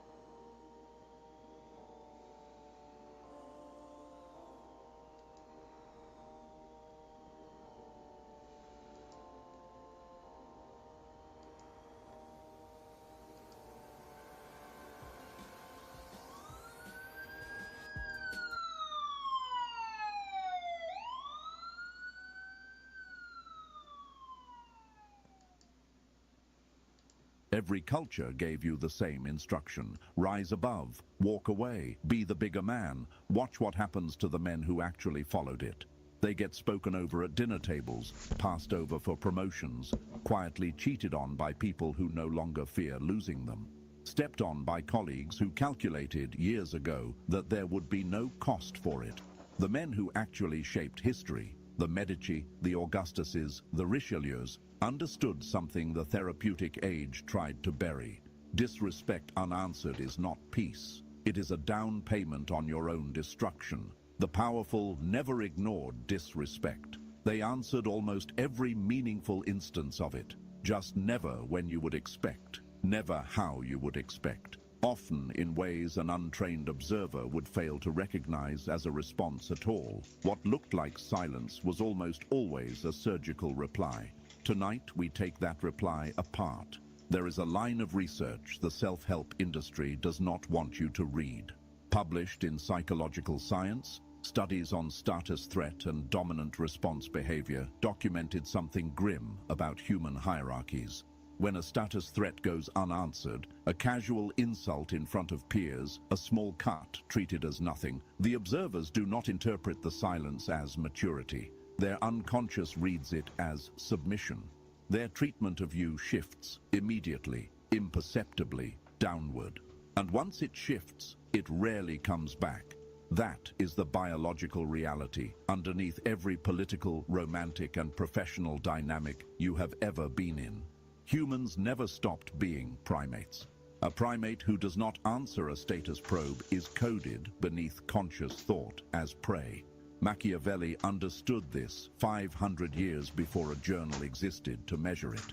He wrote in The Prince that men will forgive the killing of their fathers sooner than the loss of their patrimony, meaning what men actually guard violently is their standing. He wrote in the Discourses that a prince who is thought weak is halfway dead because other princes have already begun measuring the distance to his throne. So the question was never whether to answer disrespect. The question was always how, and the how is where almost everyone gets it wrong. The modern man has two failure modes. He either explodes, which is exactly what the probe was engineered to produce, because a man who loses emotional control has surrendered the only currency that matters in any confrontation. Or he collapses into passive non-response and calls it wisdom, which buys him the short-term peace of not escalating and the long-term fate of being stepped on for the rest of his life. The men we are dissecting tonight did neither. They operated on a completely different machine, and the first doctrine they all shared, the one that most inverts what you were taught, is this. Doctrine 1, the delayed verdict. Never let the insult choose the time of the answer. When someone disrespects you, in a meeting, at a dinner, in front of a crowd, they are not just attacking your standing. They are attempting to set the tempo of the exchange. They are saying, respond now, here, on my terms, in front of this audience, inside the emotional window I have opened. The average man obeys that tempo without thinking. He fires back, instantly. And because he is responding inside the window his attacker chose, his response is never calibrated. It is reactive, hot, public, and almost always counterproductive. The powerful disobeyed the tempo. In 1433, Cosimo de' Medici, the banker who quietly built the Medici family into 3 centuries of dominance over European finance and 2 popes, was arrested in Florence by his enemies in the Albizzi faction. They humiliated him publicly, paraded him through the streets, demanded his execution. Cosimo, through a combination of bribery and precise patience, secured exile instead of death. He left Florence for Venice without a word of public protest. The Albizzi celebrated. They had won. Cosimo spent that year in Venice doing exactly one thing. He called in every loan the Medici Bank held against powerful Florentines. Quietly, one by one. No announcements, no speeches. Just polite, dry letters requesting repayment. By 1434, half the Florentine oligarchy was insolvent. The political coalition that had exiled him had fractured from financial pressure no one inside it had thought to anticipate. Cosimo was invited back to Florence. The Albizzi family was exiled in his place. He ruled the Republic unofficially for the next 30 years. He never raised his voice about the humiliation. He never wrote an angry letter. He simply answered it on a timeline of his choosing, in a medium his enemies had not even considered a battlefield. Disrespect is a spark. Reacting immediately is the oxygen. Deny the oxygen, and the spark reveals what combustible material your enemy was standing near, which you then exploit at your leisure. There is a body of research out of Carnegie Mellon, led by behavioral economist George Lowenstein, on what he calls the hot-cold empathy gap. Humans in a hot emotional state, angry, humiliated, threatened, consistently misjudge the same situation when they later return to it in a cold state. They overreact, they commit, they burn bridges they would not have burned an hour later. Every decision made inside 30 seconds of a status attack is a decision made by a version of you who is cognitively impaired. Robert Greene wrote in Law 19 of the 48 Laws of Power that you must know exactly who you are dealing with before you act. What he implies underneath that law is quieter and more brutal. You cannot know who you are dealing with inside the 30 seconds after an insult. Your peripheral vision has narrowed. You are the dumbest version of yourself.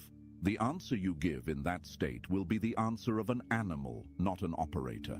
The powerful man takes the insult, registers it, gives at most a short neutral reply that denies the attacker any visible feedback, and leaves. Then he thinks. He asks, who is this person to me? What do they actually want? Who was watching? What is the real probe being attempted? What is my longest-term objective here? And what response, in what medium, on what timeline, most efficiently punishes the behavior while advancing that objective? Sometimes the answer arrives the next day. Sometimes in 6 months, through a cancelled contract or an unreturned call at a moment the attacker does not even recognize as a moment. Sometimes years later, when the original cut has been forgotten entirely and the ledger simply comes due. The response is not less intense for being delayed. It is more intense. Cold anger is weaponized anger. Hot anger is spent anger. A man who answers within 30 seconds is a man whose capacity for retaliation is small and whose enemies already know how to provoke it predictably. A man whose answers arrive at unpredictable intervals from unpredictable angles becomes something else. He becomes a threat whose behavior cannot be modeled. And in every social system humans have ever built, the unmodelable threat is the one everyone instinctively begins to defer to. Quick pause. If you've been watching Mindplicit for a while, you know I don't ask for much. But what I'm about to say matters, so listen for 30 seconds. YouTube demonetized this channel. The advertisers don't want this material reaching you. So everything I can't say here, the harder applications, the specific tactics, the breakdowns the algorithm punishes me for, that work lives on Patreon now. The members-only videos, the audio podcast, the full written scripts, the frameworks I can describe in public, but can't actually teach in public. It's $4.99 a month. Less than a coffee for the half of this channel YouTube won't let me publish. If the public videos have been valuable to you, the inside is where the work sharpens. Link is in the description and pinned in the comments. The doors open. Back to the video. Doctrine 2. The asymmetric reply. Never meet disrespect at its own altitude. When a subordinate insults a king, there are only 3 possible responses, and 2 of them destroy the king. He can respond as an equal, and by doing so, confirm that the subordinate is an equal. He can ignore it entirely, and if the insult was public, signal that he cannot defend his own standing. Or he can respond at an altitude so different from the attack that the attacker is left disoriented. Augustus, the first emperor of Rome, the man who ended the Republic and reorganized the ancient Mediterranean, understood this with a clarity that still teaches. In AD 4, a young nobleman named Lucius Cinna was discovered plotting to assassinate him.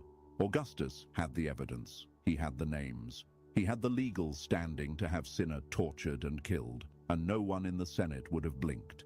It was the expected response. It was the response Cinna himself expected. Seneca, writing decades later in De Clementia, recorded what actually happened. Augustus summoned Cinna alone to a private room. He laid out the entire plot.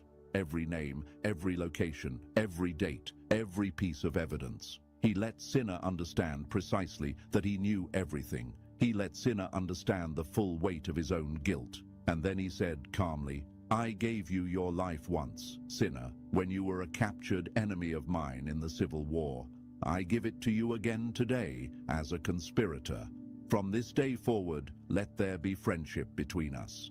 Cinna left that room a different man. He became one of Augustus's most devoted supporters. He eventually named Augustus his heir in his own will. And for the rest of Augustus's long reign, no serious conspiracy against him arose from the Roman elite, because the story of Cinna circulated. And the story did not say Augustus is merciful. The story said something far more terrifying. Augustus is beyond you. He does not fight at your altitude. This is the second doctrine. Disrespect is a low-altitude attack. It is engineered to drag you down into personal combat, where your humanity is engaged, your emotions activated, and your strategic vision collapses into a fistfight. The asymmetric reply refuses the altitude entirely. You can reply downward, with mercy, with indifference, with a precision that denies the attacker even the satisfaction of your anger. Or you can reply upward, with a response so disproportionate to the original offense that the attacker is permanently recalibrated. The only response that destroys you is the symmetric one, matching energy, trading insults, fighting at the level you were invited to fight at. When Elizabeth I was mocked in the 1580s by Philip II of Spain, who called her a heretic, a bastard, and unfit to occupy any throne, she wrote no angry letter. She issued no personal denunciation. She reorganized her navy. She commissioned the fireships. And in 1588, she sent the Spanish Armada to the bottom of the English Channel.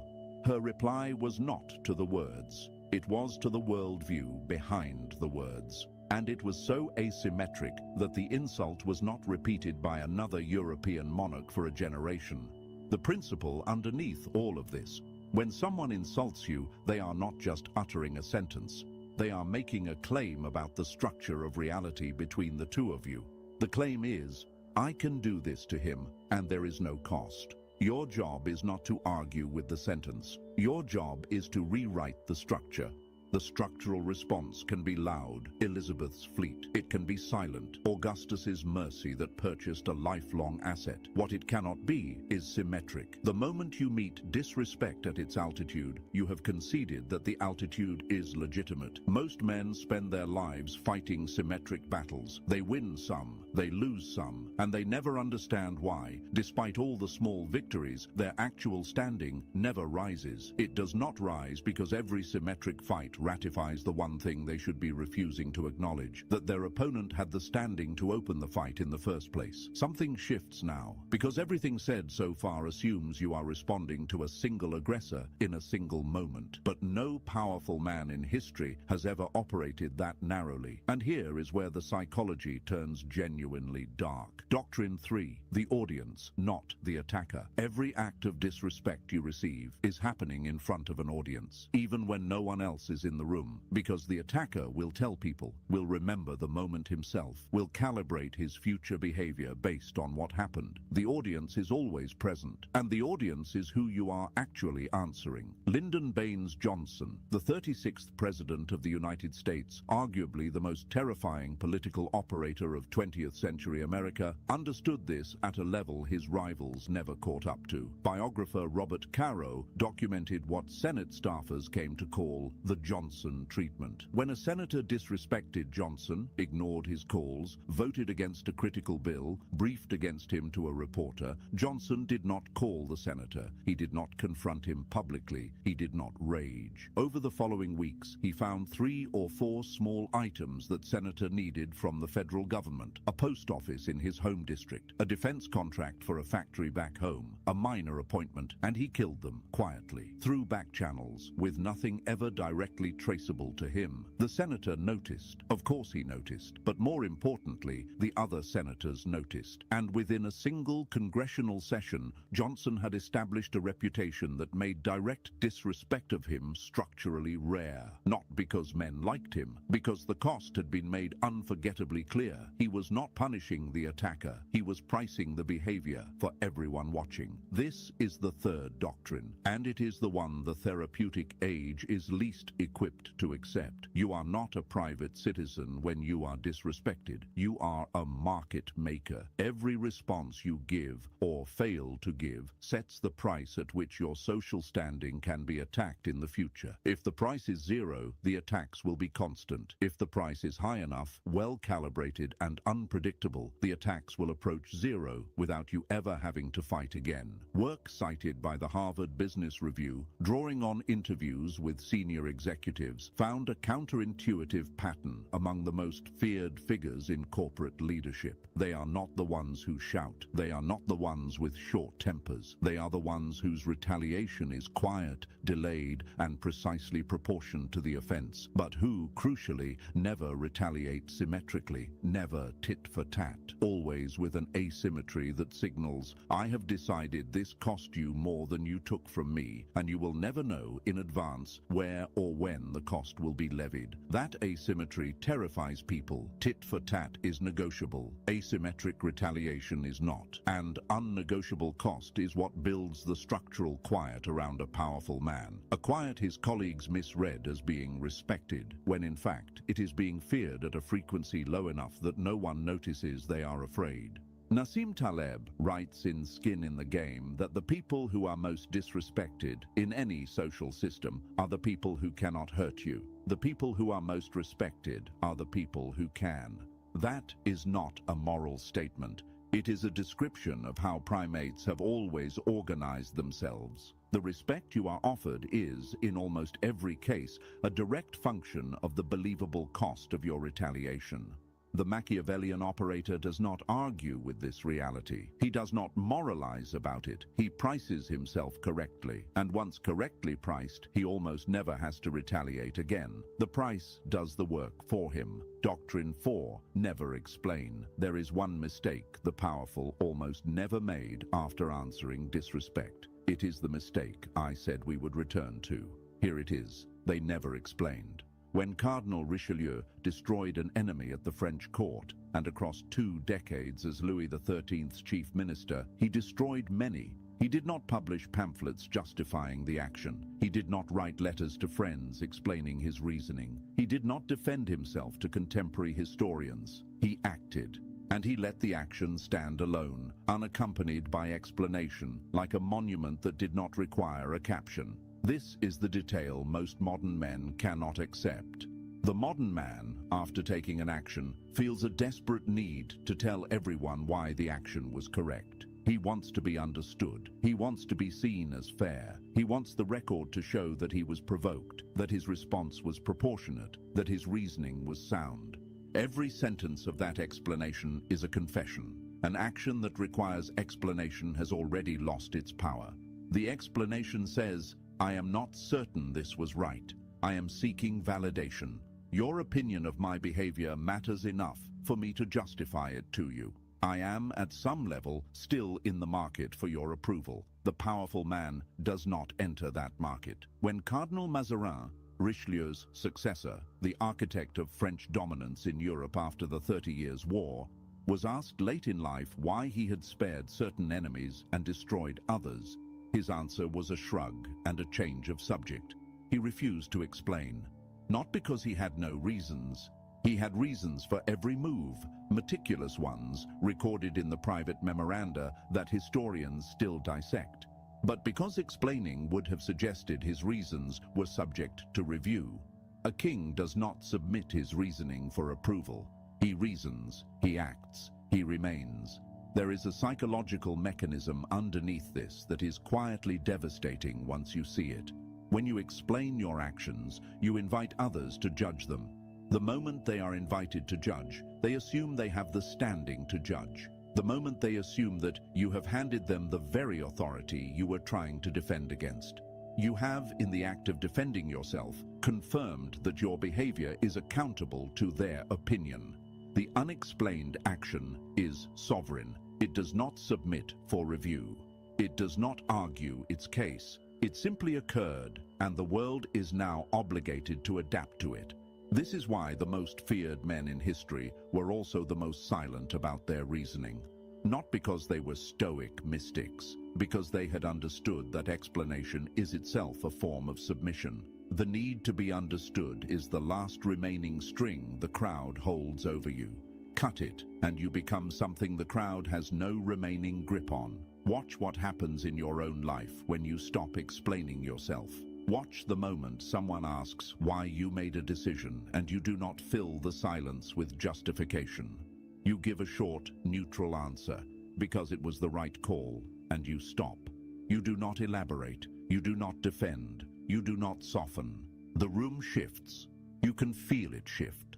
The people present, almost without conscious awareness, recalibrate their relationship to you.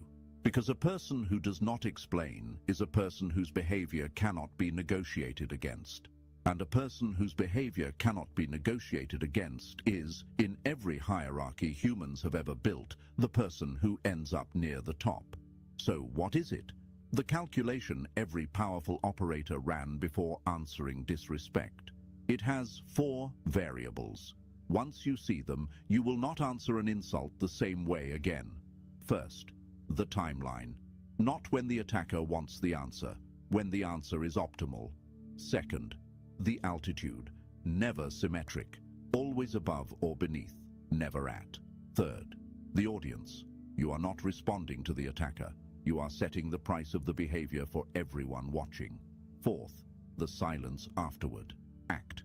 Do not explain. Do not defend. The unexplained action is the sovereign action. Run every moment of disrespect you have received in the last 10 years through those 4 variables. Watch what you would have done differently.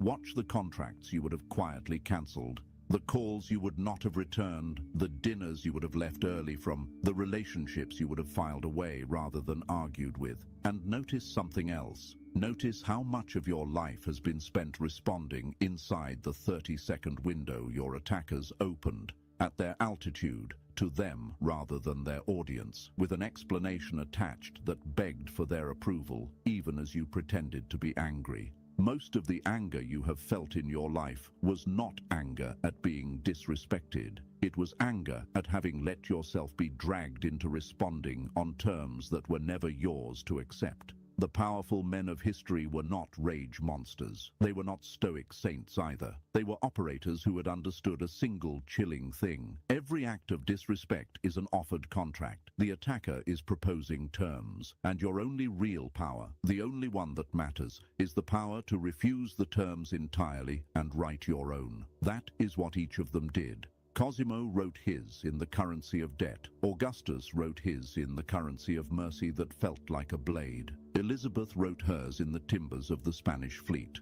Johnson wrote his in post offices that were never built. Richelieu wrote his in actions that refused to be reviewed. None of them argued with the insult. All of them rewrote the rules under which insults could be delivered at all. Once the rules were rewritten, the insults stopped. That is the outcome almost no one mentions. When you learn to answer disrespect the way the powerful did, you find that after a surprisingly short time, there is very little disrespect left to answer. The behavior self-prices out of your orbit. The people who would have probed your status learn, through channels they cannot quite articulate, that the probe is not worth attempting. Your life becomes a quieter, colder, more sovereign thing than you previously believed was possible.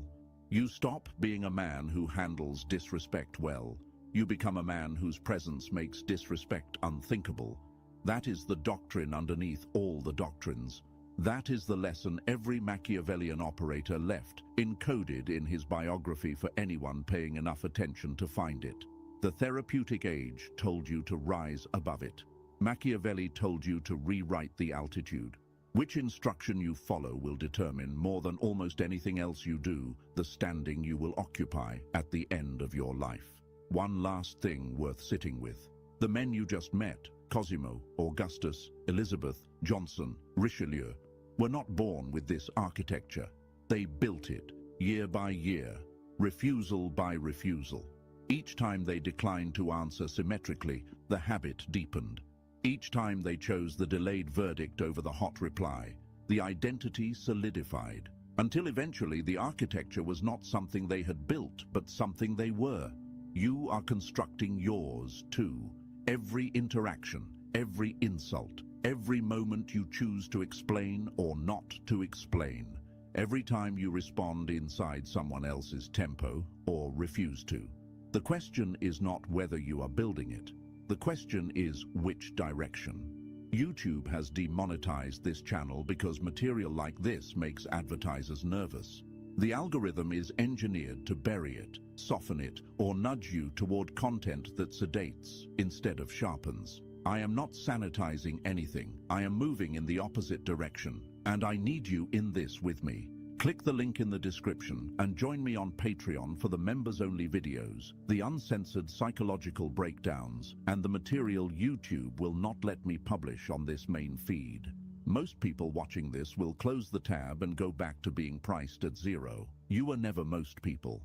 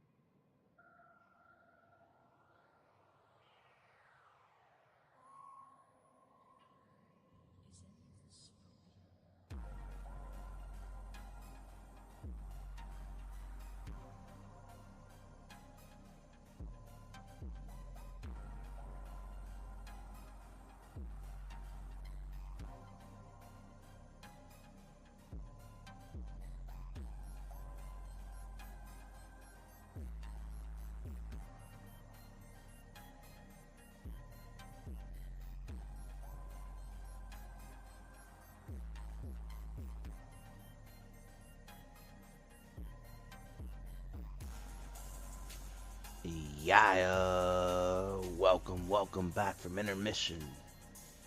Thank you so much for watching live or on the playback. I appreciate each and every one of you like you wouldn't believe. Yeah, you are now live, L-I-V-E, with your host, the most froze, the bad boy of indie comics, the hottest ticket in all of indie comics today, the one that got away. Yeah, it's the weapon of mass competence. Yeah, the unstoppable, unbreakable, undeniable, creative juggernaut, the IP generating machine. Yeah, the people's champion, CEO of Glacier Mountain Comics. It's your boy, Glacier. Yeah. Welcome to the second half of the Saturday evening open panel call-in mega show. Yeah. Call-in link is still pinned to the top of the chat. Yeah. Come on. Come get smoky. Come party on your Saturday night with the Glacier. Yeah. Keep in mind the PayPal is in the banner scrolling across the screen below. You still have time to send donos via paypal.me/glacier 8888. paypal.me/glacier 8888. Yeah.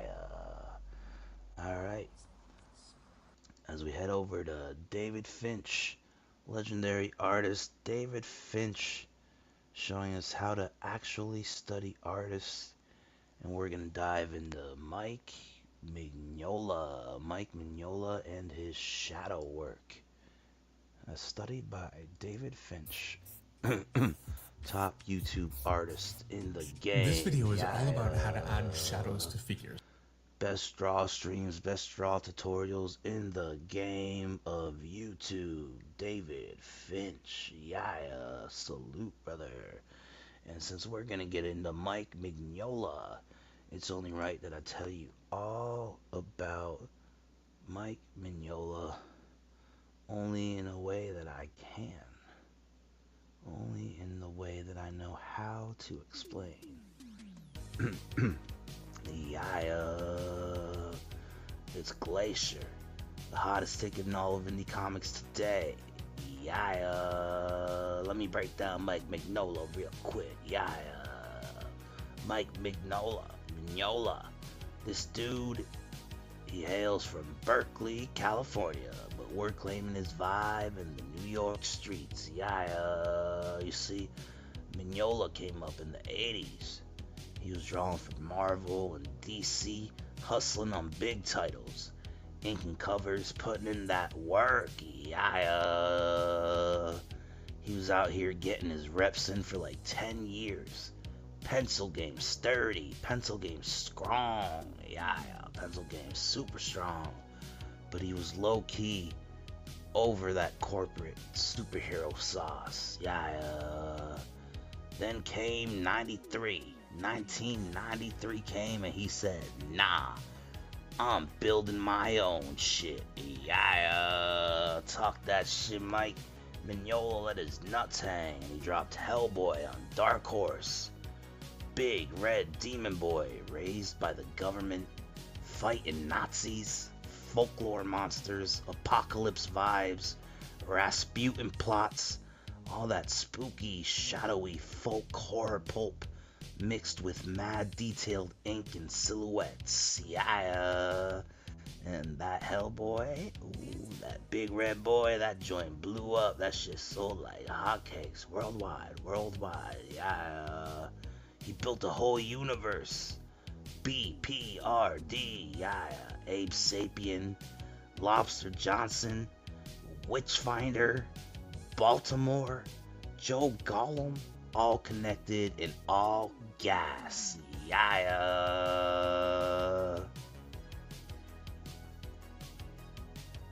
Now, if you'll excuse me, right this way. Look up. Alright, here we go. You see that? Let it spin, spin the block about my Mignola. Yeah. You are now looking at the highlight reel. Yeah. Mike Mignola, multiple Eisner Awards for Best Writer / Artist. The comics stayed independent, so he owned the bag. Facts. No cap. Yeah, some of you is all cap. Mike Mignola stayed independent, he owned the bag. Facts. No cap. Yeah. Turned Hellboy into movies with Ron Perlman, smashing it. Plus there was animation, video games, all that. Bro draws monsters like nobody else. You hear that? Mignola draws monsters like no one else. Yeah, dark, chunky, atmospheric. Straight chef's kiss, you heard? Yeah. He been dropping bangers for 30 plus years, and he's still that dude. Yeah. Mignola out here moving differently. Yeah. He created a whole dark folklore empire from scratch. And he stayed true to the art. He never, not once, never sold out the vision. Hellboy's legacy is undefeated in these fucking comic book streets, you heard? Yeah, a true diamond of independent. If you ain't read it, pull it up. The Hellboy universe is fucking biblical. Yeah. All hail the legendary Mike Mignola. Yeah. Glacier salutes you. Yeah. God bless Mike Mignola. Yeah.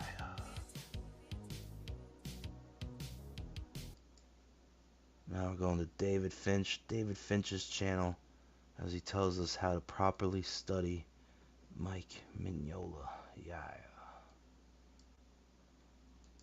I've done videos where I've covered this a little bit before, but what I haven't done is really shown you the way that I actually learned how to do it. I wasn't comfortable with shadows when I actually started getting work in comics. It wasn't until just a little bit later that I really dove into it and found an understanding of how it worked. And the way that I did that wasn't by studying theory and learning the rules of shadows. All that kind of came into it, I think, organically as I went. The way that I did it was looking at artists that do it very, very well. In order to learn anatomy, posing, shadows, all of these things, all the things that go into a figure, you need to draw from somewhere. You can't just make it up out of your head. So you have options. You can photograph models and do everything that you do based on those models, trace the models, or draw from those models and use that very, very closely, get the clothing and everything. And there are artists that do that and do it beautifully. You can look at life and have huge folders full of different people in different positions and go through all of that. That's something that I also do. And you can, most importantly, look at other artists that do it very, very well. Almost every comic artist does this. And I find that very few artists really discuss exactly how this works. And so what I have here are some figures that I've drawn. These are just outline drawings of figures. I've got the anatomy roughly drawn in, and I've kept them very, very simple. They're small sketches. There's no lighting on these, and now I need to light these. It's difficult for me to entirely come from a position of not knowing how to light something at all, because I've done it for so many years. But what I want to do is show you the way that I really learned. And the first step that I took that really got me on the path to being able to learn how to light figures well is Mike Mignola. This is Comic Odyssey by Mike Mignola. I've got all the books here. They're incredible books, especially the covers are inked by Mike Mignola himself. I find on the inside, the inks are very, very well done, but they're much softer. It's an inker that I think wasn't really in tune with what Mike was going for in terms of his harder shaped figures. So I bear that in mind when I'm looking at it, but they're very, very simply lit. He tends to go with more of a single light source. There are other books actually, and I'll show you in a minute when we get to Faces, where that's even more pronounced. And so what I want to do is I'm starting with this figure here, and this is the figure that I need to figure out some lighting for. I've got these books here as my reference. And so I'm going to just flip through these and hope that I can find something. It gets me started and gives me an idea of where to begin the lighting on this figure. So I'm just going to go through here. A lot of these figures are pretty open, and this could be a bit of a hunt. I have gone through hours of this, and I would imagine that other artists do too. Now you'll find, I like how he's done the arms here, and that's something I'm going to kind of keep in mind. And I'll never find a figure that is just going to give me exactly this. That's really not the point. You don't want to get to a position where you're just limited to looking at and closely copying entire drawings from other artists, and that's really the position you'll end up in. And I like this figure here. I'm going to ignore the legs for now, and we're just going to start with this. I've got this figure here, and that's really what I'm using to begin lighting my figure. I've got a shadow under my deltoid here. Let's just kind of establish that. I'm drawing my deltoid and not his, so I need to account for that. And I also need to account for the fact that I know my forms. So I'm not just gonna blindly follow what he has here. His forms are gonna be different. And so I wanna use this as a guide. For instance, I know that the front of my bicep is here and I've got a plane change here and I don't wanna lose that. And so I'm not going to go all the way up the way he did here. It's not really what I want. At least I'm not gonna do that right now. His lighting is very simple, and this is something I found really, really useful to me. I like how he's cut up here and just very simply made all of this dark. And I just found going in a really simple way like this, taking all these little forms and I've got all these little muscles going on in here, and just being able to simplify it down into something like this was just a great way for me to start to get comfortable. For this shoulder, he's got his shadowing coming in like this, and I'm gonna go ahead and do that. He's got some pretty heavy lighting on his body, and let's do that. Baller. I like how he came in on that underlighting. For this shoulder, he's got his shadowing coming in like this, and I'm gonna go ahead and do that. Yeah. He's got some pretty heavy lighting on his body, and let's. David Finch, best in the game, even at showing you how to, like, you know, study how other people are doing their shadow work and use it as a guide. I like things like that. Like the mixing and matching method of like, well, let's say you're drawing mech or tech, and you start looking at the inside of like 18-wheeler engines, or you look at like the inside of a fucking like circuitry from like a flashlight. You just like fucking, you put all that shit together into your own fucking mech fucking kind of creation. It's the same thing, same kind of method that he's using to study on how to light his figures and how to study Mignola's incredible, phenomenal shadow work. Let's do that. I like it because it's going to save me a lot of potential trouble. So I'm just going to make this all dark. And as you go along, you'll be able to refine this more. You want to look at different artists. They give you different things, and you'll eventually learn to be able to do this yourself. It'll become very second nature. But this is really the way to go about learning. I never did actually limit myself directly just to one artist the way that I'm doing right now. I had a few artists that I really liked for this kind of reference. He's got just a couple striations here. And you'll want to do that because limiting yourself to one artist can be very limiting. And this is really also such a central way to develop a style. This is going to be much more, and you know what? I like how he's just gone dark with his hand. Very different than I think I would approach that. And so I'm just going to go with it. I think it might really work. There we go. There's the other arm there. It's all very simple. He's cut his shadow pretty hard up into here. I'm just going to go dark through here. And that's going to be my upper body, basically. I'm missing this area here. I could search and go through some other things and find him doing that. I'm just going to go ahead, and you're always going to want to do this. And this is really what brings this whole thing together is as you go along, you'll learn more and more yourself, and you'll be able to fill in things, and you won't be entirely reliant on one artist for every nuance of your shadow. It really, the knowledge builds on itself. For instance, because he's got all this detailing here and he didn't really want to obscure it, he hasn't really drawn a shadow down from the head. And I think it really would be there. For my part, I'm going to do that. And so I'm not slavishly following my shadowing here. I like how he's just gone dark with the eyes. I'm going to go ahead and try and get some of that in there. And then I'm just going to create a little bit of shadow for my hair. And so very simple lighting, largely reliant on just line weights. So I'm going to draw my line weight in here and just make sure my forms connect nicely. I don't have a hand here and my legs aren't really well defined. So I had another picture and we're going to go back to it and see if I can find that again. And so I know that there was a figure here. And the lighting is pretty similar for these two figures. It's very, very simple here. He has created a bit of a half shadow here. I don't want to do that. I'm just going to fill that in. Generally speaking, I like either dark or light. I don't actually adhere to that entirely. But certainly when I was learning how to get comfortable with this stuff, that's exactly what I did. I never did halftones. I just found it much easier just to go all the way dark or all the way light. As a matter of fact, I'm going to find something just a little bit better, and I think I'll be able to. You know what? Let's go with this. Very different than the way that I would approach this, but that's based on all of the other artistic choices that I've made and choices in the artists that I've chosen to look at over the years. And there we go. Very, very simple. He's got just a little bit of a detail here. And then for this knee here, I like how... Fuck. Mignola doing New Gods? Are you fucking kidding me? It's like fucking Christmas. It's Christmas to a nigga like me. Mignola doing New Gods? Fuck yeah. This is what comic books is all about, folks. He's got this defined. I'm going to go ahead and define that the same way, just like that. And then he's got his knee dark here. He's got a bit of a striation here. And I'm just going to go dark with everything down. Just want to keep this as simple as possible. And there we go. That's a very simply lit figure. It definitely differs from the way that I would normally approach something like this, but it works.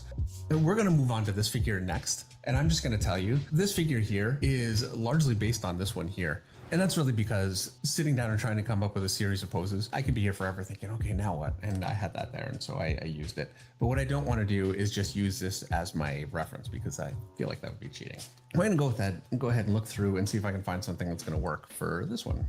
I haven't found something that actually really fits for this. I have a large library of books, and I can imagine some other artists that would give me something that would work for this. But in this case, we're limiting ourselves to Mike Mignola and these few books. I've got this one, by the way, is Wolverine: The Jungle Adventure.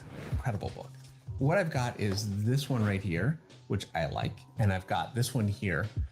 And so you can see that neither one really gives me exactly what I have here, but that's all right. So what I can do is take this definition here. I'm gonna define this here. I'm gonna keep this pretty simple. And the lighting's gonna be pretty light for this one. A lot of what he has here is just really nicely defined hard shape form. The way he's defined his stomach is different than mine. That's all right. I'm just using this as a guide. That's gonna give me that here. I'm gonna use that same kind of patterning, the way he did it. I like how he's got his two little lines open there. Instead of a full shadow, he's creating a definition like this using more of an open line. And I'm just gonna continue the theme using hard lines. I can see just a little bit more on this side. Let's see, and this is why I kind of like this one here, and let's see if that kind of helps me out. Bring that in here, start to connect up some of these shapes. I'm kind of looking back and forth and using my underlying anatomy, but then what I'm getting from this book also. And I can't stress enough how important it is to keep in mind that what you're not doing is just using this as an absolute guide that you're just trying to get everything from. What you're doing is looking for some guidance. And the more you do this, the more of a mental library. Shade, shade, shade. We love to shade. Shade, shade, shade. Could watch this shit all day, dog. All day.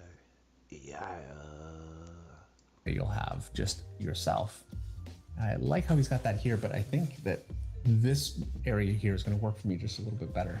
And so he's got this kind of defined here, cuts up a little bit. I like how he's done that. I feel like I've got a bit of a heavy line here. Let's see if that'll work or if I need to adjust it.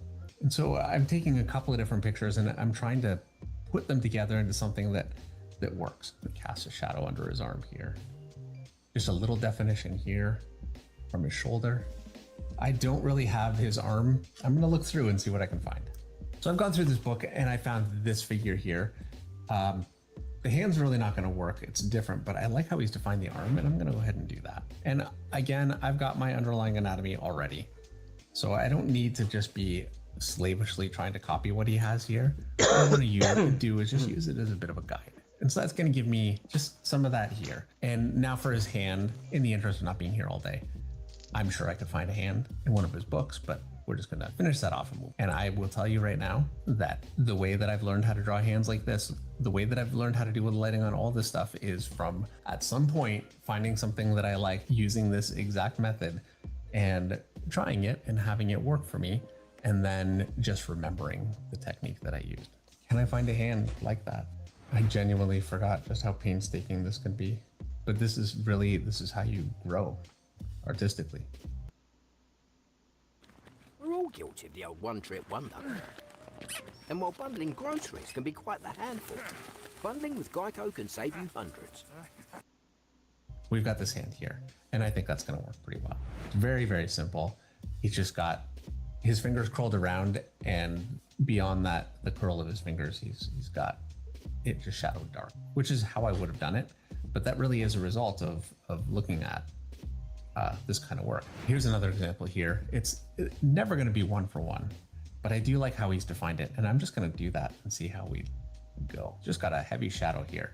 This might be inconsistent with the way that I lit everything else, but I don't think it will be. And it's really going to push the arm back, which is why he did it. And I do think that works. And now for the legs. I've got a leg here that I really like. He's got this shape defined up here. You can't really see this part. The knee is defined in a really Frazetta kind of way, which I really like. And he's got a bit coming up here, and this is all just dark. I'm going to feel pretty comfortable in just drawing this in. There are countless examples in these books of that. All right. And so I've got this leg here. So I'm going to go with this leg here. And that's going to be kind of close enough. And then I've also got this here. And so I've got this muscle defined like this. The inside of the leg is pretty simple. On this one here, he's got it a little dark. And so let's just do that. And we'll kind of combine these two shapes. His knee, again, and I always do it this way. And it really comes from years ago, looking at this work and looking at Frazetta. And he's got it very simply planed off here. I'm going to add just a little definition for the muscles that I know are there and that I've got from other times when I've done this. And he's got this shape coming up here, just about like that. And then he's got a shadow here coming down over his foot. And that's going to do it. Keeping it all very, very simple. He's got a bit of a line here. I think that defines this muscle here. And so I love this method. I love this method. Just think about it, bruh. You know, you could be resourceful. Use your own comics. Yeah. I'm just going to put that in. We're going to move on to this figure here. And this is a very Mike Mignola inspired figure. As a matter of fact, let me show you what I was looking at when I drew it. The inspiration for this figure is this figure here. I'm not going to use the lighting for this. As I was going through my Wolverine book earlier, I saw some pictures that I thought would actually work pretty well for this. And so I've got this one here. I'm going to go ahead and start to use it and see where this gets us to begin. And so he's got the bottom of the arm shadowed. I like how he's defined the elbow. Let's just start with that. He's got a simple definition here. He's got just a simple triangle definition there. And then the anatomy starts to get away from me a little bit here. And so I'm going to use my own judgment a little bit for that. And there you go. There's going to give me my start. I like how he's defined some of this here. And let's go ahead and use, comes up here. And I've got my anatomy drawn in there. I know where my forms are. What I don't want to do is start just going wildly away from my form that I've drawn initially, trying to match whatever I'm looking at. I wanted to inform it and not be absolutely beholden to it. I mean, he's got a long bit coming up here. Let's see if that works for me. I think so. On this side, he's got this muscle structure defined with a shape just like that. I think that works pretty well. And then this arm starts to get pretty dark. I'm going to do a similar thing that I did with this arm. And because I just did it, I kind of remember exactly what I did. And so it's going to really help me. I'm going to shadow down through that hand. And you can see how he's got just a little bit of light from the top of the thumb here. I'm going to do that. And that really works. I like it. So while my hand is in the same position exactly, that lighting actually really worked. It's got this muscle defined coming in like this. And basically that's going to do it. And now we need to worry about his lower body. And I saw some things later in the book that I think will really work well for that. I've got this one here. I've also got this one here, but I also have a problem. And that is that my lighting, I think my lighting is really kind of coming from above for this, the way that I defined it initially. What I don't want to do is go completely dark up here because that wouldn't really be consistent with what I have. And so I'm going to do something that's a little bit more like this right here. I think actually this one's going to work. And so let's just fold this over. And I know my anatomy and my structure that I have there. And so I'm still, again, following that. He's got this defined just a little bit more, and I like that. I'm going to do that. And now his lower leg got a interesting shape here. Look how he's done that. This all goes dark here, and the lower leg cuts up into it. And then he's got this muscle defined here. It's difficult to see what he has going on here, so I'm going to look at some of my other examples, and also this leg too. So let's take a look at some of the other examples that we've got here. And I'm just going to go ahead and go with that right there. It's not the one I had in mind, but we've all got deadlines to meet. So here we go. And I'll just be dark here. It'll be dark all the way down here. And then I'm just going to, instead of going dark here because I don't have it tucked under, well, I guess I do. So let's go partly dark and see how that works. And I like that. I think that works well. Again, very, very simple lighting. And it just does not need to be more than that. And this is something that you slowly build on over years of working.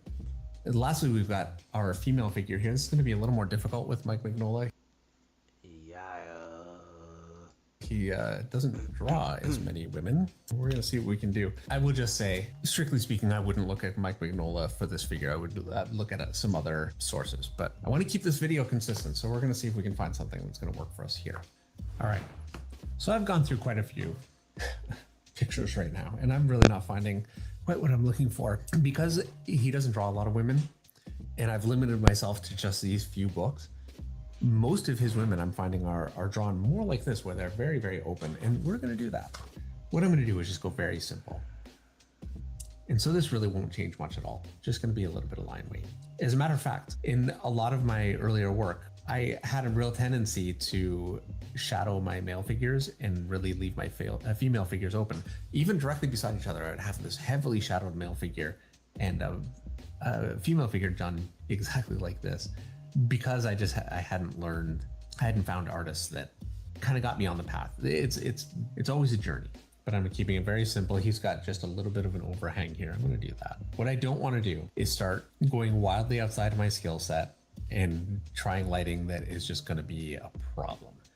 When you're doing lighting, you want to be fairly comfortable that you have an idea of, by the way, that right there, that little bit, I got from here.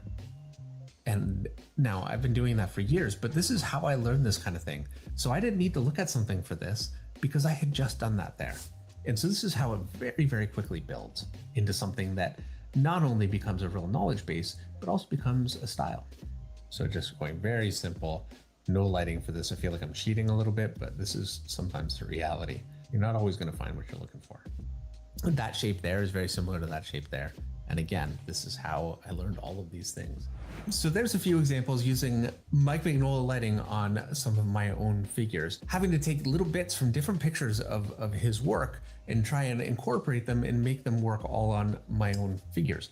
It's never just a simple one for one. You can look at a figure from somebody else and everything is just going to work. You have your own figure and you have to really go through a few different things, draw upon your own knowledge and create something yourself. And this is really what will break you out from just needing to draw a pose from your favorite artist and then use the same lighting and end up with something that's very, very derivative. And no one would ever look at these and say, oh, these are copied from Mike Mignola, because they aren't. They're my own work. And the more artists and the more influences that I bring in and the more knowledge I bring in over the years, the more it becomes my own. I've drawn a few heads and we're going to use some Mike Mignola in order to light our heads. It's a very similar situation. If you haven't lit heads before, if you haven't used heavy shadow on faces, it's not something that's just going to easily come naturally. It's very difficult to find faces, photographs of faces that are lit starkly like that. You can make your own reference, and I think that's a great way to go. But there are so many great artists to look at, and Mike Mignola is perhaps the greatest. And this book, I've had this for years and years. It doesn't even have a cover. You can see just the greatest. Oh shit, look at that cover. Look at that candle work. Right away, this face here, I've got some examples that could start to get me where I want to go, but there are so many faces. This is a bit of a different book from Mike Mignola. It's really not an action book. It's much more, portraits of people. So I felt like this would really work. And this is the one we're kind of focusing on now. I already have something here that I could use. It's a female face, but that would really work. And I'm gonna complicate this just a little bit more. I want to light this way. And so this side of the face is going to be shadowed. And that's really the examples that I've got here, but I don't think they're really perfect for it. And so now I've got a bit of a harder job. I can't just take any lighting that I found because I need to make everything work. You can see all these figures are lit from the same direction in these scenes. And that's very important. And this will happen all the time. You might find something that you think looks great, but it needs to work for your picture. I think that's pretty interesting lighting here. And I'm gonna go ahead, it's a bit of an older face. I wanna be careful with some of those shapes to not define too much. And I just need to be careful with it. He's got a more craggy face. That could start to give me a little bit of trouble. So I'm gonna go all dark under here. Got a bit of a definition here. And that's again, from being a bit of an older face, but I think it could work. And so we'll leave it for now. His nose, it's a very hard line on that nose. I don't want to go quite so, I don't want something quite so pronounced there. But I like where he's going with it. I just don't want it to be too pronounced. The angle is different on this face, but it's similar enough. He's got a bit of a jowl here. I don't want that. But I do really like how he's defined this area here. And you'll find, you'll start to remember where lighting that you really like on a face or a figure, you'll remember where you found it. And so you can reference from it again. I will say though, generally speaking, once I can remember where I found it, I've drawn it. And so now it kind of is in my own memory bank and I don't really need to reference it again. This is you need quite a bit of patience to work this way. It's very easy to just throw your own thing in there and kind of fake it and hope for the best, but you'll always get a better result This is how you grow artistically. And ideally, what you want to do is do this enough that you internalize it so you're not having to reference from things all the time. It's just not a viable way to work. I couldn't do this for every figure, every hand, every single thing. It just wouldn't be possible. It's actually a bit of a luxury to reference this way, to have the time to reference this way. I can't see any of that here, but I've done it before. And so I'm just going to draw upon what I know. All right, for our next shot, we're going to work on this one here. I'm going to light this, and I'm going into this. I'm going to light this one from this direction, and I'm making that decision before I start looking at reference. Not that it's going to be hard to find something lit from that direction in here. I could even just flip it, but this is a relatively simple example. I should have a lot of different shots to choose from. So let's just quickly look through our book again and see what we can find that's going to work for this one. Good then, better now. 6 health essentials in every bowl. Sometimes I just want what I want right now, you know? Well, with Chase Secure Banking, your direct... All right. So I've got this one here, and I kind of like it. And it's pretty simple. It's very blocky. That's the whole point. The angle isn't exactly the same, but that's all right, because I know where all my forms are. So I've got my shadow from the nose coming out here, bit of a straight line here. I've got that little shape here. It's got it pretty pronounced, but it's an older face. I don't want to go too pronounced with that. So I'm using this as reference, but I'm making decisions the whole time. Is that particular shape going to work, or is it not going to work? And I don't want to just blindly accept. He's got quite a peak here, and it really, really works, but I'm a little afraid of it. And so I'm going to kind of come into it slowly and see where we are. So I'm going to go a little bit more just across with it for now. I'm going to try it, but I'm a little afraid of it. This eye is completely shadowed out, and we're just going to go ahead and do that. This line here is, I feel like, a bit of a result of maybe an older face. I don't know. I'm going to leave that out for right now. This eye is very heavily shadowed. What I'm going to do is cheat and use that here, because I don't want to just completely lose my eye. So I like how he's got it a little defined there. So there we go. I think that's going to work just a little bit better. Got a shadow here. And then I feel like that really represents almost like a bag out of the eye. I want to avoid that. I'm just not going to do it. His ears are done very, very simply here. I could find other examples of ears, and that's just going to be dark. You really can't see the neck. Okay, I had just a little more mouth than I wanted on that side. So we have one more example. This is a female face, always more of a challenge. And the angle is a little bit different. Most of these shots are relatively straight on. So this could be a little more difficult, but I do think I saw a couple of things that I felt like could work, like that there, for instance. I'm just going to say right now that I really like how he's defined the eye here, and I really like the nose, and we're just going to do that and go from there. Really like it. The mouth obviously is not going to work. Some things are not going to work, but the things that do work, I really like. I like how he's defined his eyebrow. Nice and heavy here. It's got a bit of a shadow shape up in here. I don't want to go too hard with that. I'm a little afraid to define too much in there. That shape here, nice heavy brow shape in here. This is all very dark. I think this face here is going to get me most of the way to where I want to be. I'm going to keep that eye open though. You really can't see it. The angle is just a little bit more extreme. It's all right. And the lighting on the nose, like how he's defining his nostril.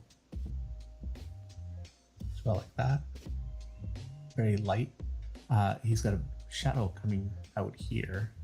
And this is where I start to need to interpret, because the rest of the face isn't going to work. But I saw some faces earlier that I think will, and so we're going to switch over to those.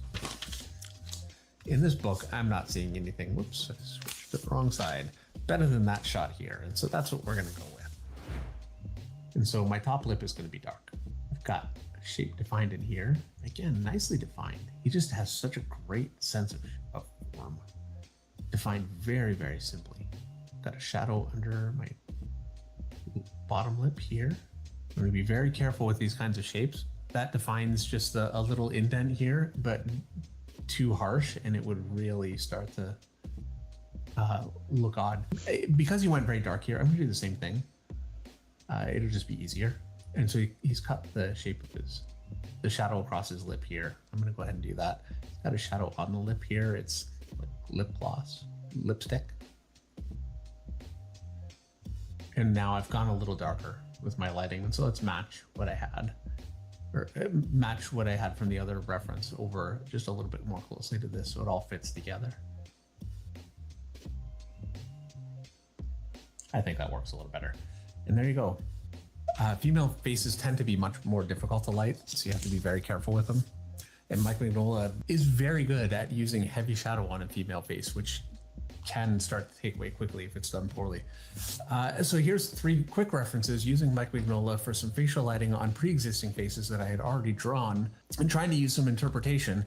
I can never just one-for-one copy lighting from one face to another because I'm not drawing the same face. I'm not looking at a book and copying the whole face, copying the lighting and just taking it whole cloth. What I'll end up doing is drawing my own face, drawing my own figure, and then taking inspiration. And I do the same thing with figures in poses. I'll take pieces of poses and pieces of things. The same thing with backgrounds. And this is really the way that you learn how to do everything. And this is how you grow. This is the practical approach and the really real world approach, the real world method to get better as an artist as you're working. You use the reference that you have. You take elements from it, you take elements from different pictures and you put them together into an overall whole. The more you do it, the more it's something that you'll be able to do naturally, and you won't be as beholden to reference. It's actually fairly rare that I need to look at anything at all while I'm drawing, and it has been that way for a very, very long time, but I still will do this. And when I'm not doing this, I'm not growing. I'm not adding to my knowledge base. So it is so important to do this for lighting and figures and anatomy and backgrounds, everything. It's important to be taking in new things like that all the time. And this is the real world approach for how this is actually done in practice. Theory will take you pretty far, and theory is very, very important, but it's not really the way that most professional artists learn. And so I felt it was very important for me to put this video together for you in a way that actually shows you really how I learned how to do this. It hopefully gives you a roadmap for how you can do this yourself and bring this to your own artwork. You don't need to use Mike Mignola. I highly recommend Mike Mignola. You can use any artist that you want, any artist for anything, and you take pieces here and there and you apply it to your pre-existing picture. So if you have a figure and the arm isn't quite working, you don't need to just stick with that arm and fight with it. You need to look through, find some things, put some things together, and the next time you draw that arm, after you've looked at some reference and made it work, now that will become part of your vocabulary. It's a real world way to learn. Thank you so much for watching.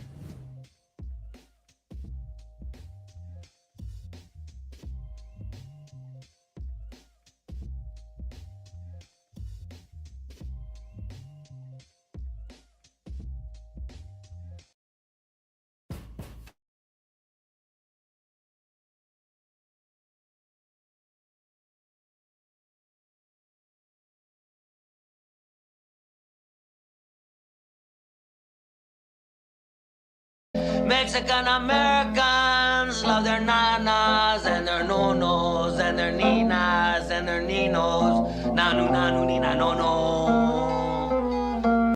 Mexican Americans love their nanas and their nonos and their ninas and their ninos. Nanu, nanu, nina, no, no. Mexican Americans love their nanas and their nonos and their ninas and their ninos. Nanu, nanu, nina, no, no. Mexican Americans love their nanas and their nonos and their ninas and their ninos. Nanu, nanu, nina, no, no. Mexican Americans love their nanas and their nonos and their ninas and their ninos. Nanu, nanu, nina, no, no. Mexican Americans love their nanas and their nonos and their ninas and their ninos. Nanu, nanu, nina, no, no. Mexican Americans love their nanas and their nonos and their ninas and their ninos. Nanu, nanu, nina, no, no. Mexican Americans love their nanas and their nonos and their ninas and their ninos. Nanu, nanu, nina, no, no. Mexican Americans love their nanas ninos. Nanu nanu nina no no. Mexican Americans love their nanas and their nonos and their ninas and their ninos. Nanu nanu nina no no. Mexican Americans love their nanas and their nonos and their ninas and their ninos. Nanu nanu nina no no. Mexican Americans love their nanas and their nonos and their ninas and their ninos. Nanu nanu nina no no. Mexican Americans love their nanas and their nonos and their ninas and their ninos. Nanu nanu nina no no. Mexican Americans love their nanas and their nonos and their ninas and their ninos. Nanu nanu nina no no. Mexican Americans love their nanas and their nonos and their ninas and their ninos. Nanu nanu nina no no. Mexican Americans love their nanas and their nonos and their ninas and their ninos. Nanu nanu nina no no. Mexican Americans love their nanas and their nonos and their ninas and their ninos. Nanu nanu nina no no.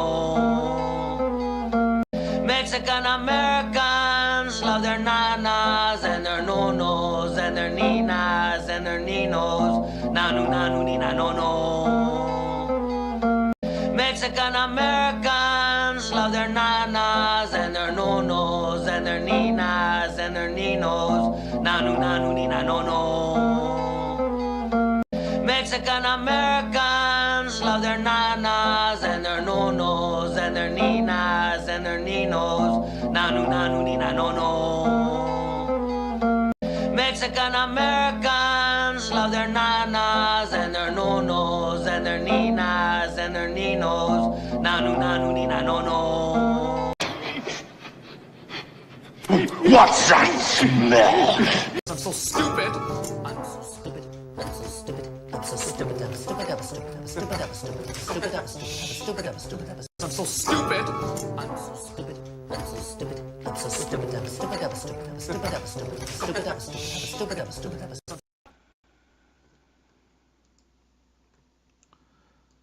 All right, moving right along to another comic book legend. That's right, folks. Rob Liefeld, and we're tuning into the latest episode of the Robservations podcast, where he speaks about being previously right about the Buckley blunders over at Marvel Comics in the 90s.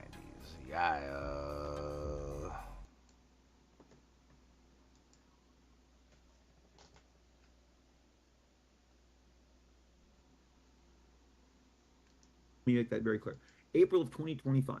So, some 13 months ago, in a missive from my episode about Marvel's troubles, I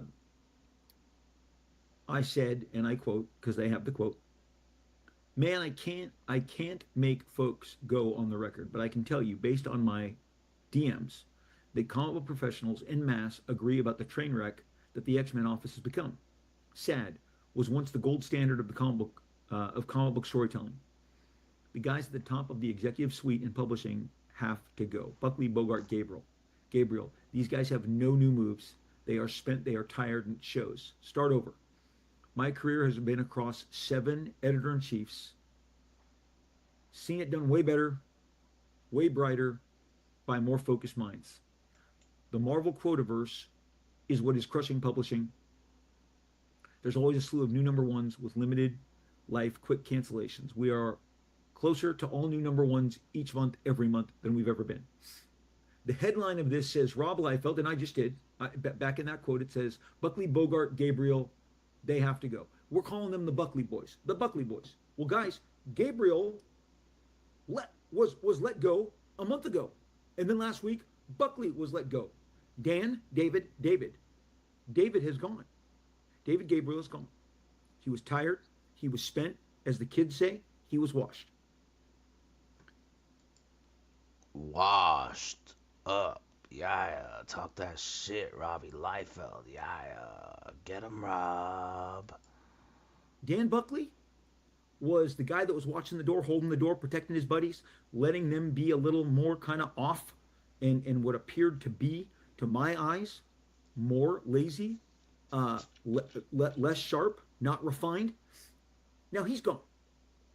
Of those three names, Bogart, Buckley, and Gabriel, here we are 1 year later. Rob Liefeld, Marvel, fire Dan Buckley, David Gabriel, David Bogart. Okay? I'm sharing this with you guys because, like I said, the integrity of the show. Focus. What is going on here? I never can't figure this thing out. Anyway, hard to see. Thanks a lot, Mr. Phone. But there's the headline. And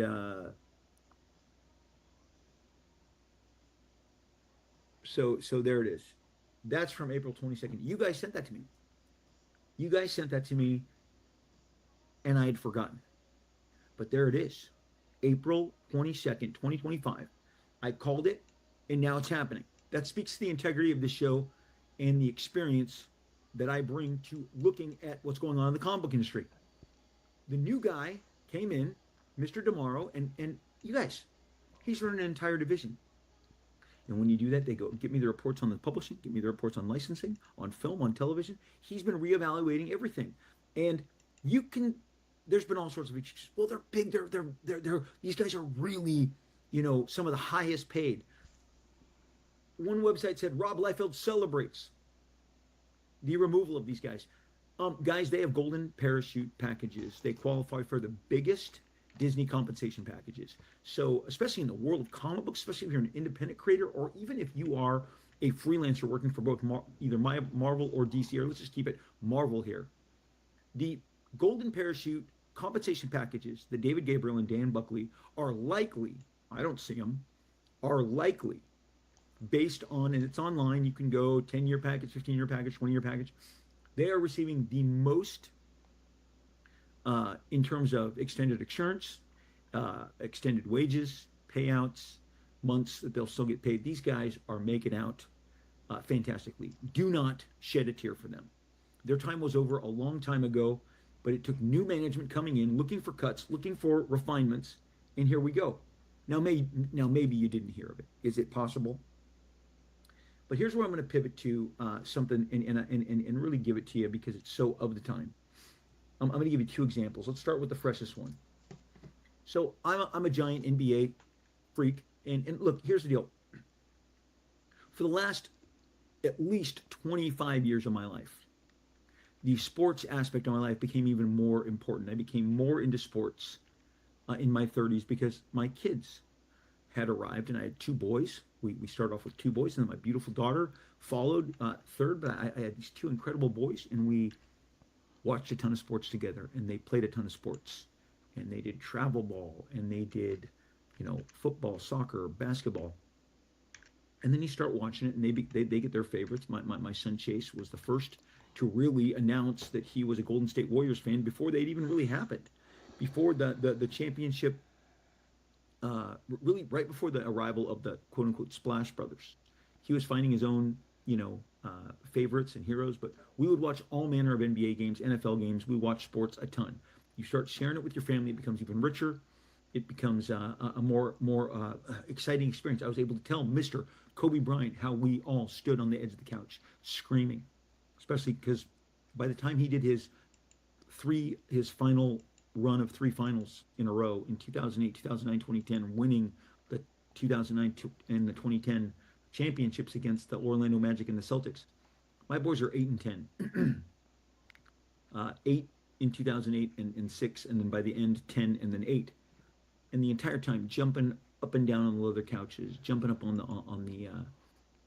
was able to tell Kobe Bryant, who I had the good fortune of meeting, who was a comic book fan, and I told him my family just cheered you on, and you gave us such incredible family enjoyment. Sports has become even a bigger business, especially in this world of streaming.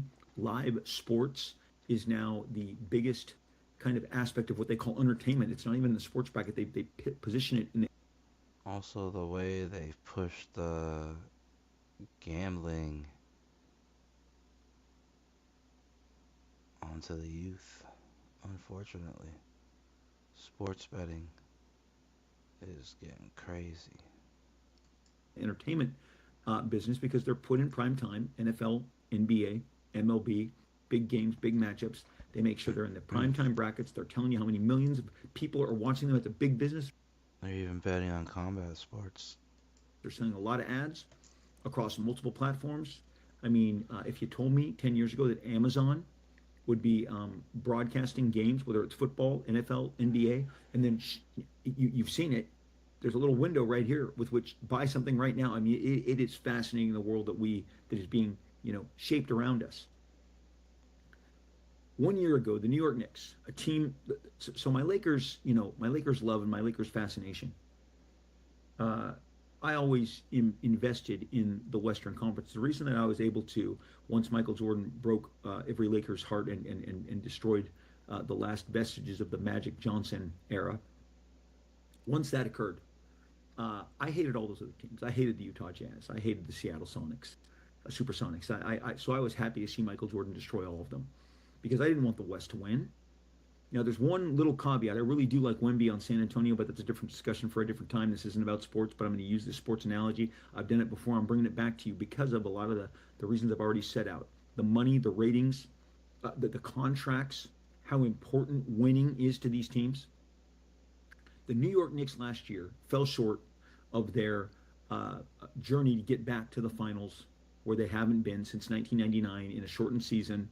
When play resumed, it ended up being the New York Knicks, Latrell Sprewell, and Tim Duncan and David Robinson, the San Antonio Spurs. That was your NBA Finals matchup in 1999. I remember watching every single minute of it. It was exciting. And then the New York Knicks went on kind of this losing streak that's extended to now 27 years. They are now headed back to the NBA Finals. My friends, Gary Vee, you're one of them. Talk that shit, Robbie. Salute, Mr. Liefeld. New York is in the building. Yeah. Can I get a year? Salute the New York Knickerbockers. We're taking home the gold, baby. We're not just in the finals. We are the finals. Yeah. Hail the Knicks. Long live the Knicks. Yeah. Gary Vee, he and I were having a Zoom call right after Christmas, just a few months ago, when I said Gary Vee, the Knicks, because I loved watching Gary. He had floor seats last year, so I would see Gary when I was watching the Knicks games because I was rooting for the Knicks last year. I like the Knicks. They don't threaten me. They don't threaten my team. I'm excited. I'm genuinely a fan of Brunson and all of them. But when they fell short, they fired Coach Thibodeau, a celebrated coach, a brilliant coach. It was weird that coming that close to glory, that close to the goal, that they would fire the coach. Then they went on a coaching search, and what happened is they got Mike Brown. Mike Brown is a veteran NBA coach. He coached for the Lakers for a bit. Always liked him. Affable, fun guy, good basketball mind. He has definitely coached the Knicks in a different manner than Thibs did. But Thibs hung his hat on a really tough defense. Mike Brown has unleashed them offensively, and they're scoring more points than I remember any Knicks squad. And the differential with which the Knicks are beating people right now, I think I looked this morning, it's like 19.5 points. It's some ridiculous number. The owner of the Knicks, Dolan, Mr. I own the sphere, had said, championship or bust. Thibs didn't get us there. We're going to change course right now when it seemed to make the least amount of sense, but it was the most important. They changed. I've talked about this in the last 2 years. These general managers make these coaching changes because they affect the importance and the performance of the players in terms of getting them championships and getting them rings. Mike Brown comes in 1 year, they're going to the finals. They are furthering They are further along, and you guys, I believe they've won 11 straight. They swept the last 2 rounds. The Knicks are performing at an incredible fashion, but you kind of wouldn't believe a year ago, and the world was shocked. Go back, look at those headlines. Coach Thibs fired was shocking. And I've said before, I do not understand why Disney does not roll more heads, especially those that are underperforming. And when we look at the track record of one Feige, Kevin Feige, and all the Feige flops, because there have been Feige flop after flop. Now the trades, because I guess the ad money ran out or whatever, at some point they all come true. And they say Fantastic Four lost money, it was a flop. Captain America was lost money, it was a flop. Thunder. Speaking of Disney, I cannot wait. July is almost here. Season 2 of X-Men 97. Yeah. Looks like it's only going to be 9 episodes though. But still, we got all of July and August. That's going to be our show, gang. Yeah. We're back. It looks like Apocalypse has come to the 90s to shred the X-Men, and looks like it's about Gambit's death. It's going to be a good time. X-Men 97. Yeah, may I say, the only animation sequel 30 years later that is just as good, if not better. We are in amazing times. At least us X-Men fans. Yeah. Lost money, was a flop. All 3 underperformed, lost money. Not what they were designed to do. Matt Bellany, he hosts an amazing podcast I listen to called The Town. He covers Hollywood. He covers dollars and cents, box office results. Some of the people covering the box office want to keep the expectations as lofty and as high as possible because they want you to get out and see it, and they don't want to discourage you because they want to try and make it happen. There's a couple of films they're trying to do that right now that are going to their bill is going to come due in the next few weeks, and I'm going to tell you, I'm going to put my instincts right up against them. I've been calling it for weeks, and these movies that people are trying desperately to manifest success on are not going to be. They're going to be just like last year's Feige flops. Spider-Man is going to break through and be a giant. It should hit $1 billion. Spider-Man is not one of these movies I'm talking about. And for all intents and purposes, Doomsday is too big to fail. I've talked about it here. I don't want to talk about Doomsday. I hope I don't. If I do, I'll address it in another segment. But I want to stay the course here. If the New York Knicks and all that matters to them can fire their coach when they are one game shy of advancing to the NBA Finals in their pursuit of getting to the NBA Finals, then Marvel can fire its executives, and they kind of have. I'm going to go one better. In 2023, the Denver Nuggets, Jokic, Murray, Mike Malone, they had been deep into the playoffs, battled it out with the Lakers in the bubble. They had been a threat. They'd been looming. They won it all. They won it all in 2023.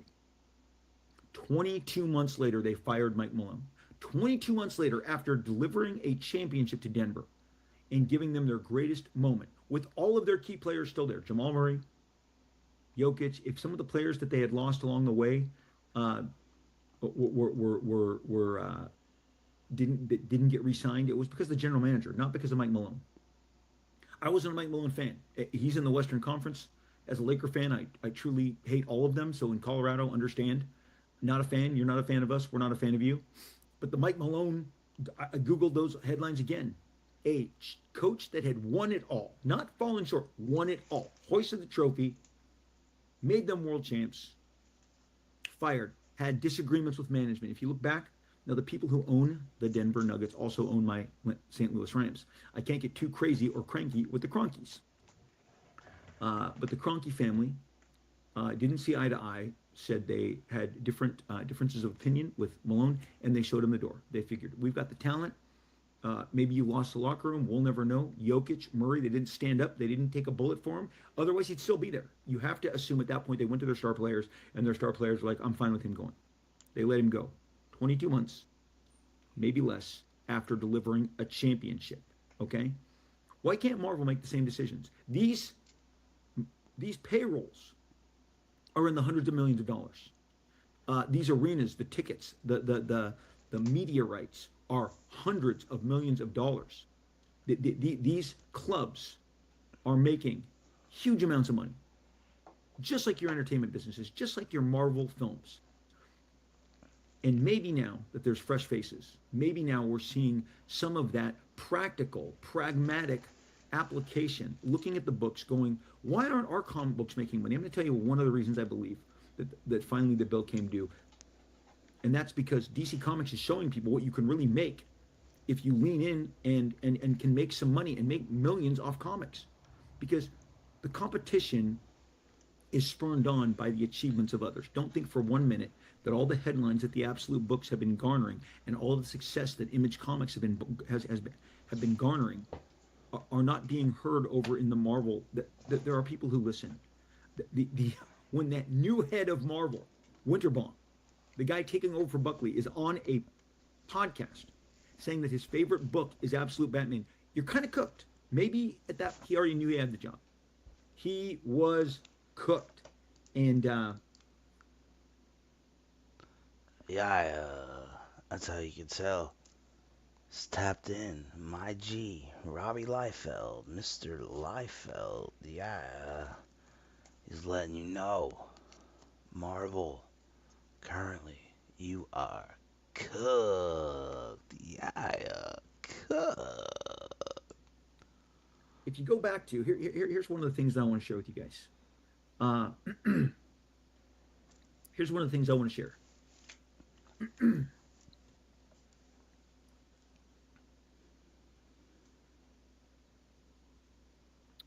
Is that I'm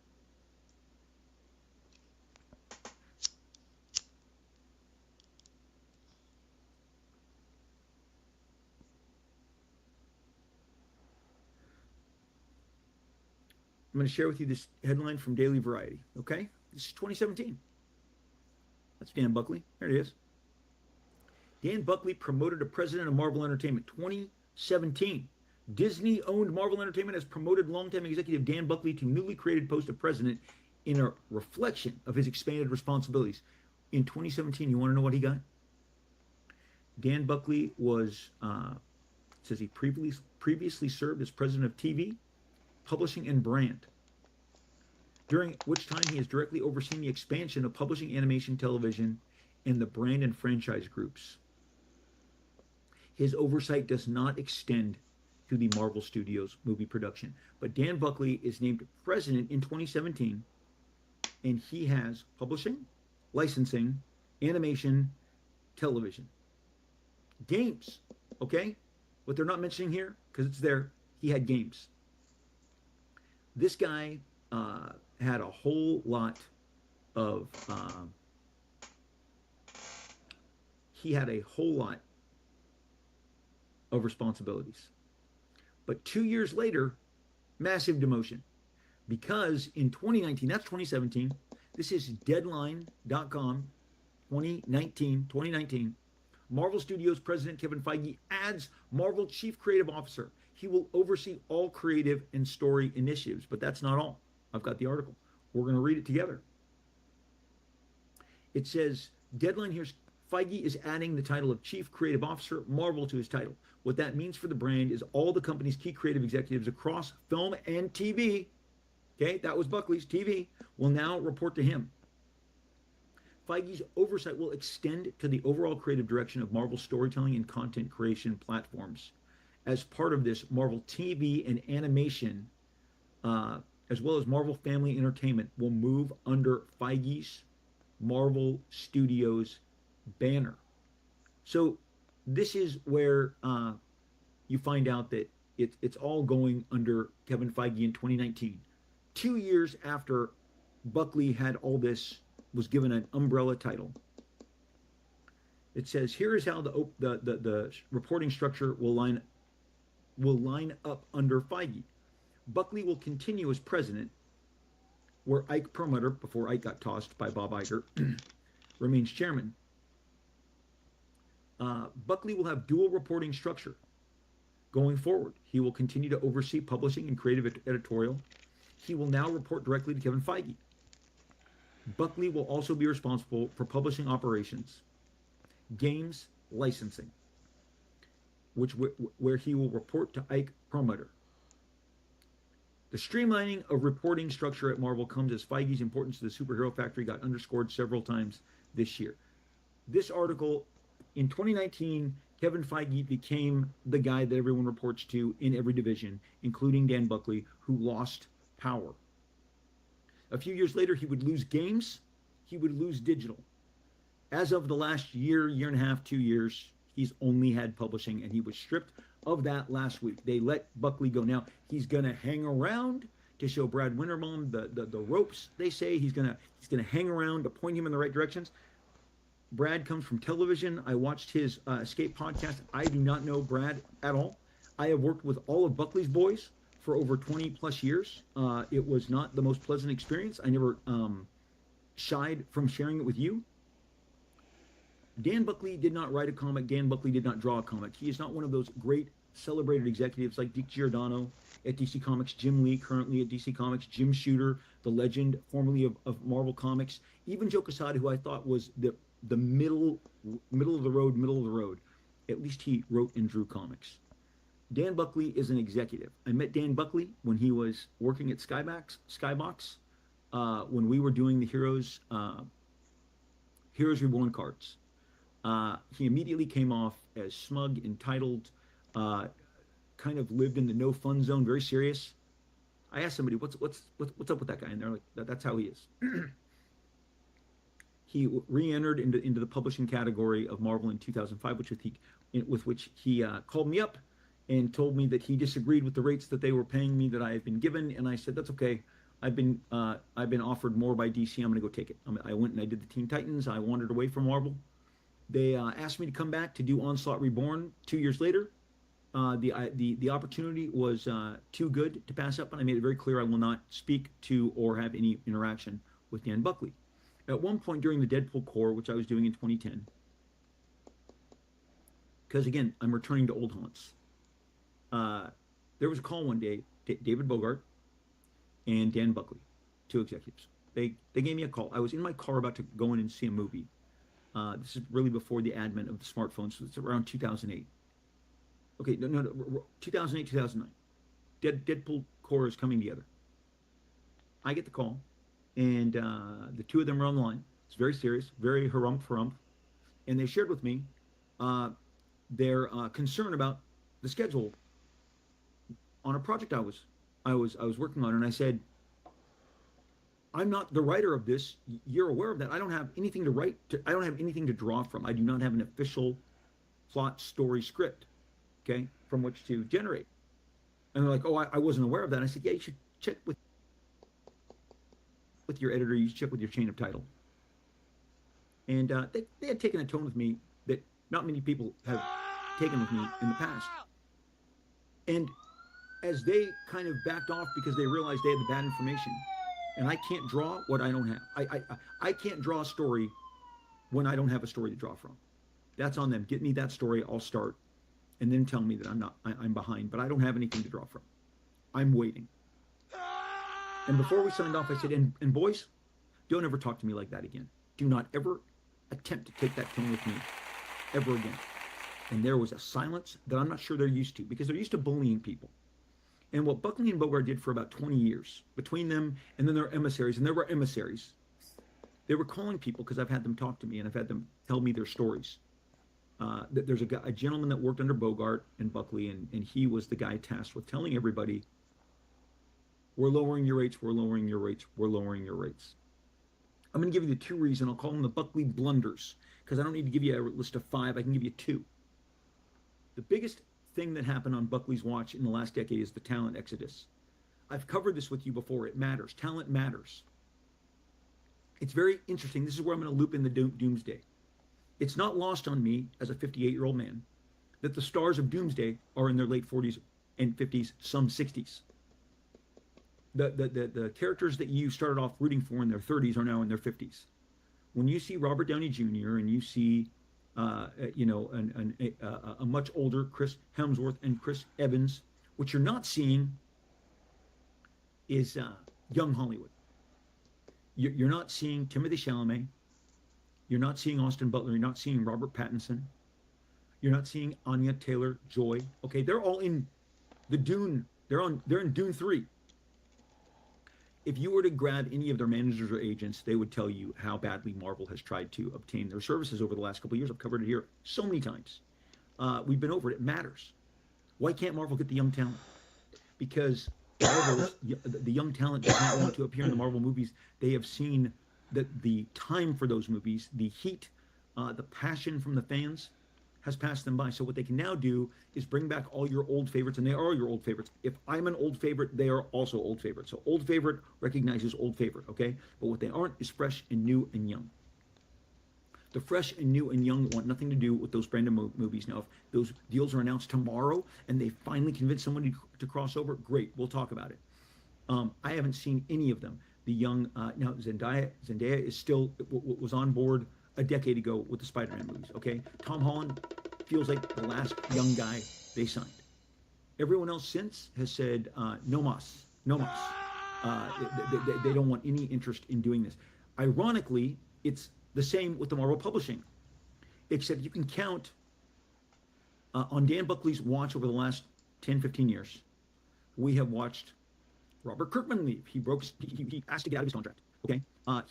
You've seen Gary Frank leave. You've seen Jeff Johns leave. You've seen Brian Hitch leave. I mean, you guys, the list goes on. Mark Miller hasn't been back. He signed an exclusive. He's gone. Did I say Adam Kubert? Rob Liefeld, that guy, was moving some books for them. Said goodbye. No thanks. No mas.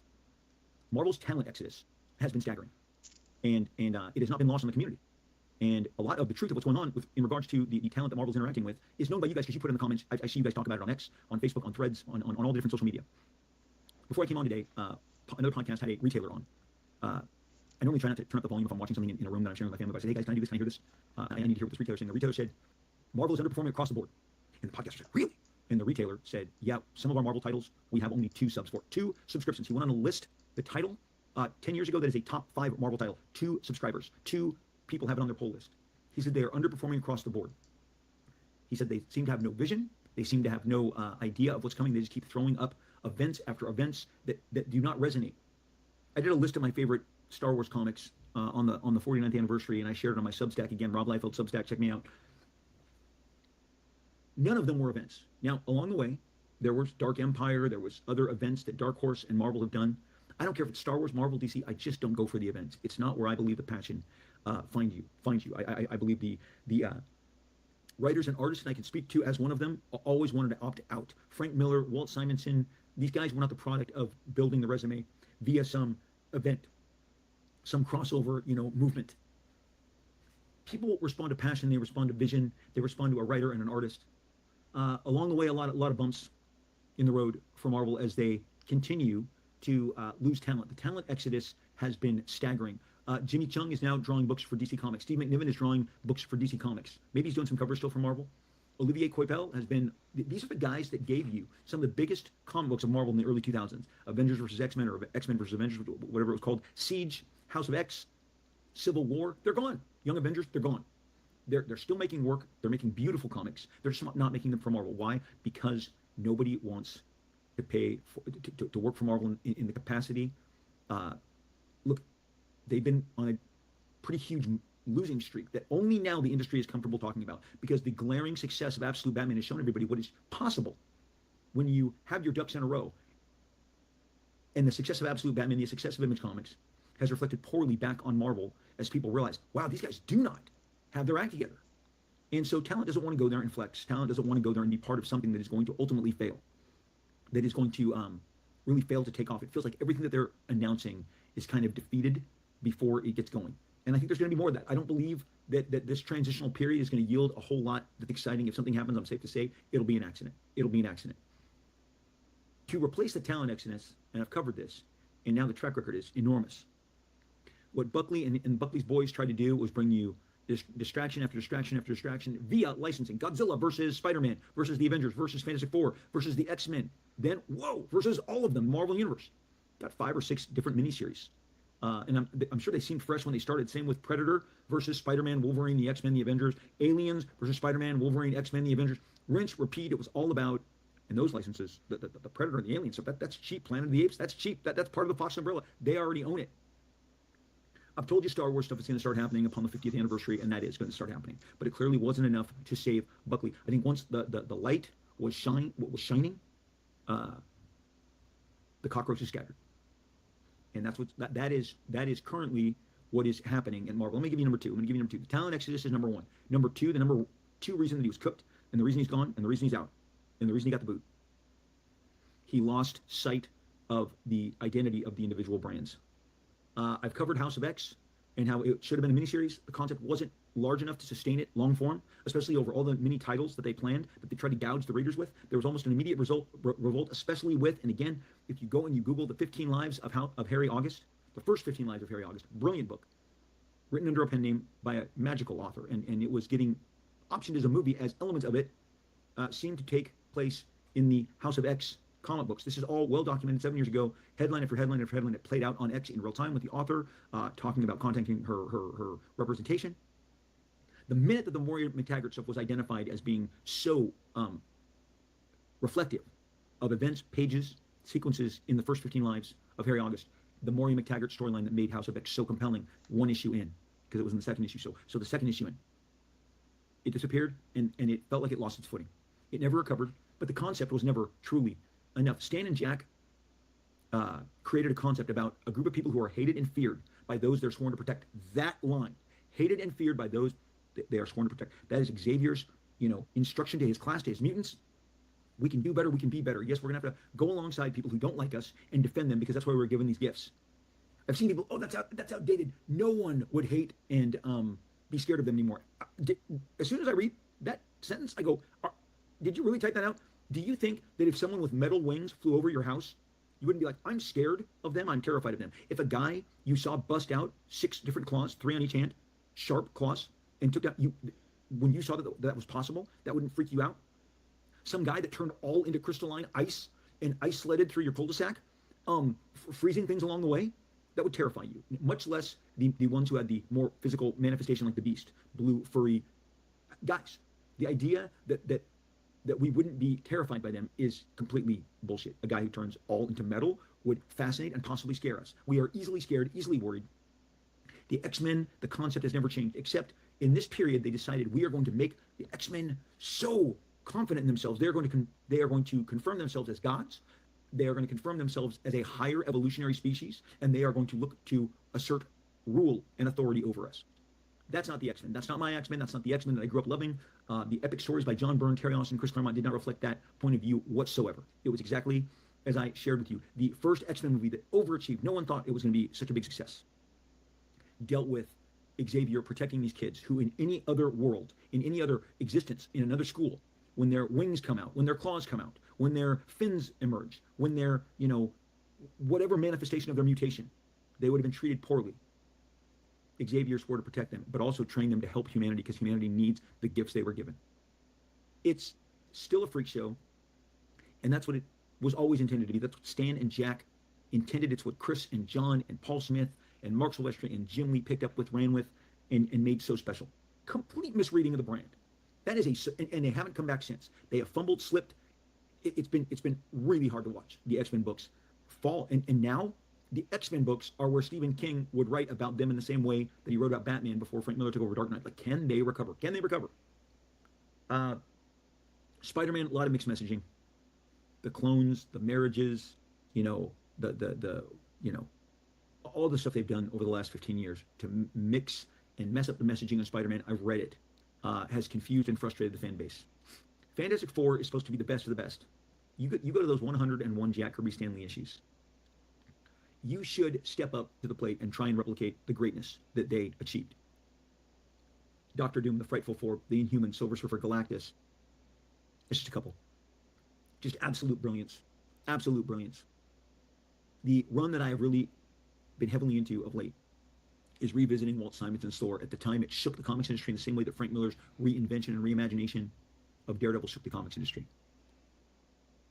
It was such a curveball. It took everybody by storm, and Walt just stayed the course for multiple years. His omnibus is right over here on my shelf. It is magnificent. I've since bought the digital version so I can have it on my iPad. it's a direct tie. I'm not sure I can put it beyond what Jack and Stan did in their seminal run, because when you're just rolling, creations like Odin and Ulik and the Warriors 3 and Lady Sif and Loki, I mean, just again and again and again, it's hard to put anybody above the originators.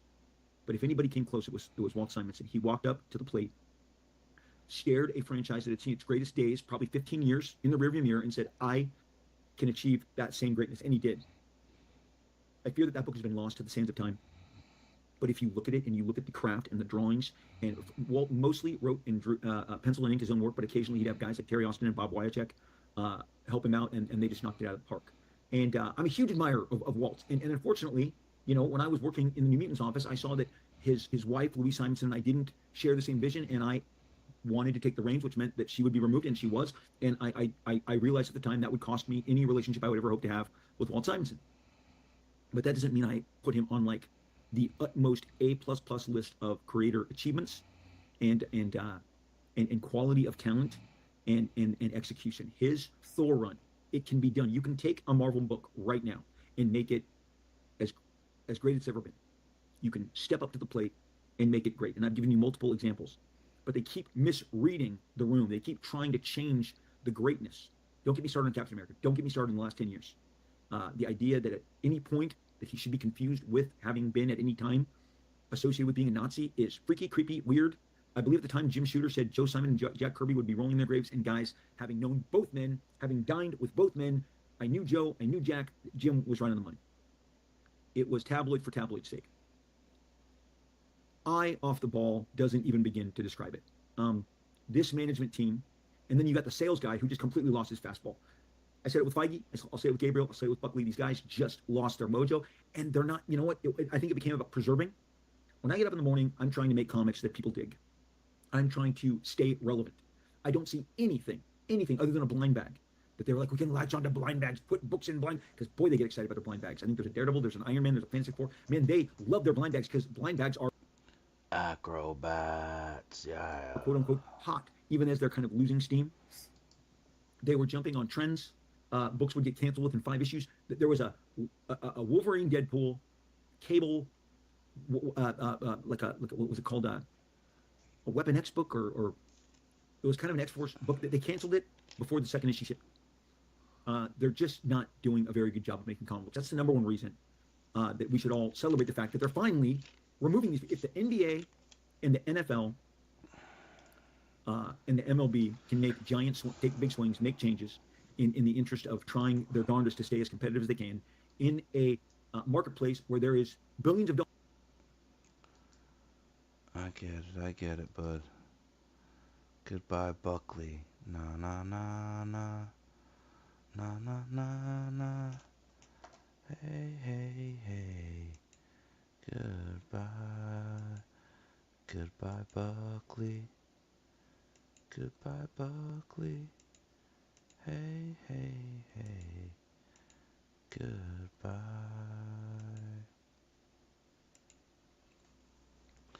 And now, to give back to Marvel in a very special way, here on the Glacier Mountain Comics YouTube studios, where you can still donate. You can still send donos via paypal.me/glacier8888. Yeah. Now let's give back to Marvel in a very special way. Dun dun dun.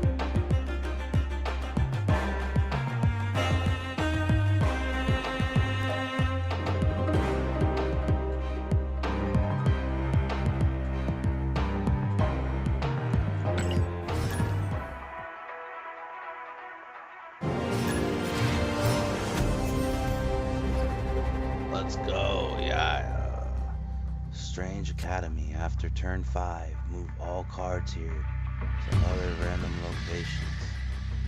Fuck, turn 1. Ah, got no ones.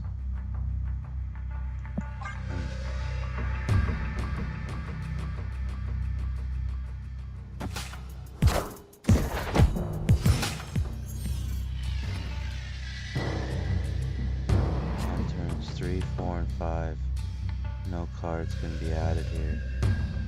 So if I'm gonna take over, I gotta take over now. This is turn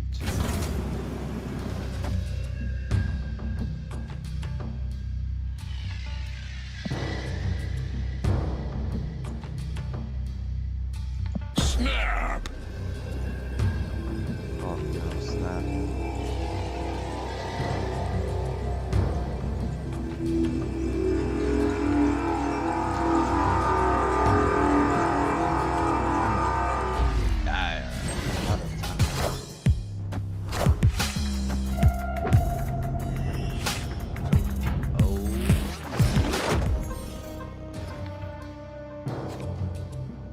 After turn 4, split plus 8 power among all cards here.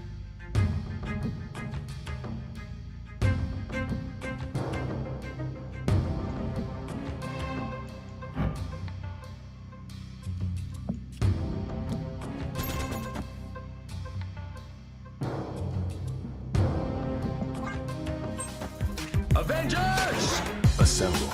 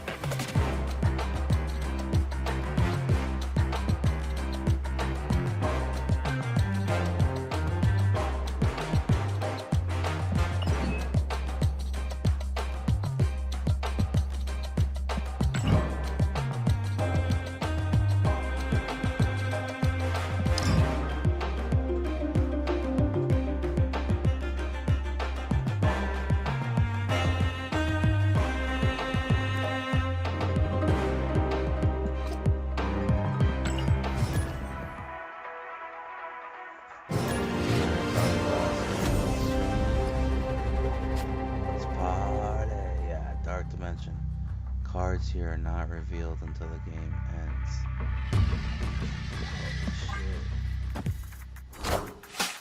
Shit. Taking aim. This just in.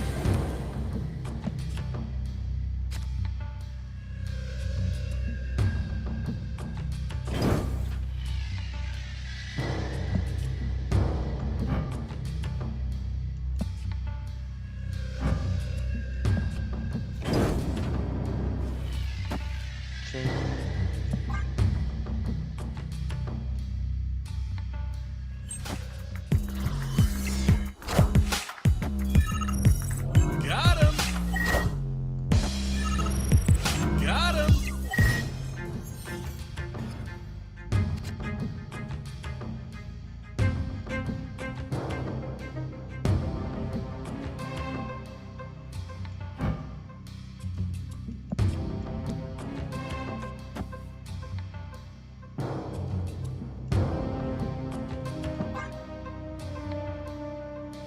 Let's go, Reed Richards. Yeah. Jason plus 3 power, bitches. Yeah.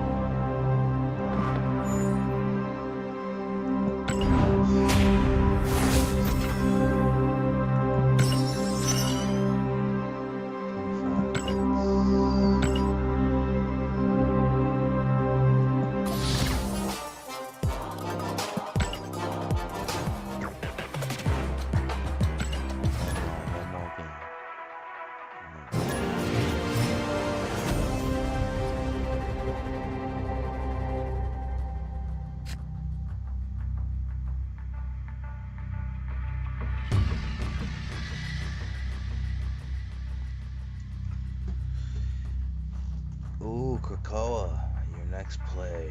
You add its power to the top of your deck.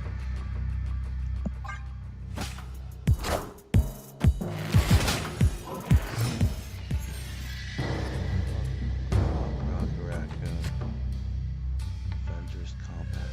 On turn 5, all cards must be played here.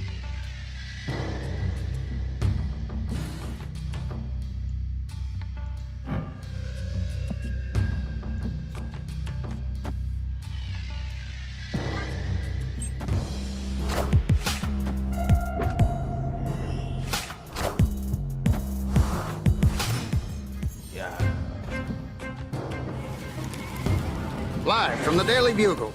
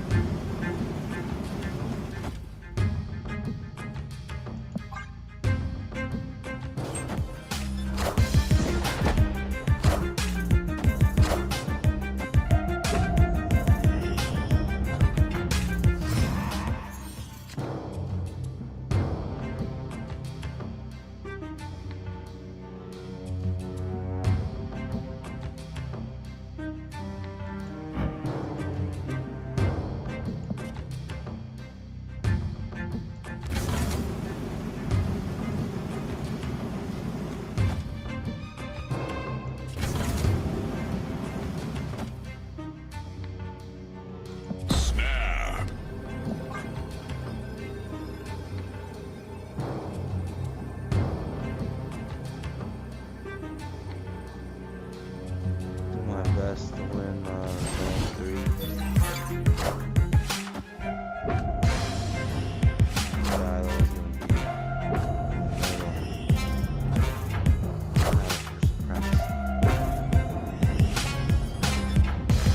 Clear for takeoff.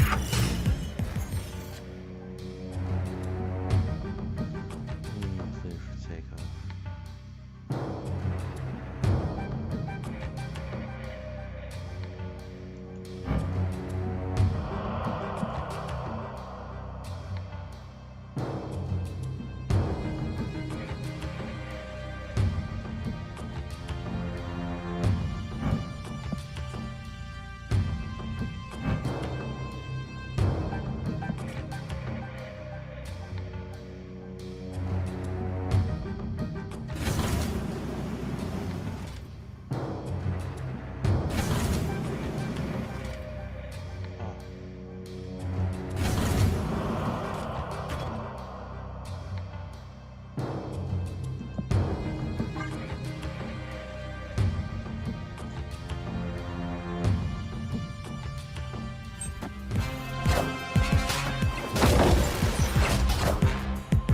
I am Iron Man.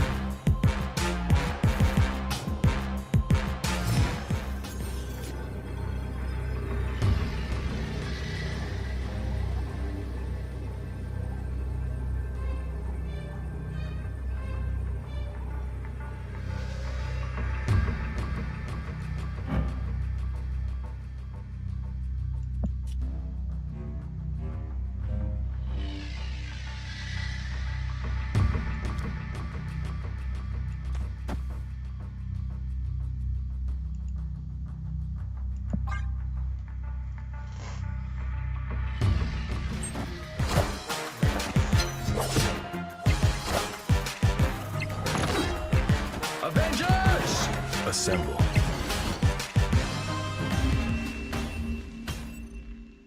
Victory! Dubs in a row.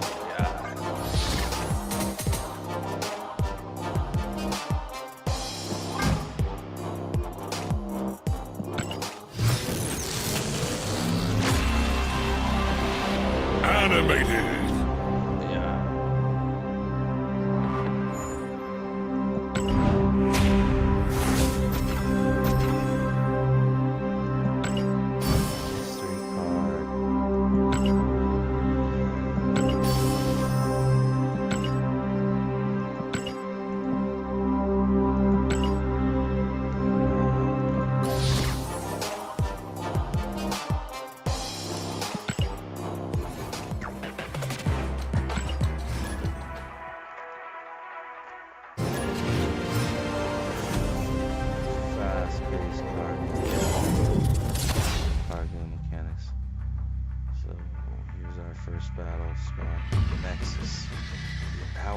granted to other locations as well.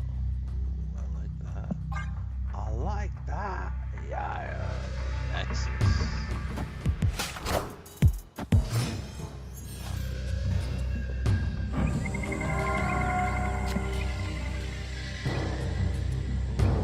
Eternity range for the second middle environment after turn 3. Add a rock to the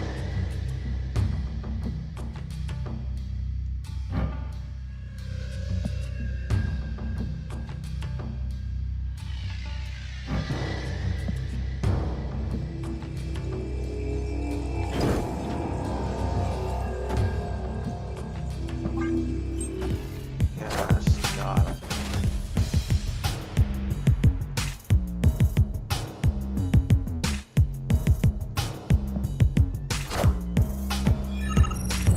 Got him!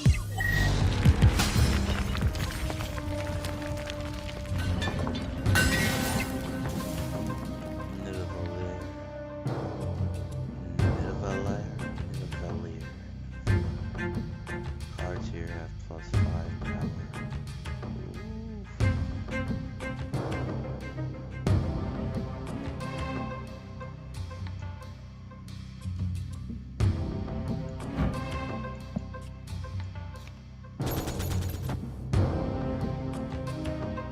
Oh, snap!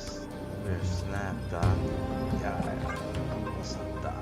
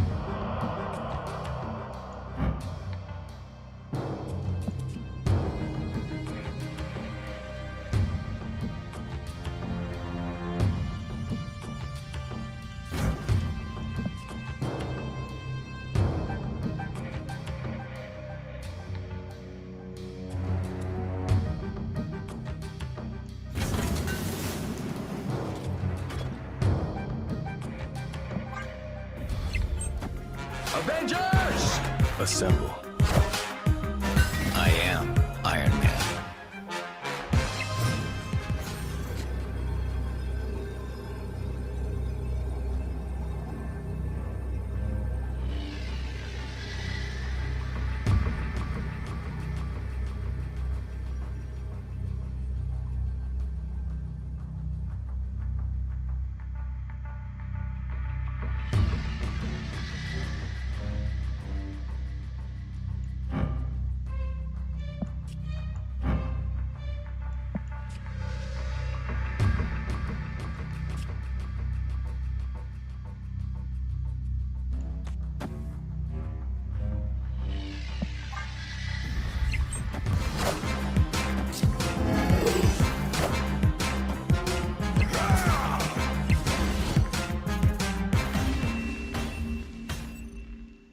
Victory!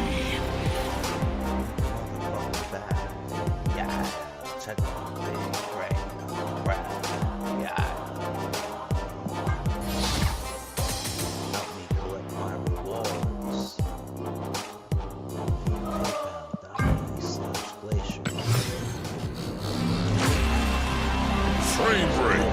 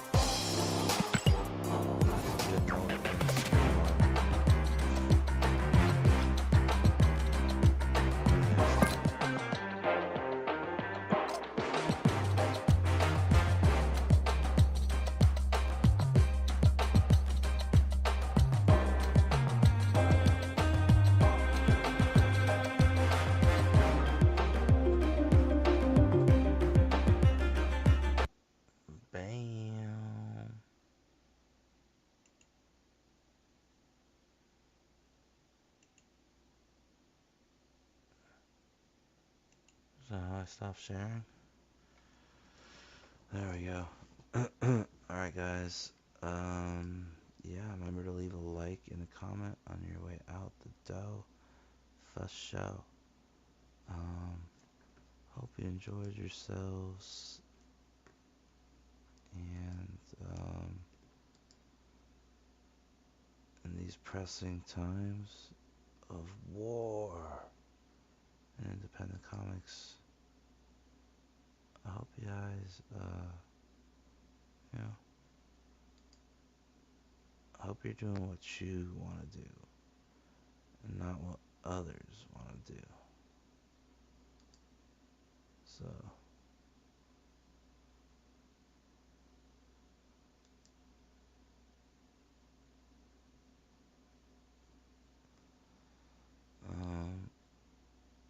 so I'm gonna leave you guys with something cool, and I'm just gonna randomly hit it.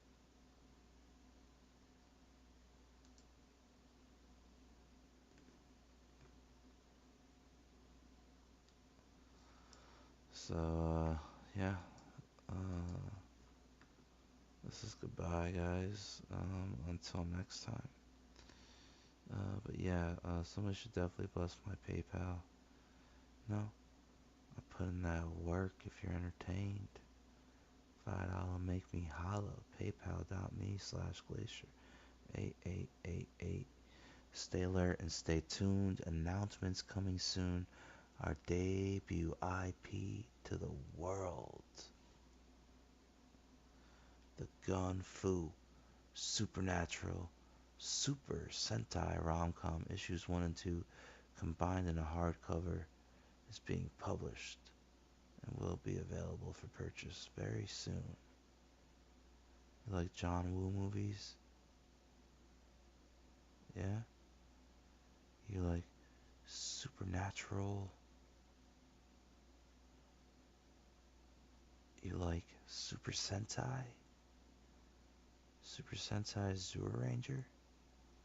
You like that shit? You're gonna love Sledheads, the sleeper hit of the year, the book you don't want to miss out on.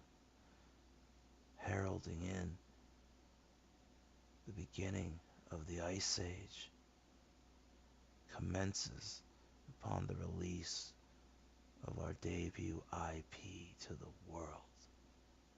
Sledheads, Gun Fu, Supernatural, Super Sentai, Rom-Com. Yeah.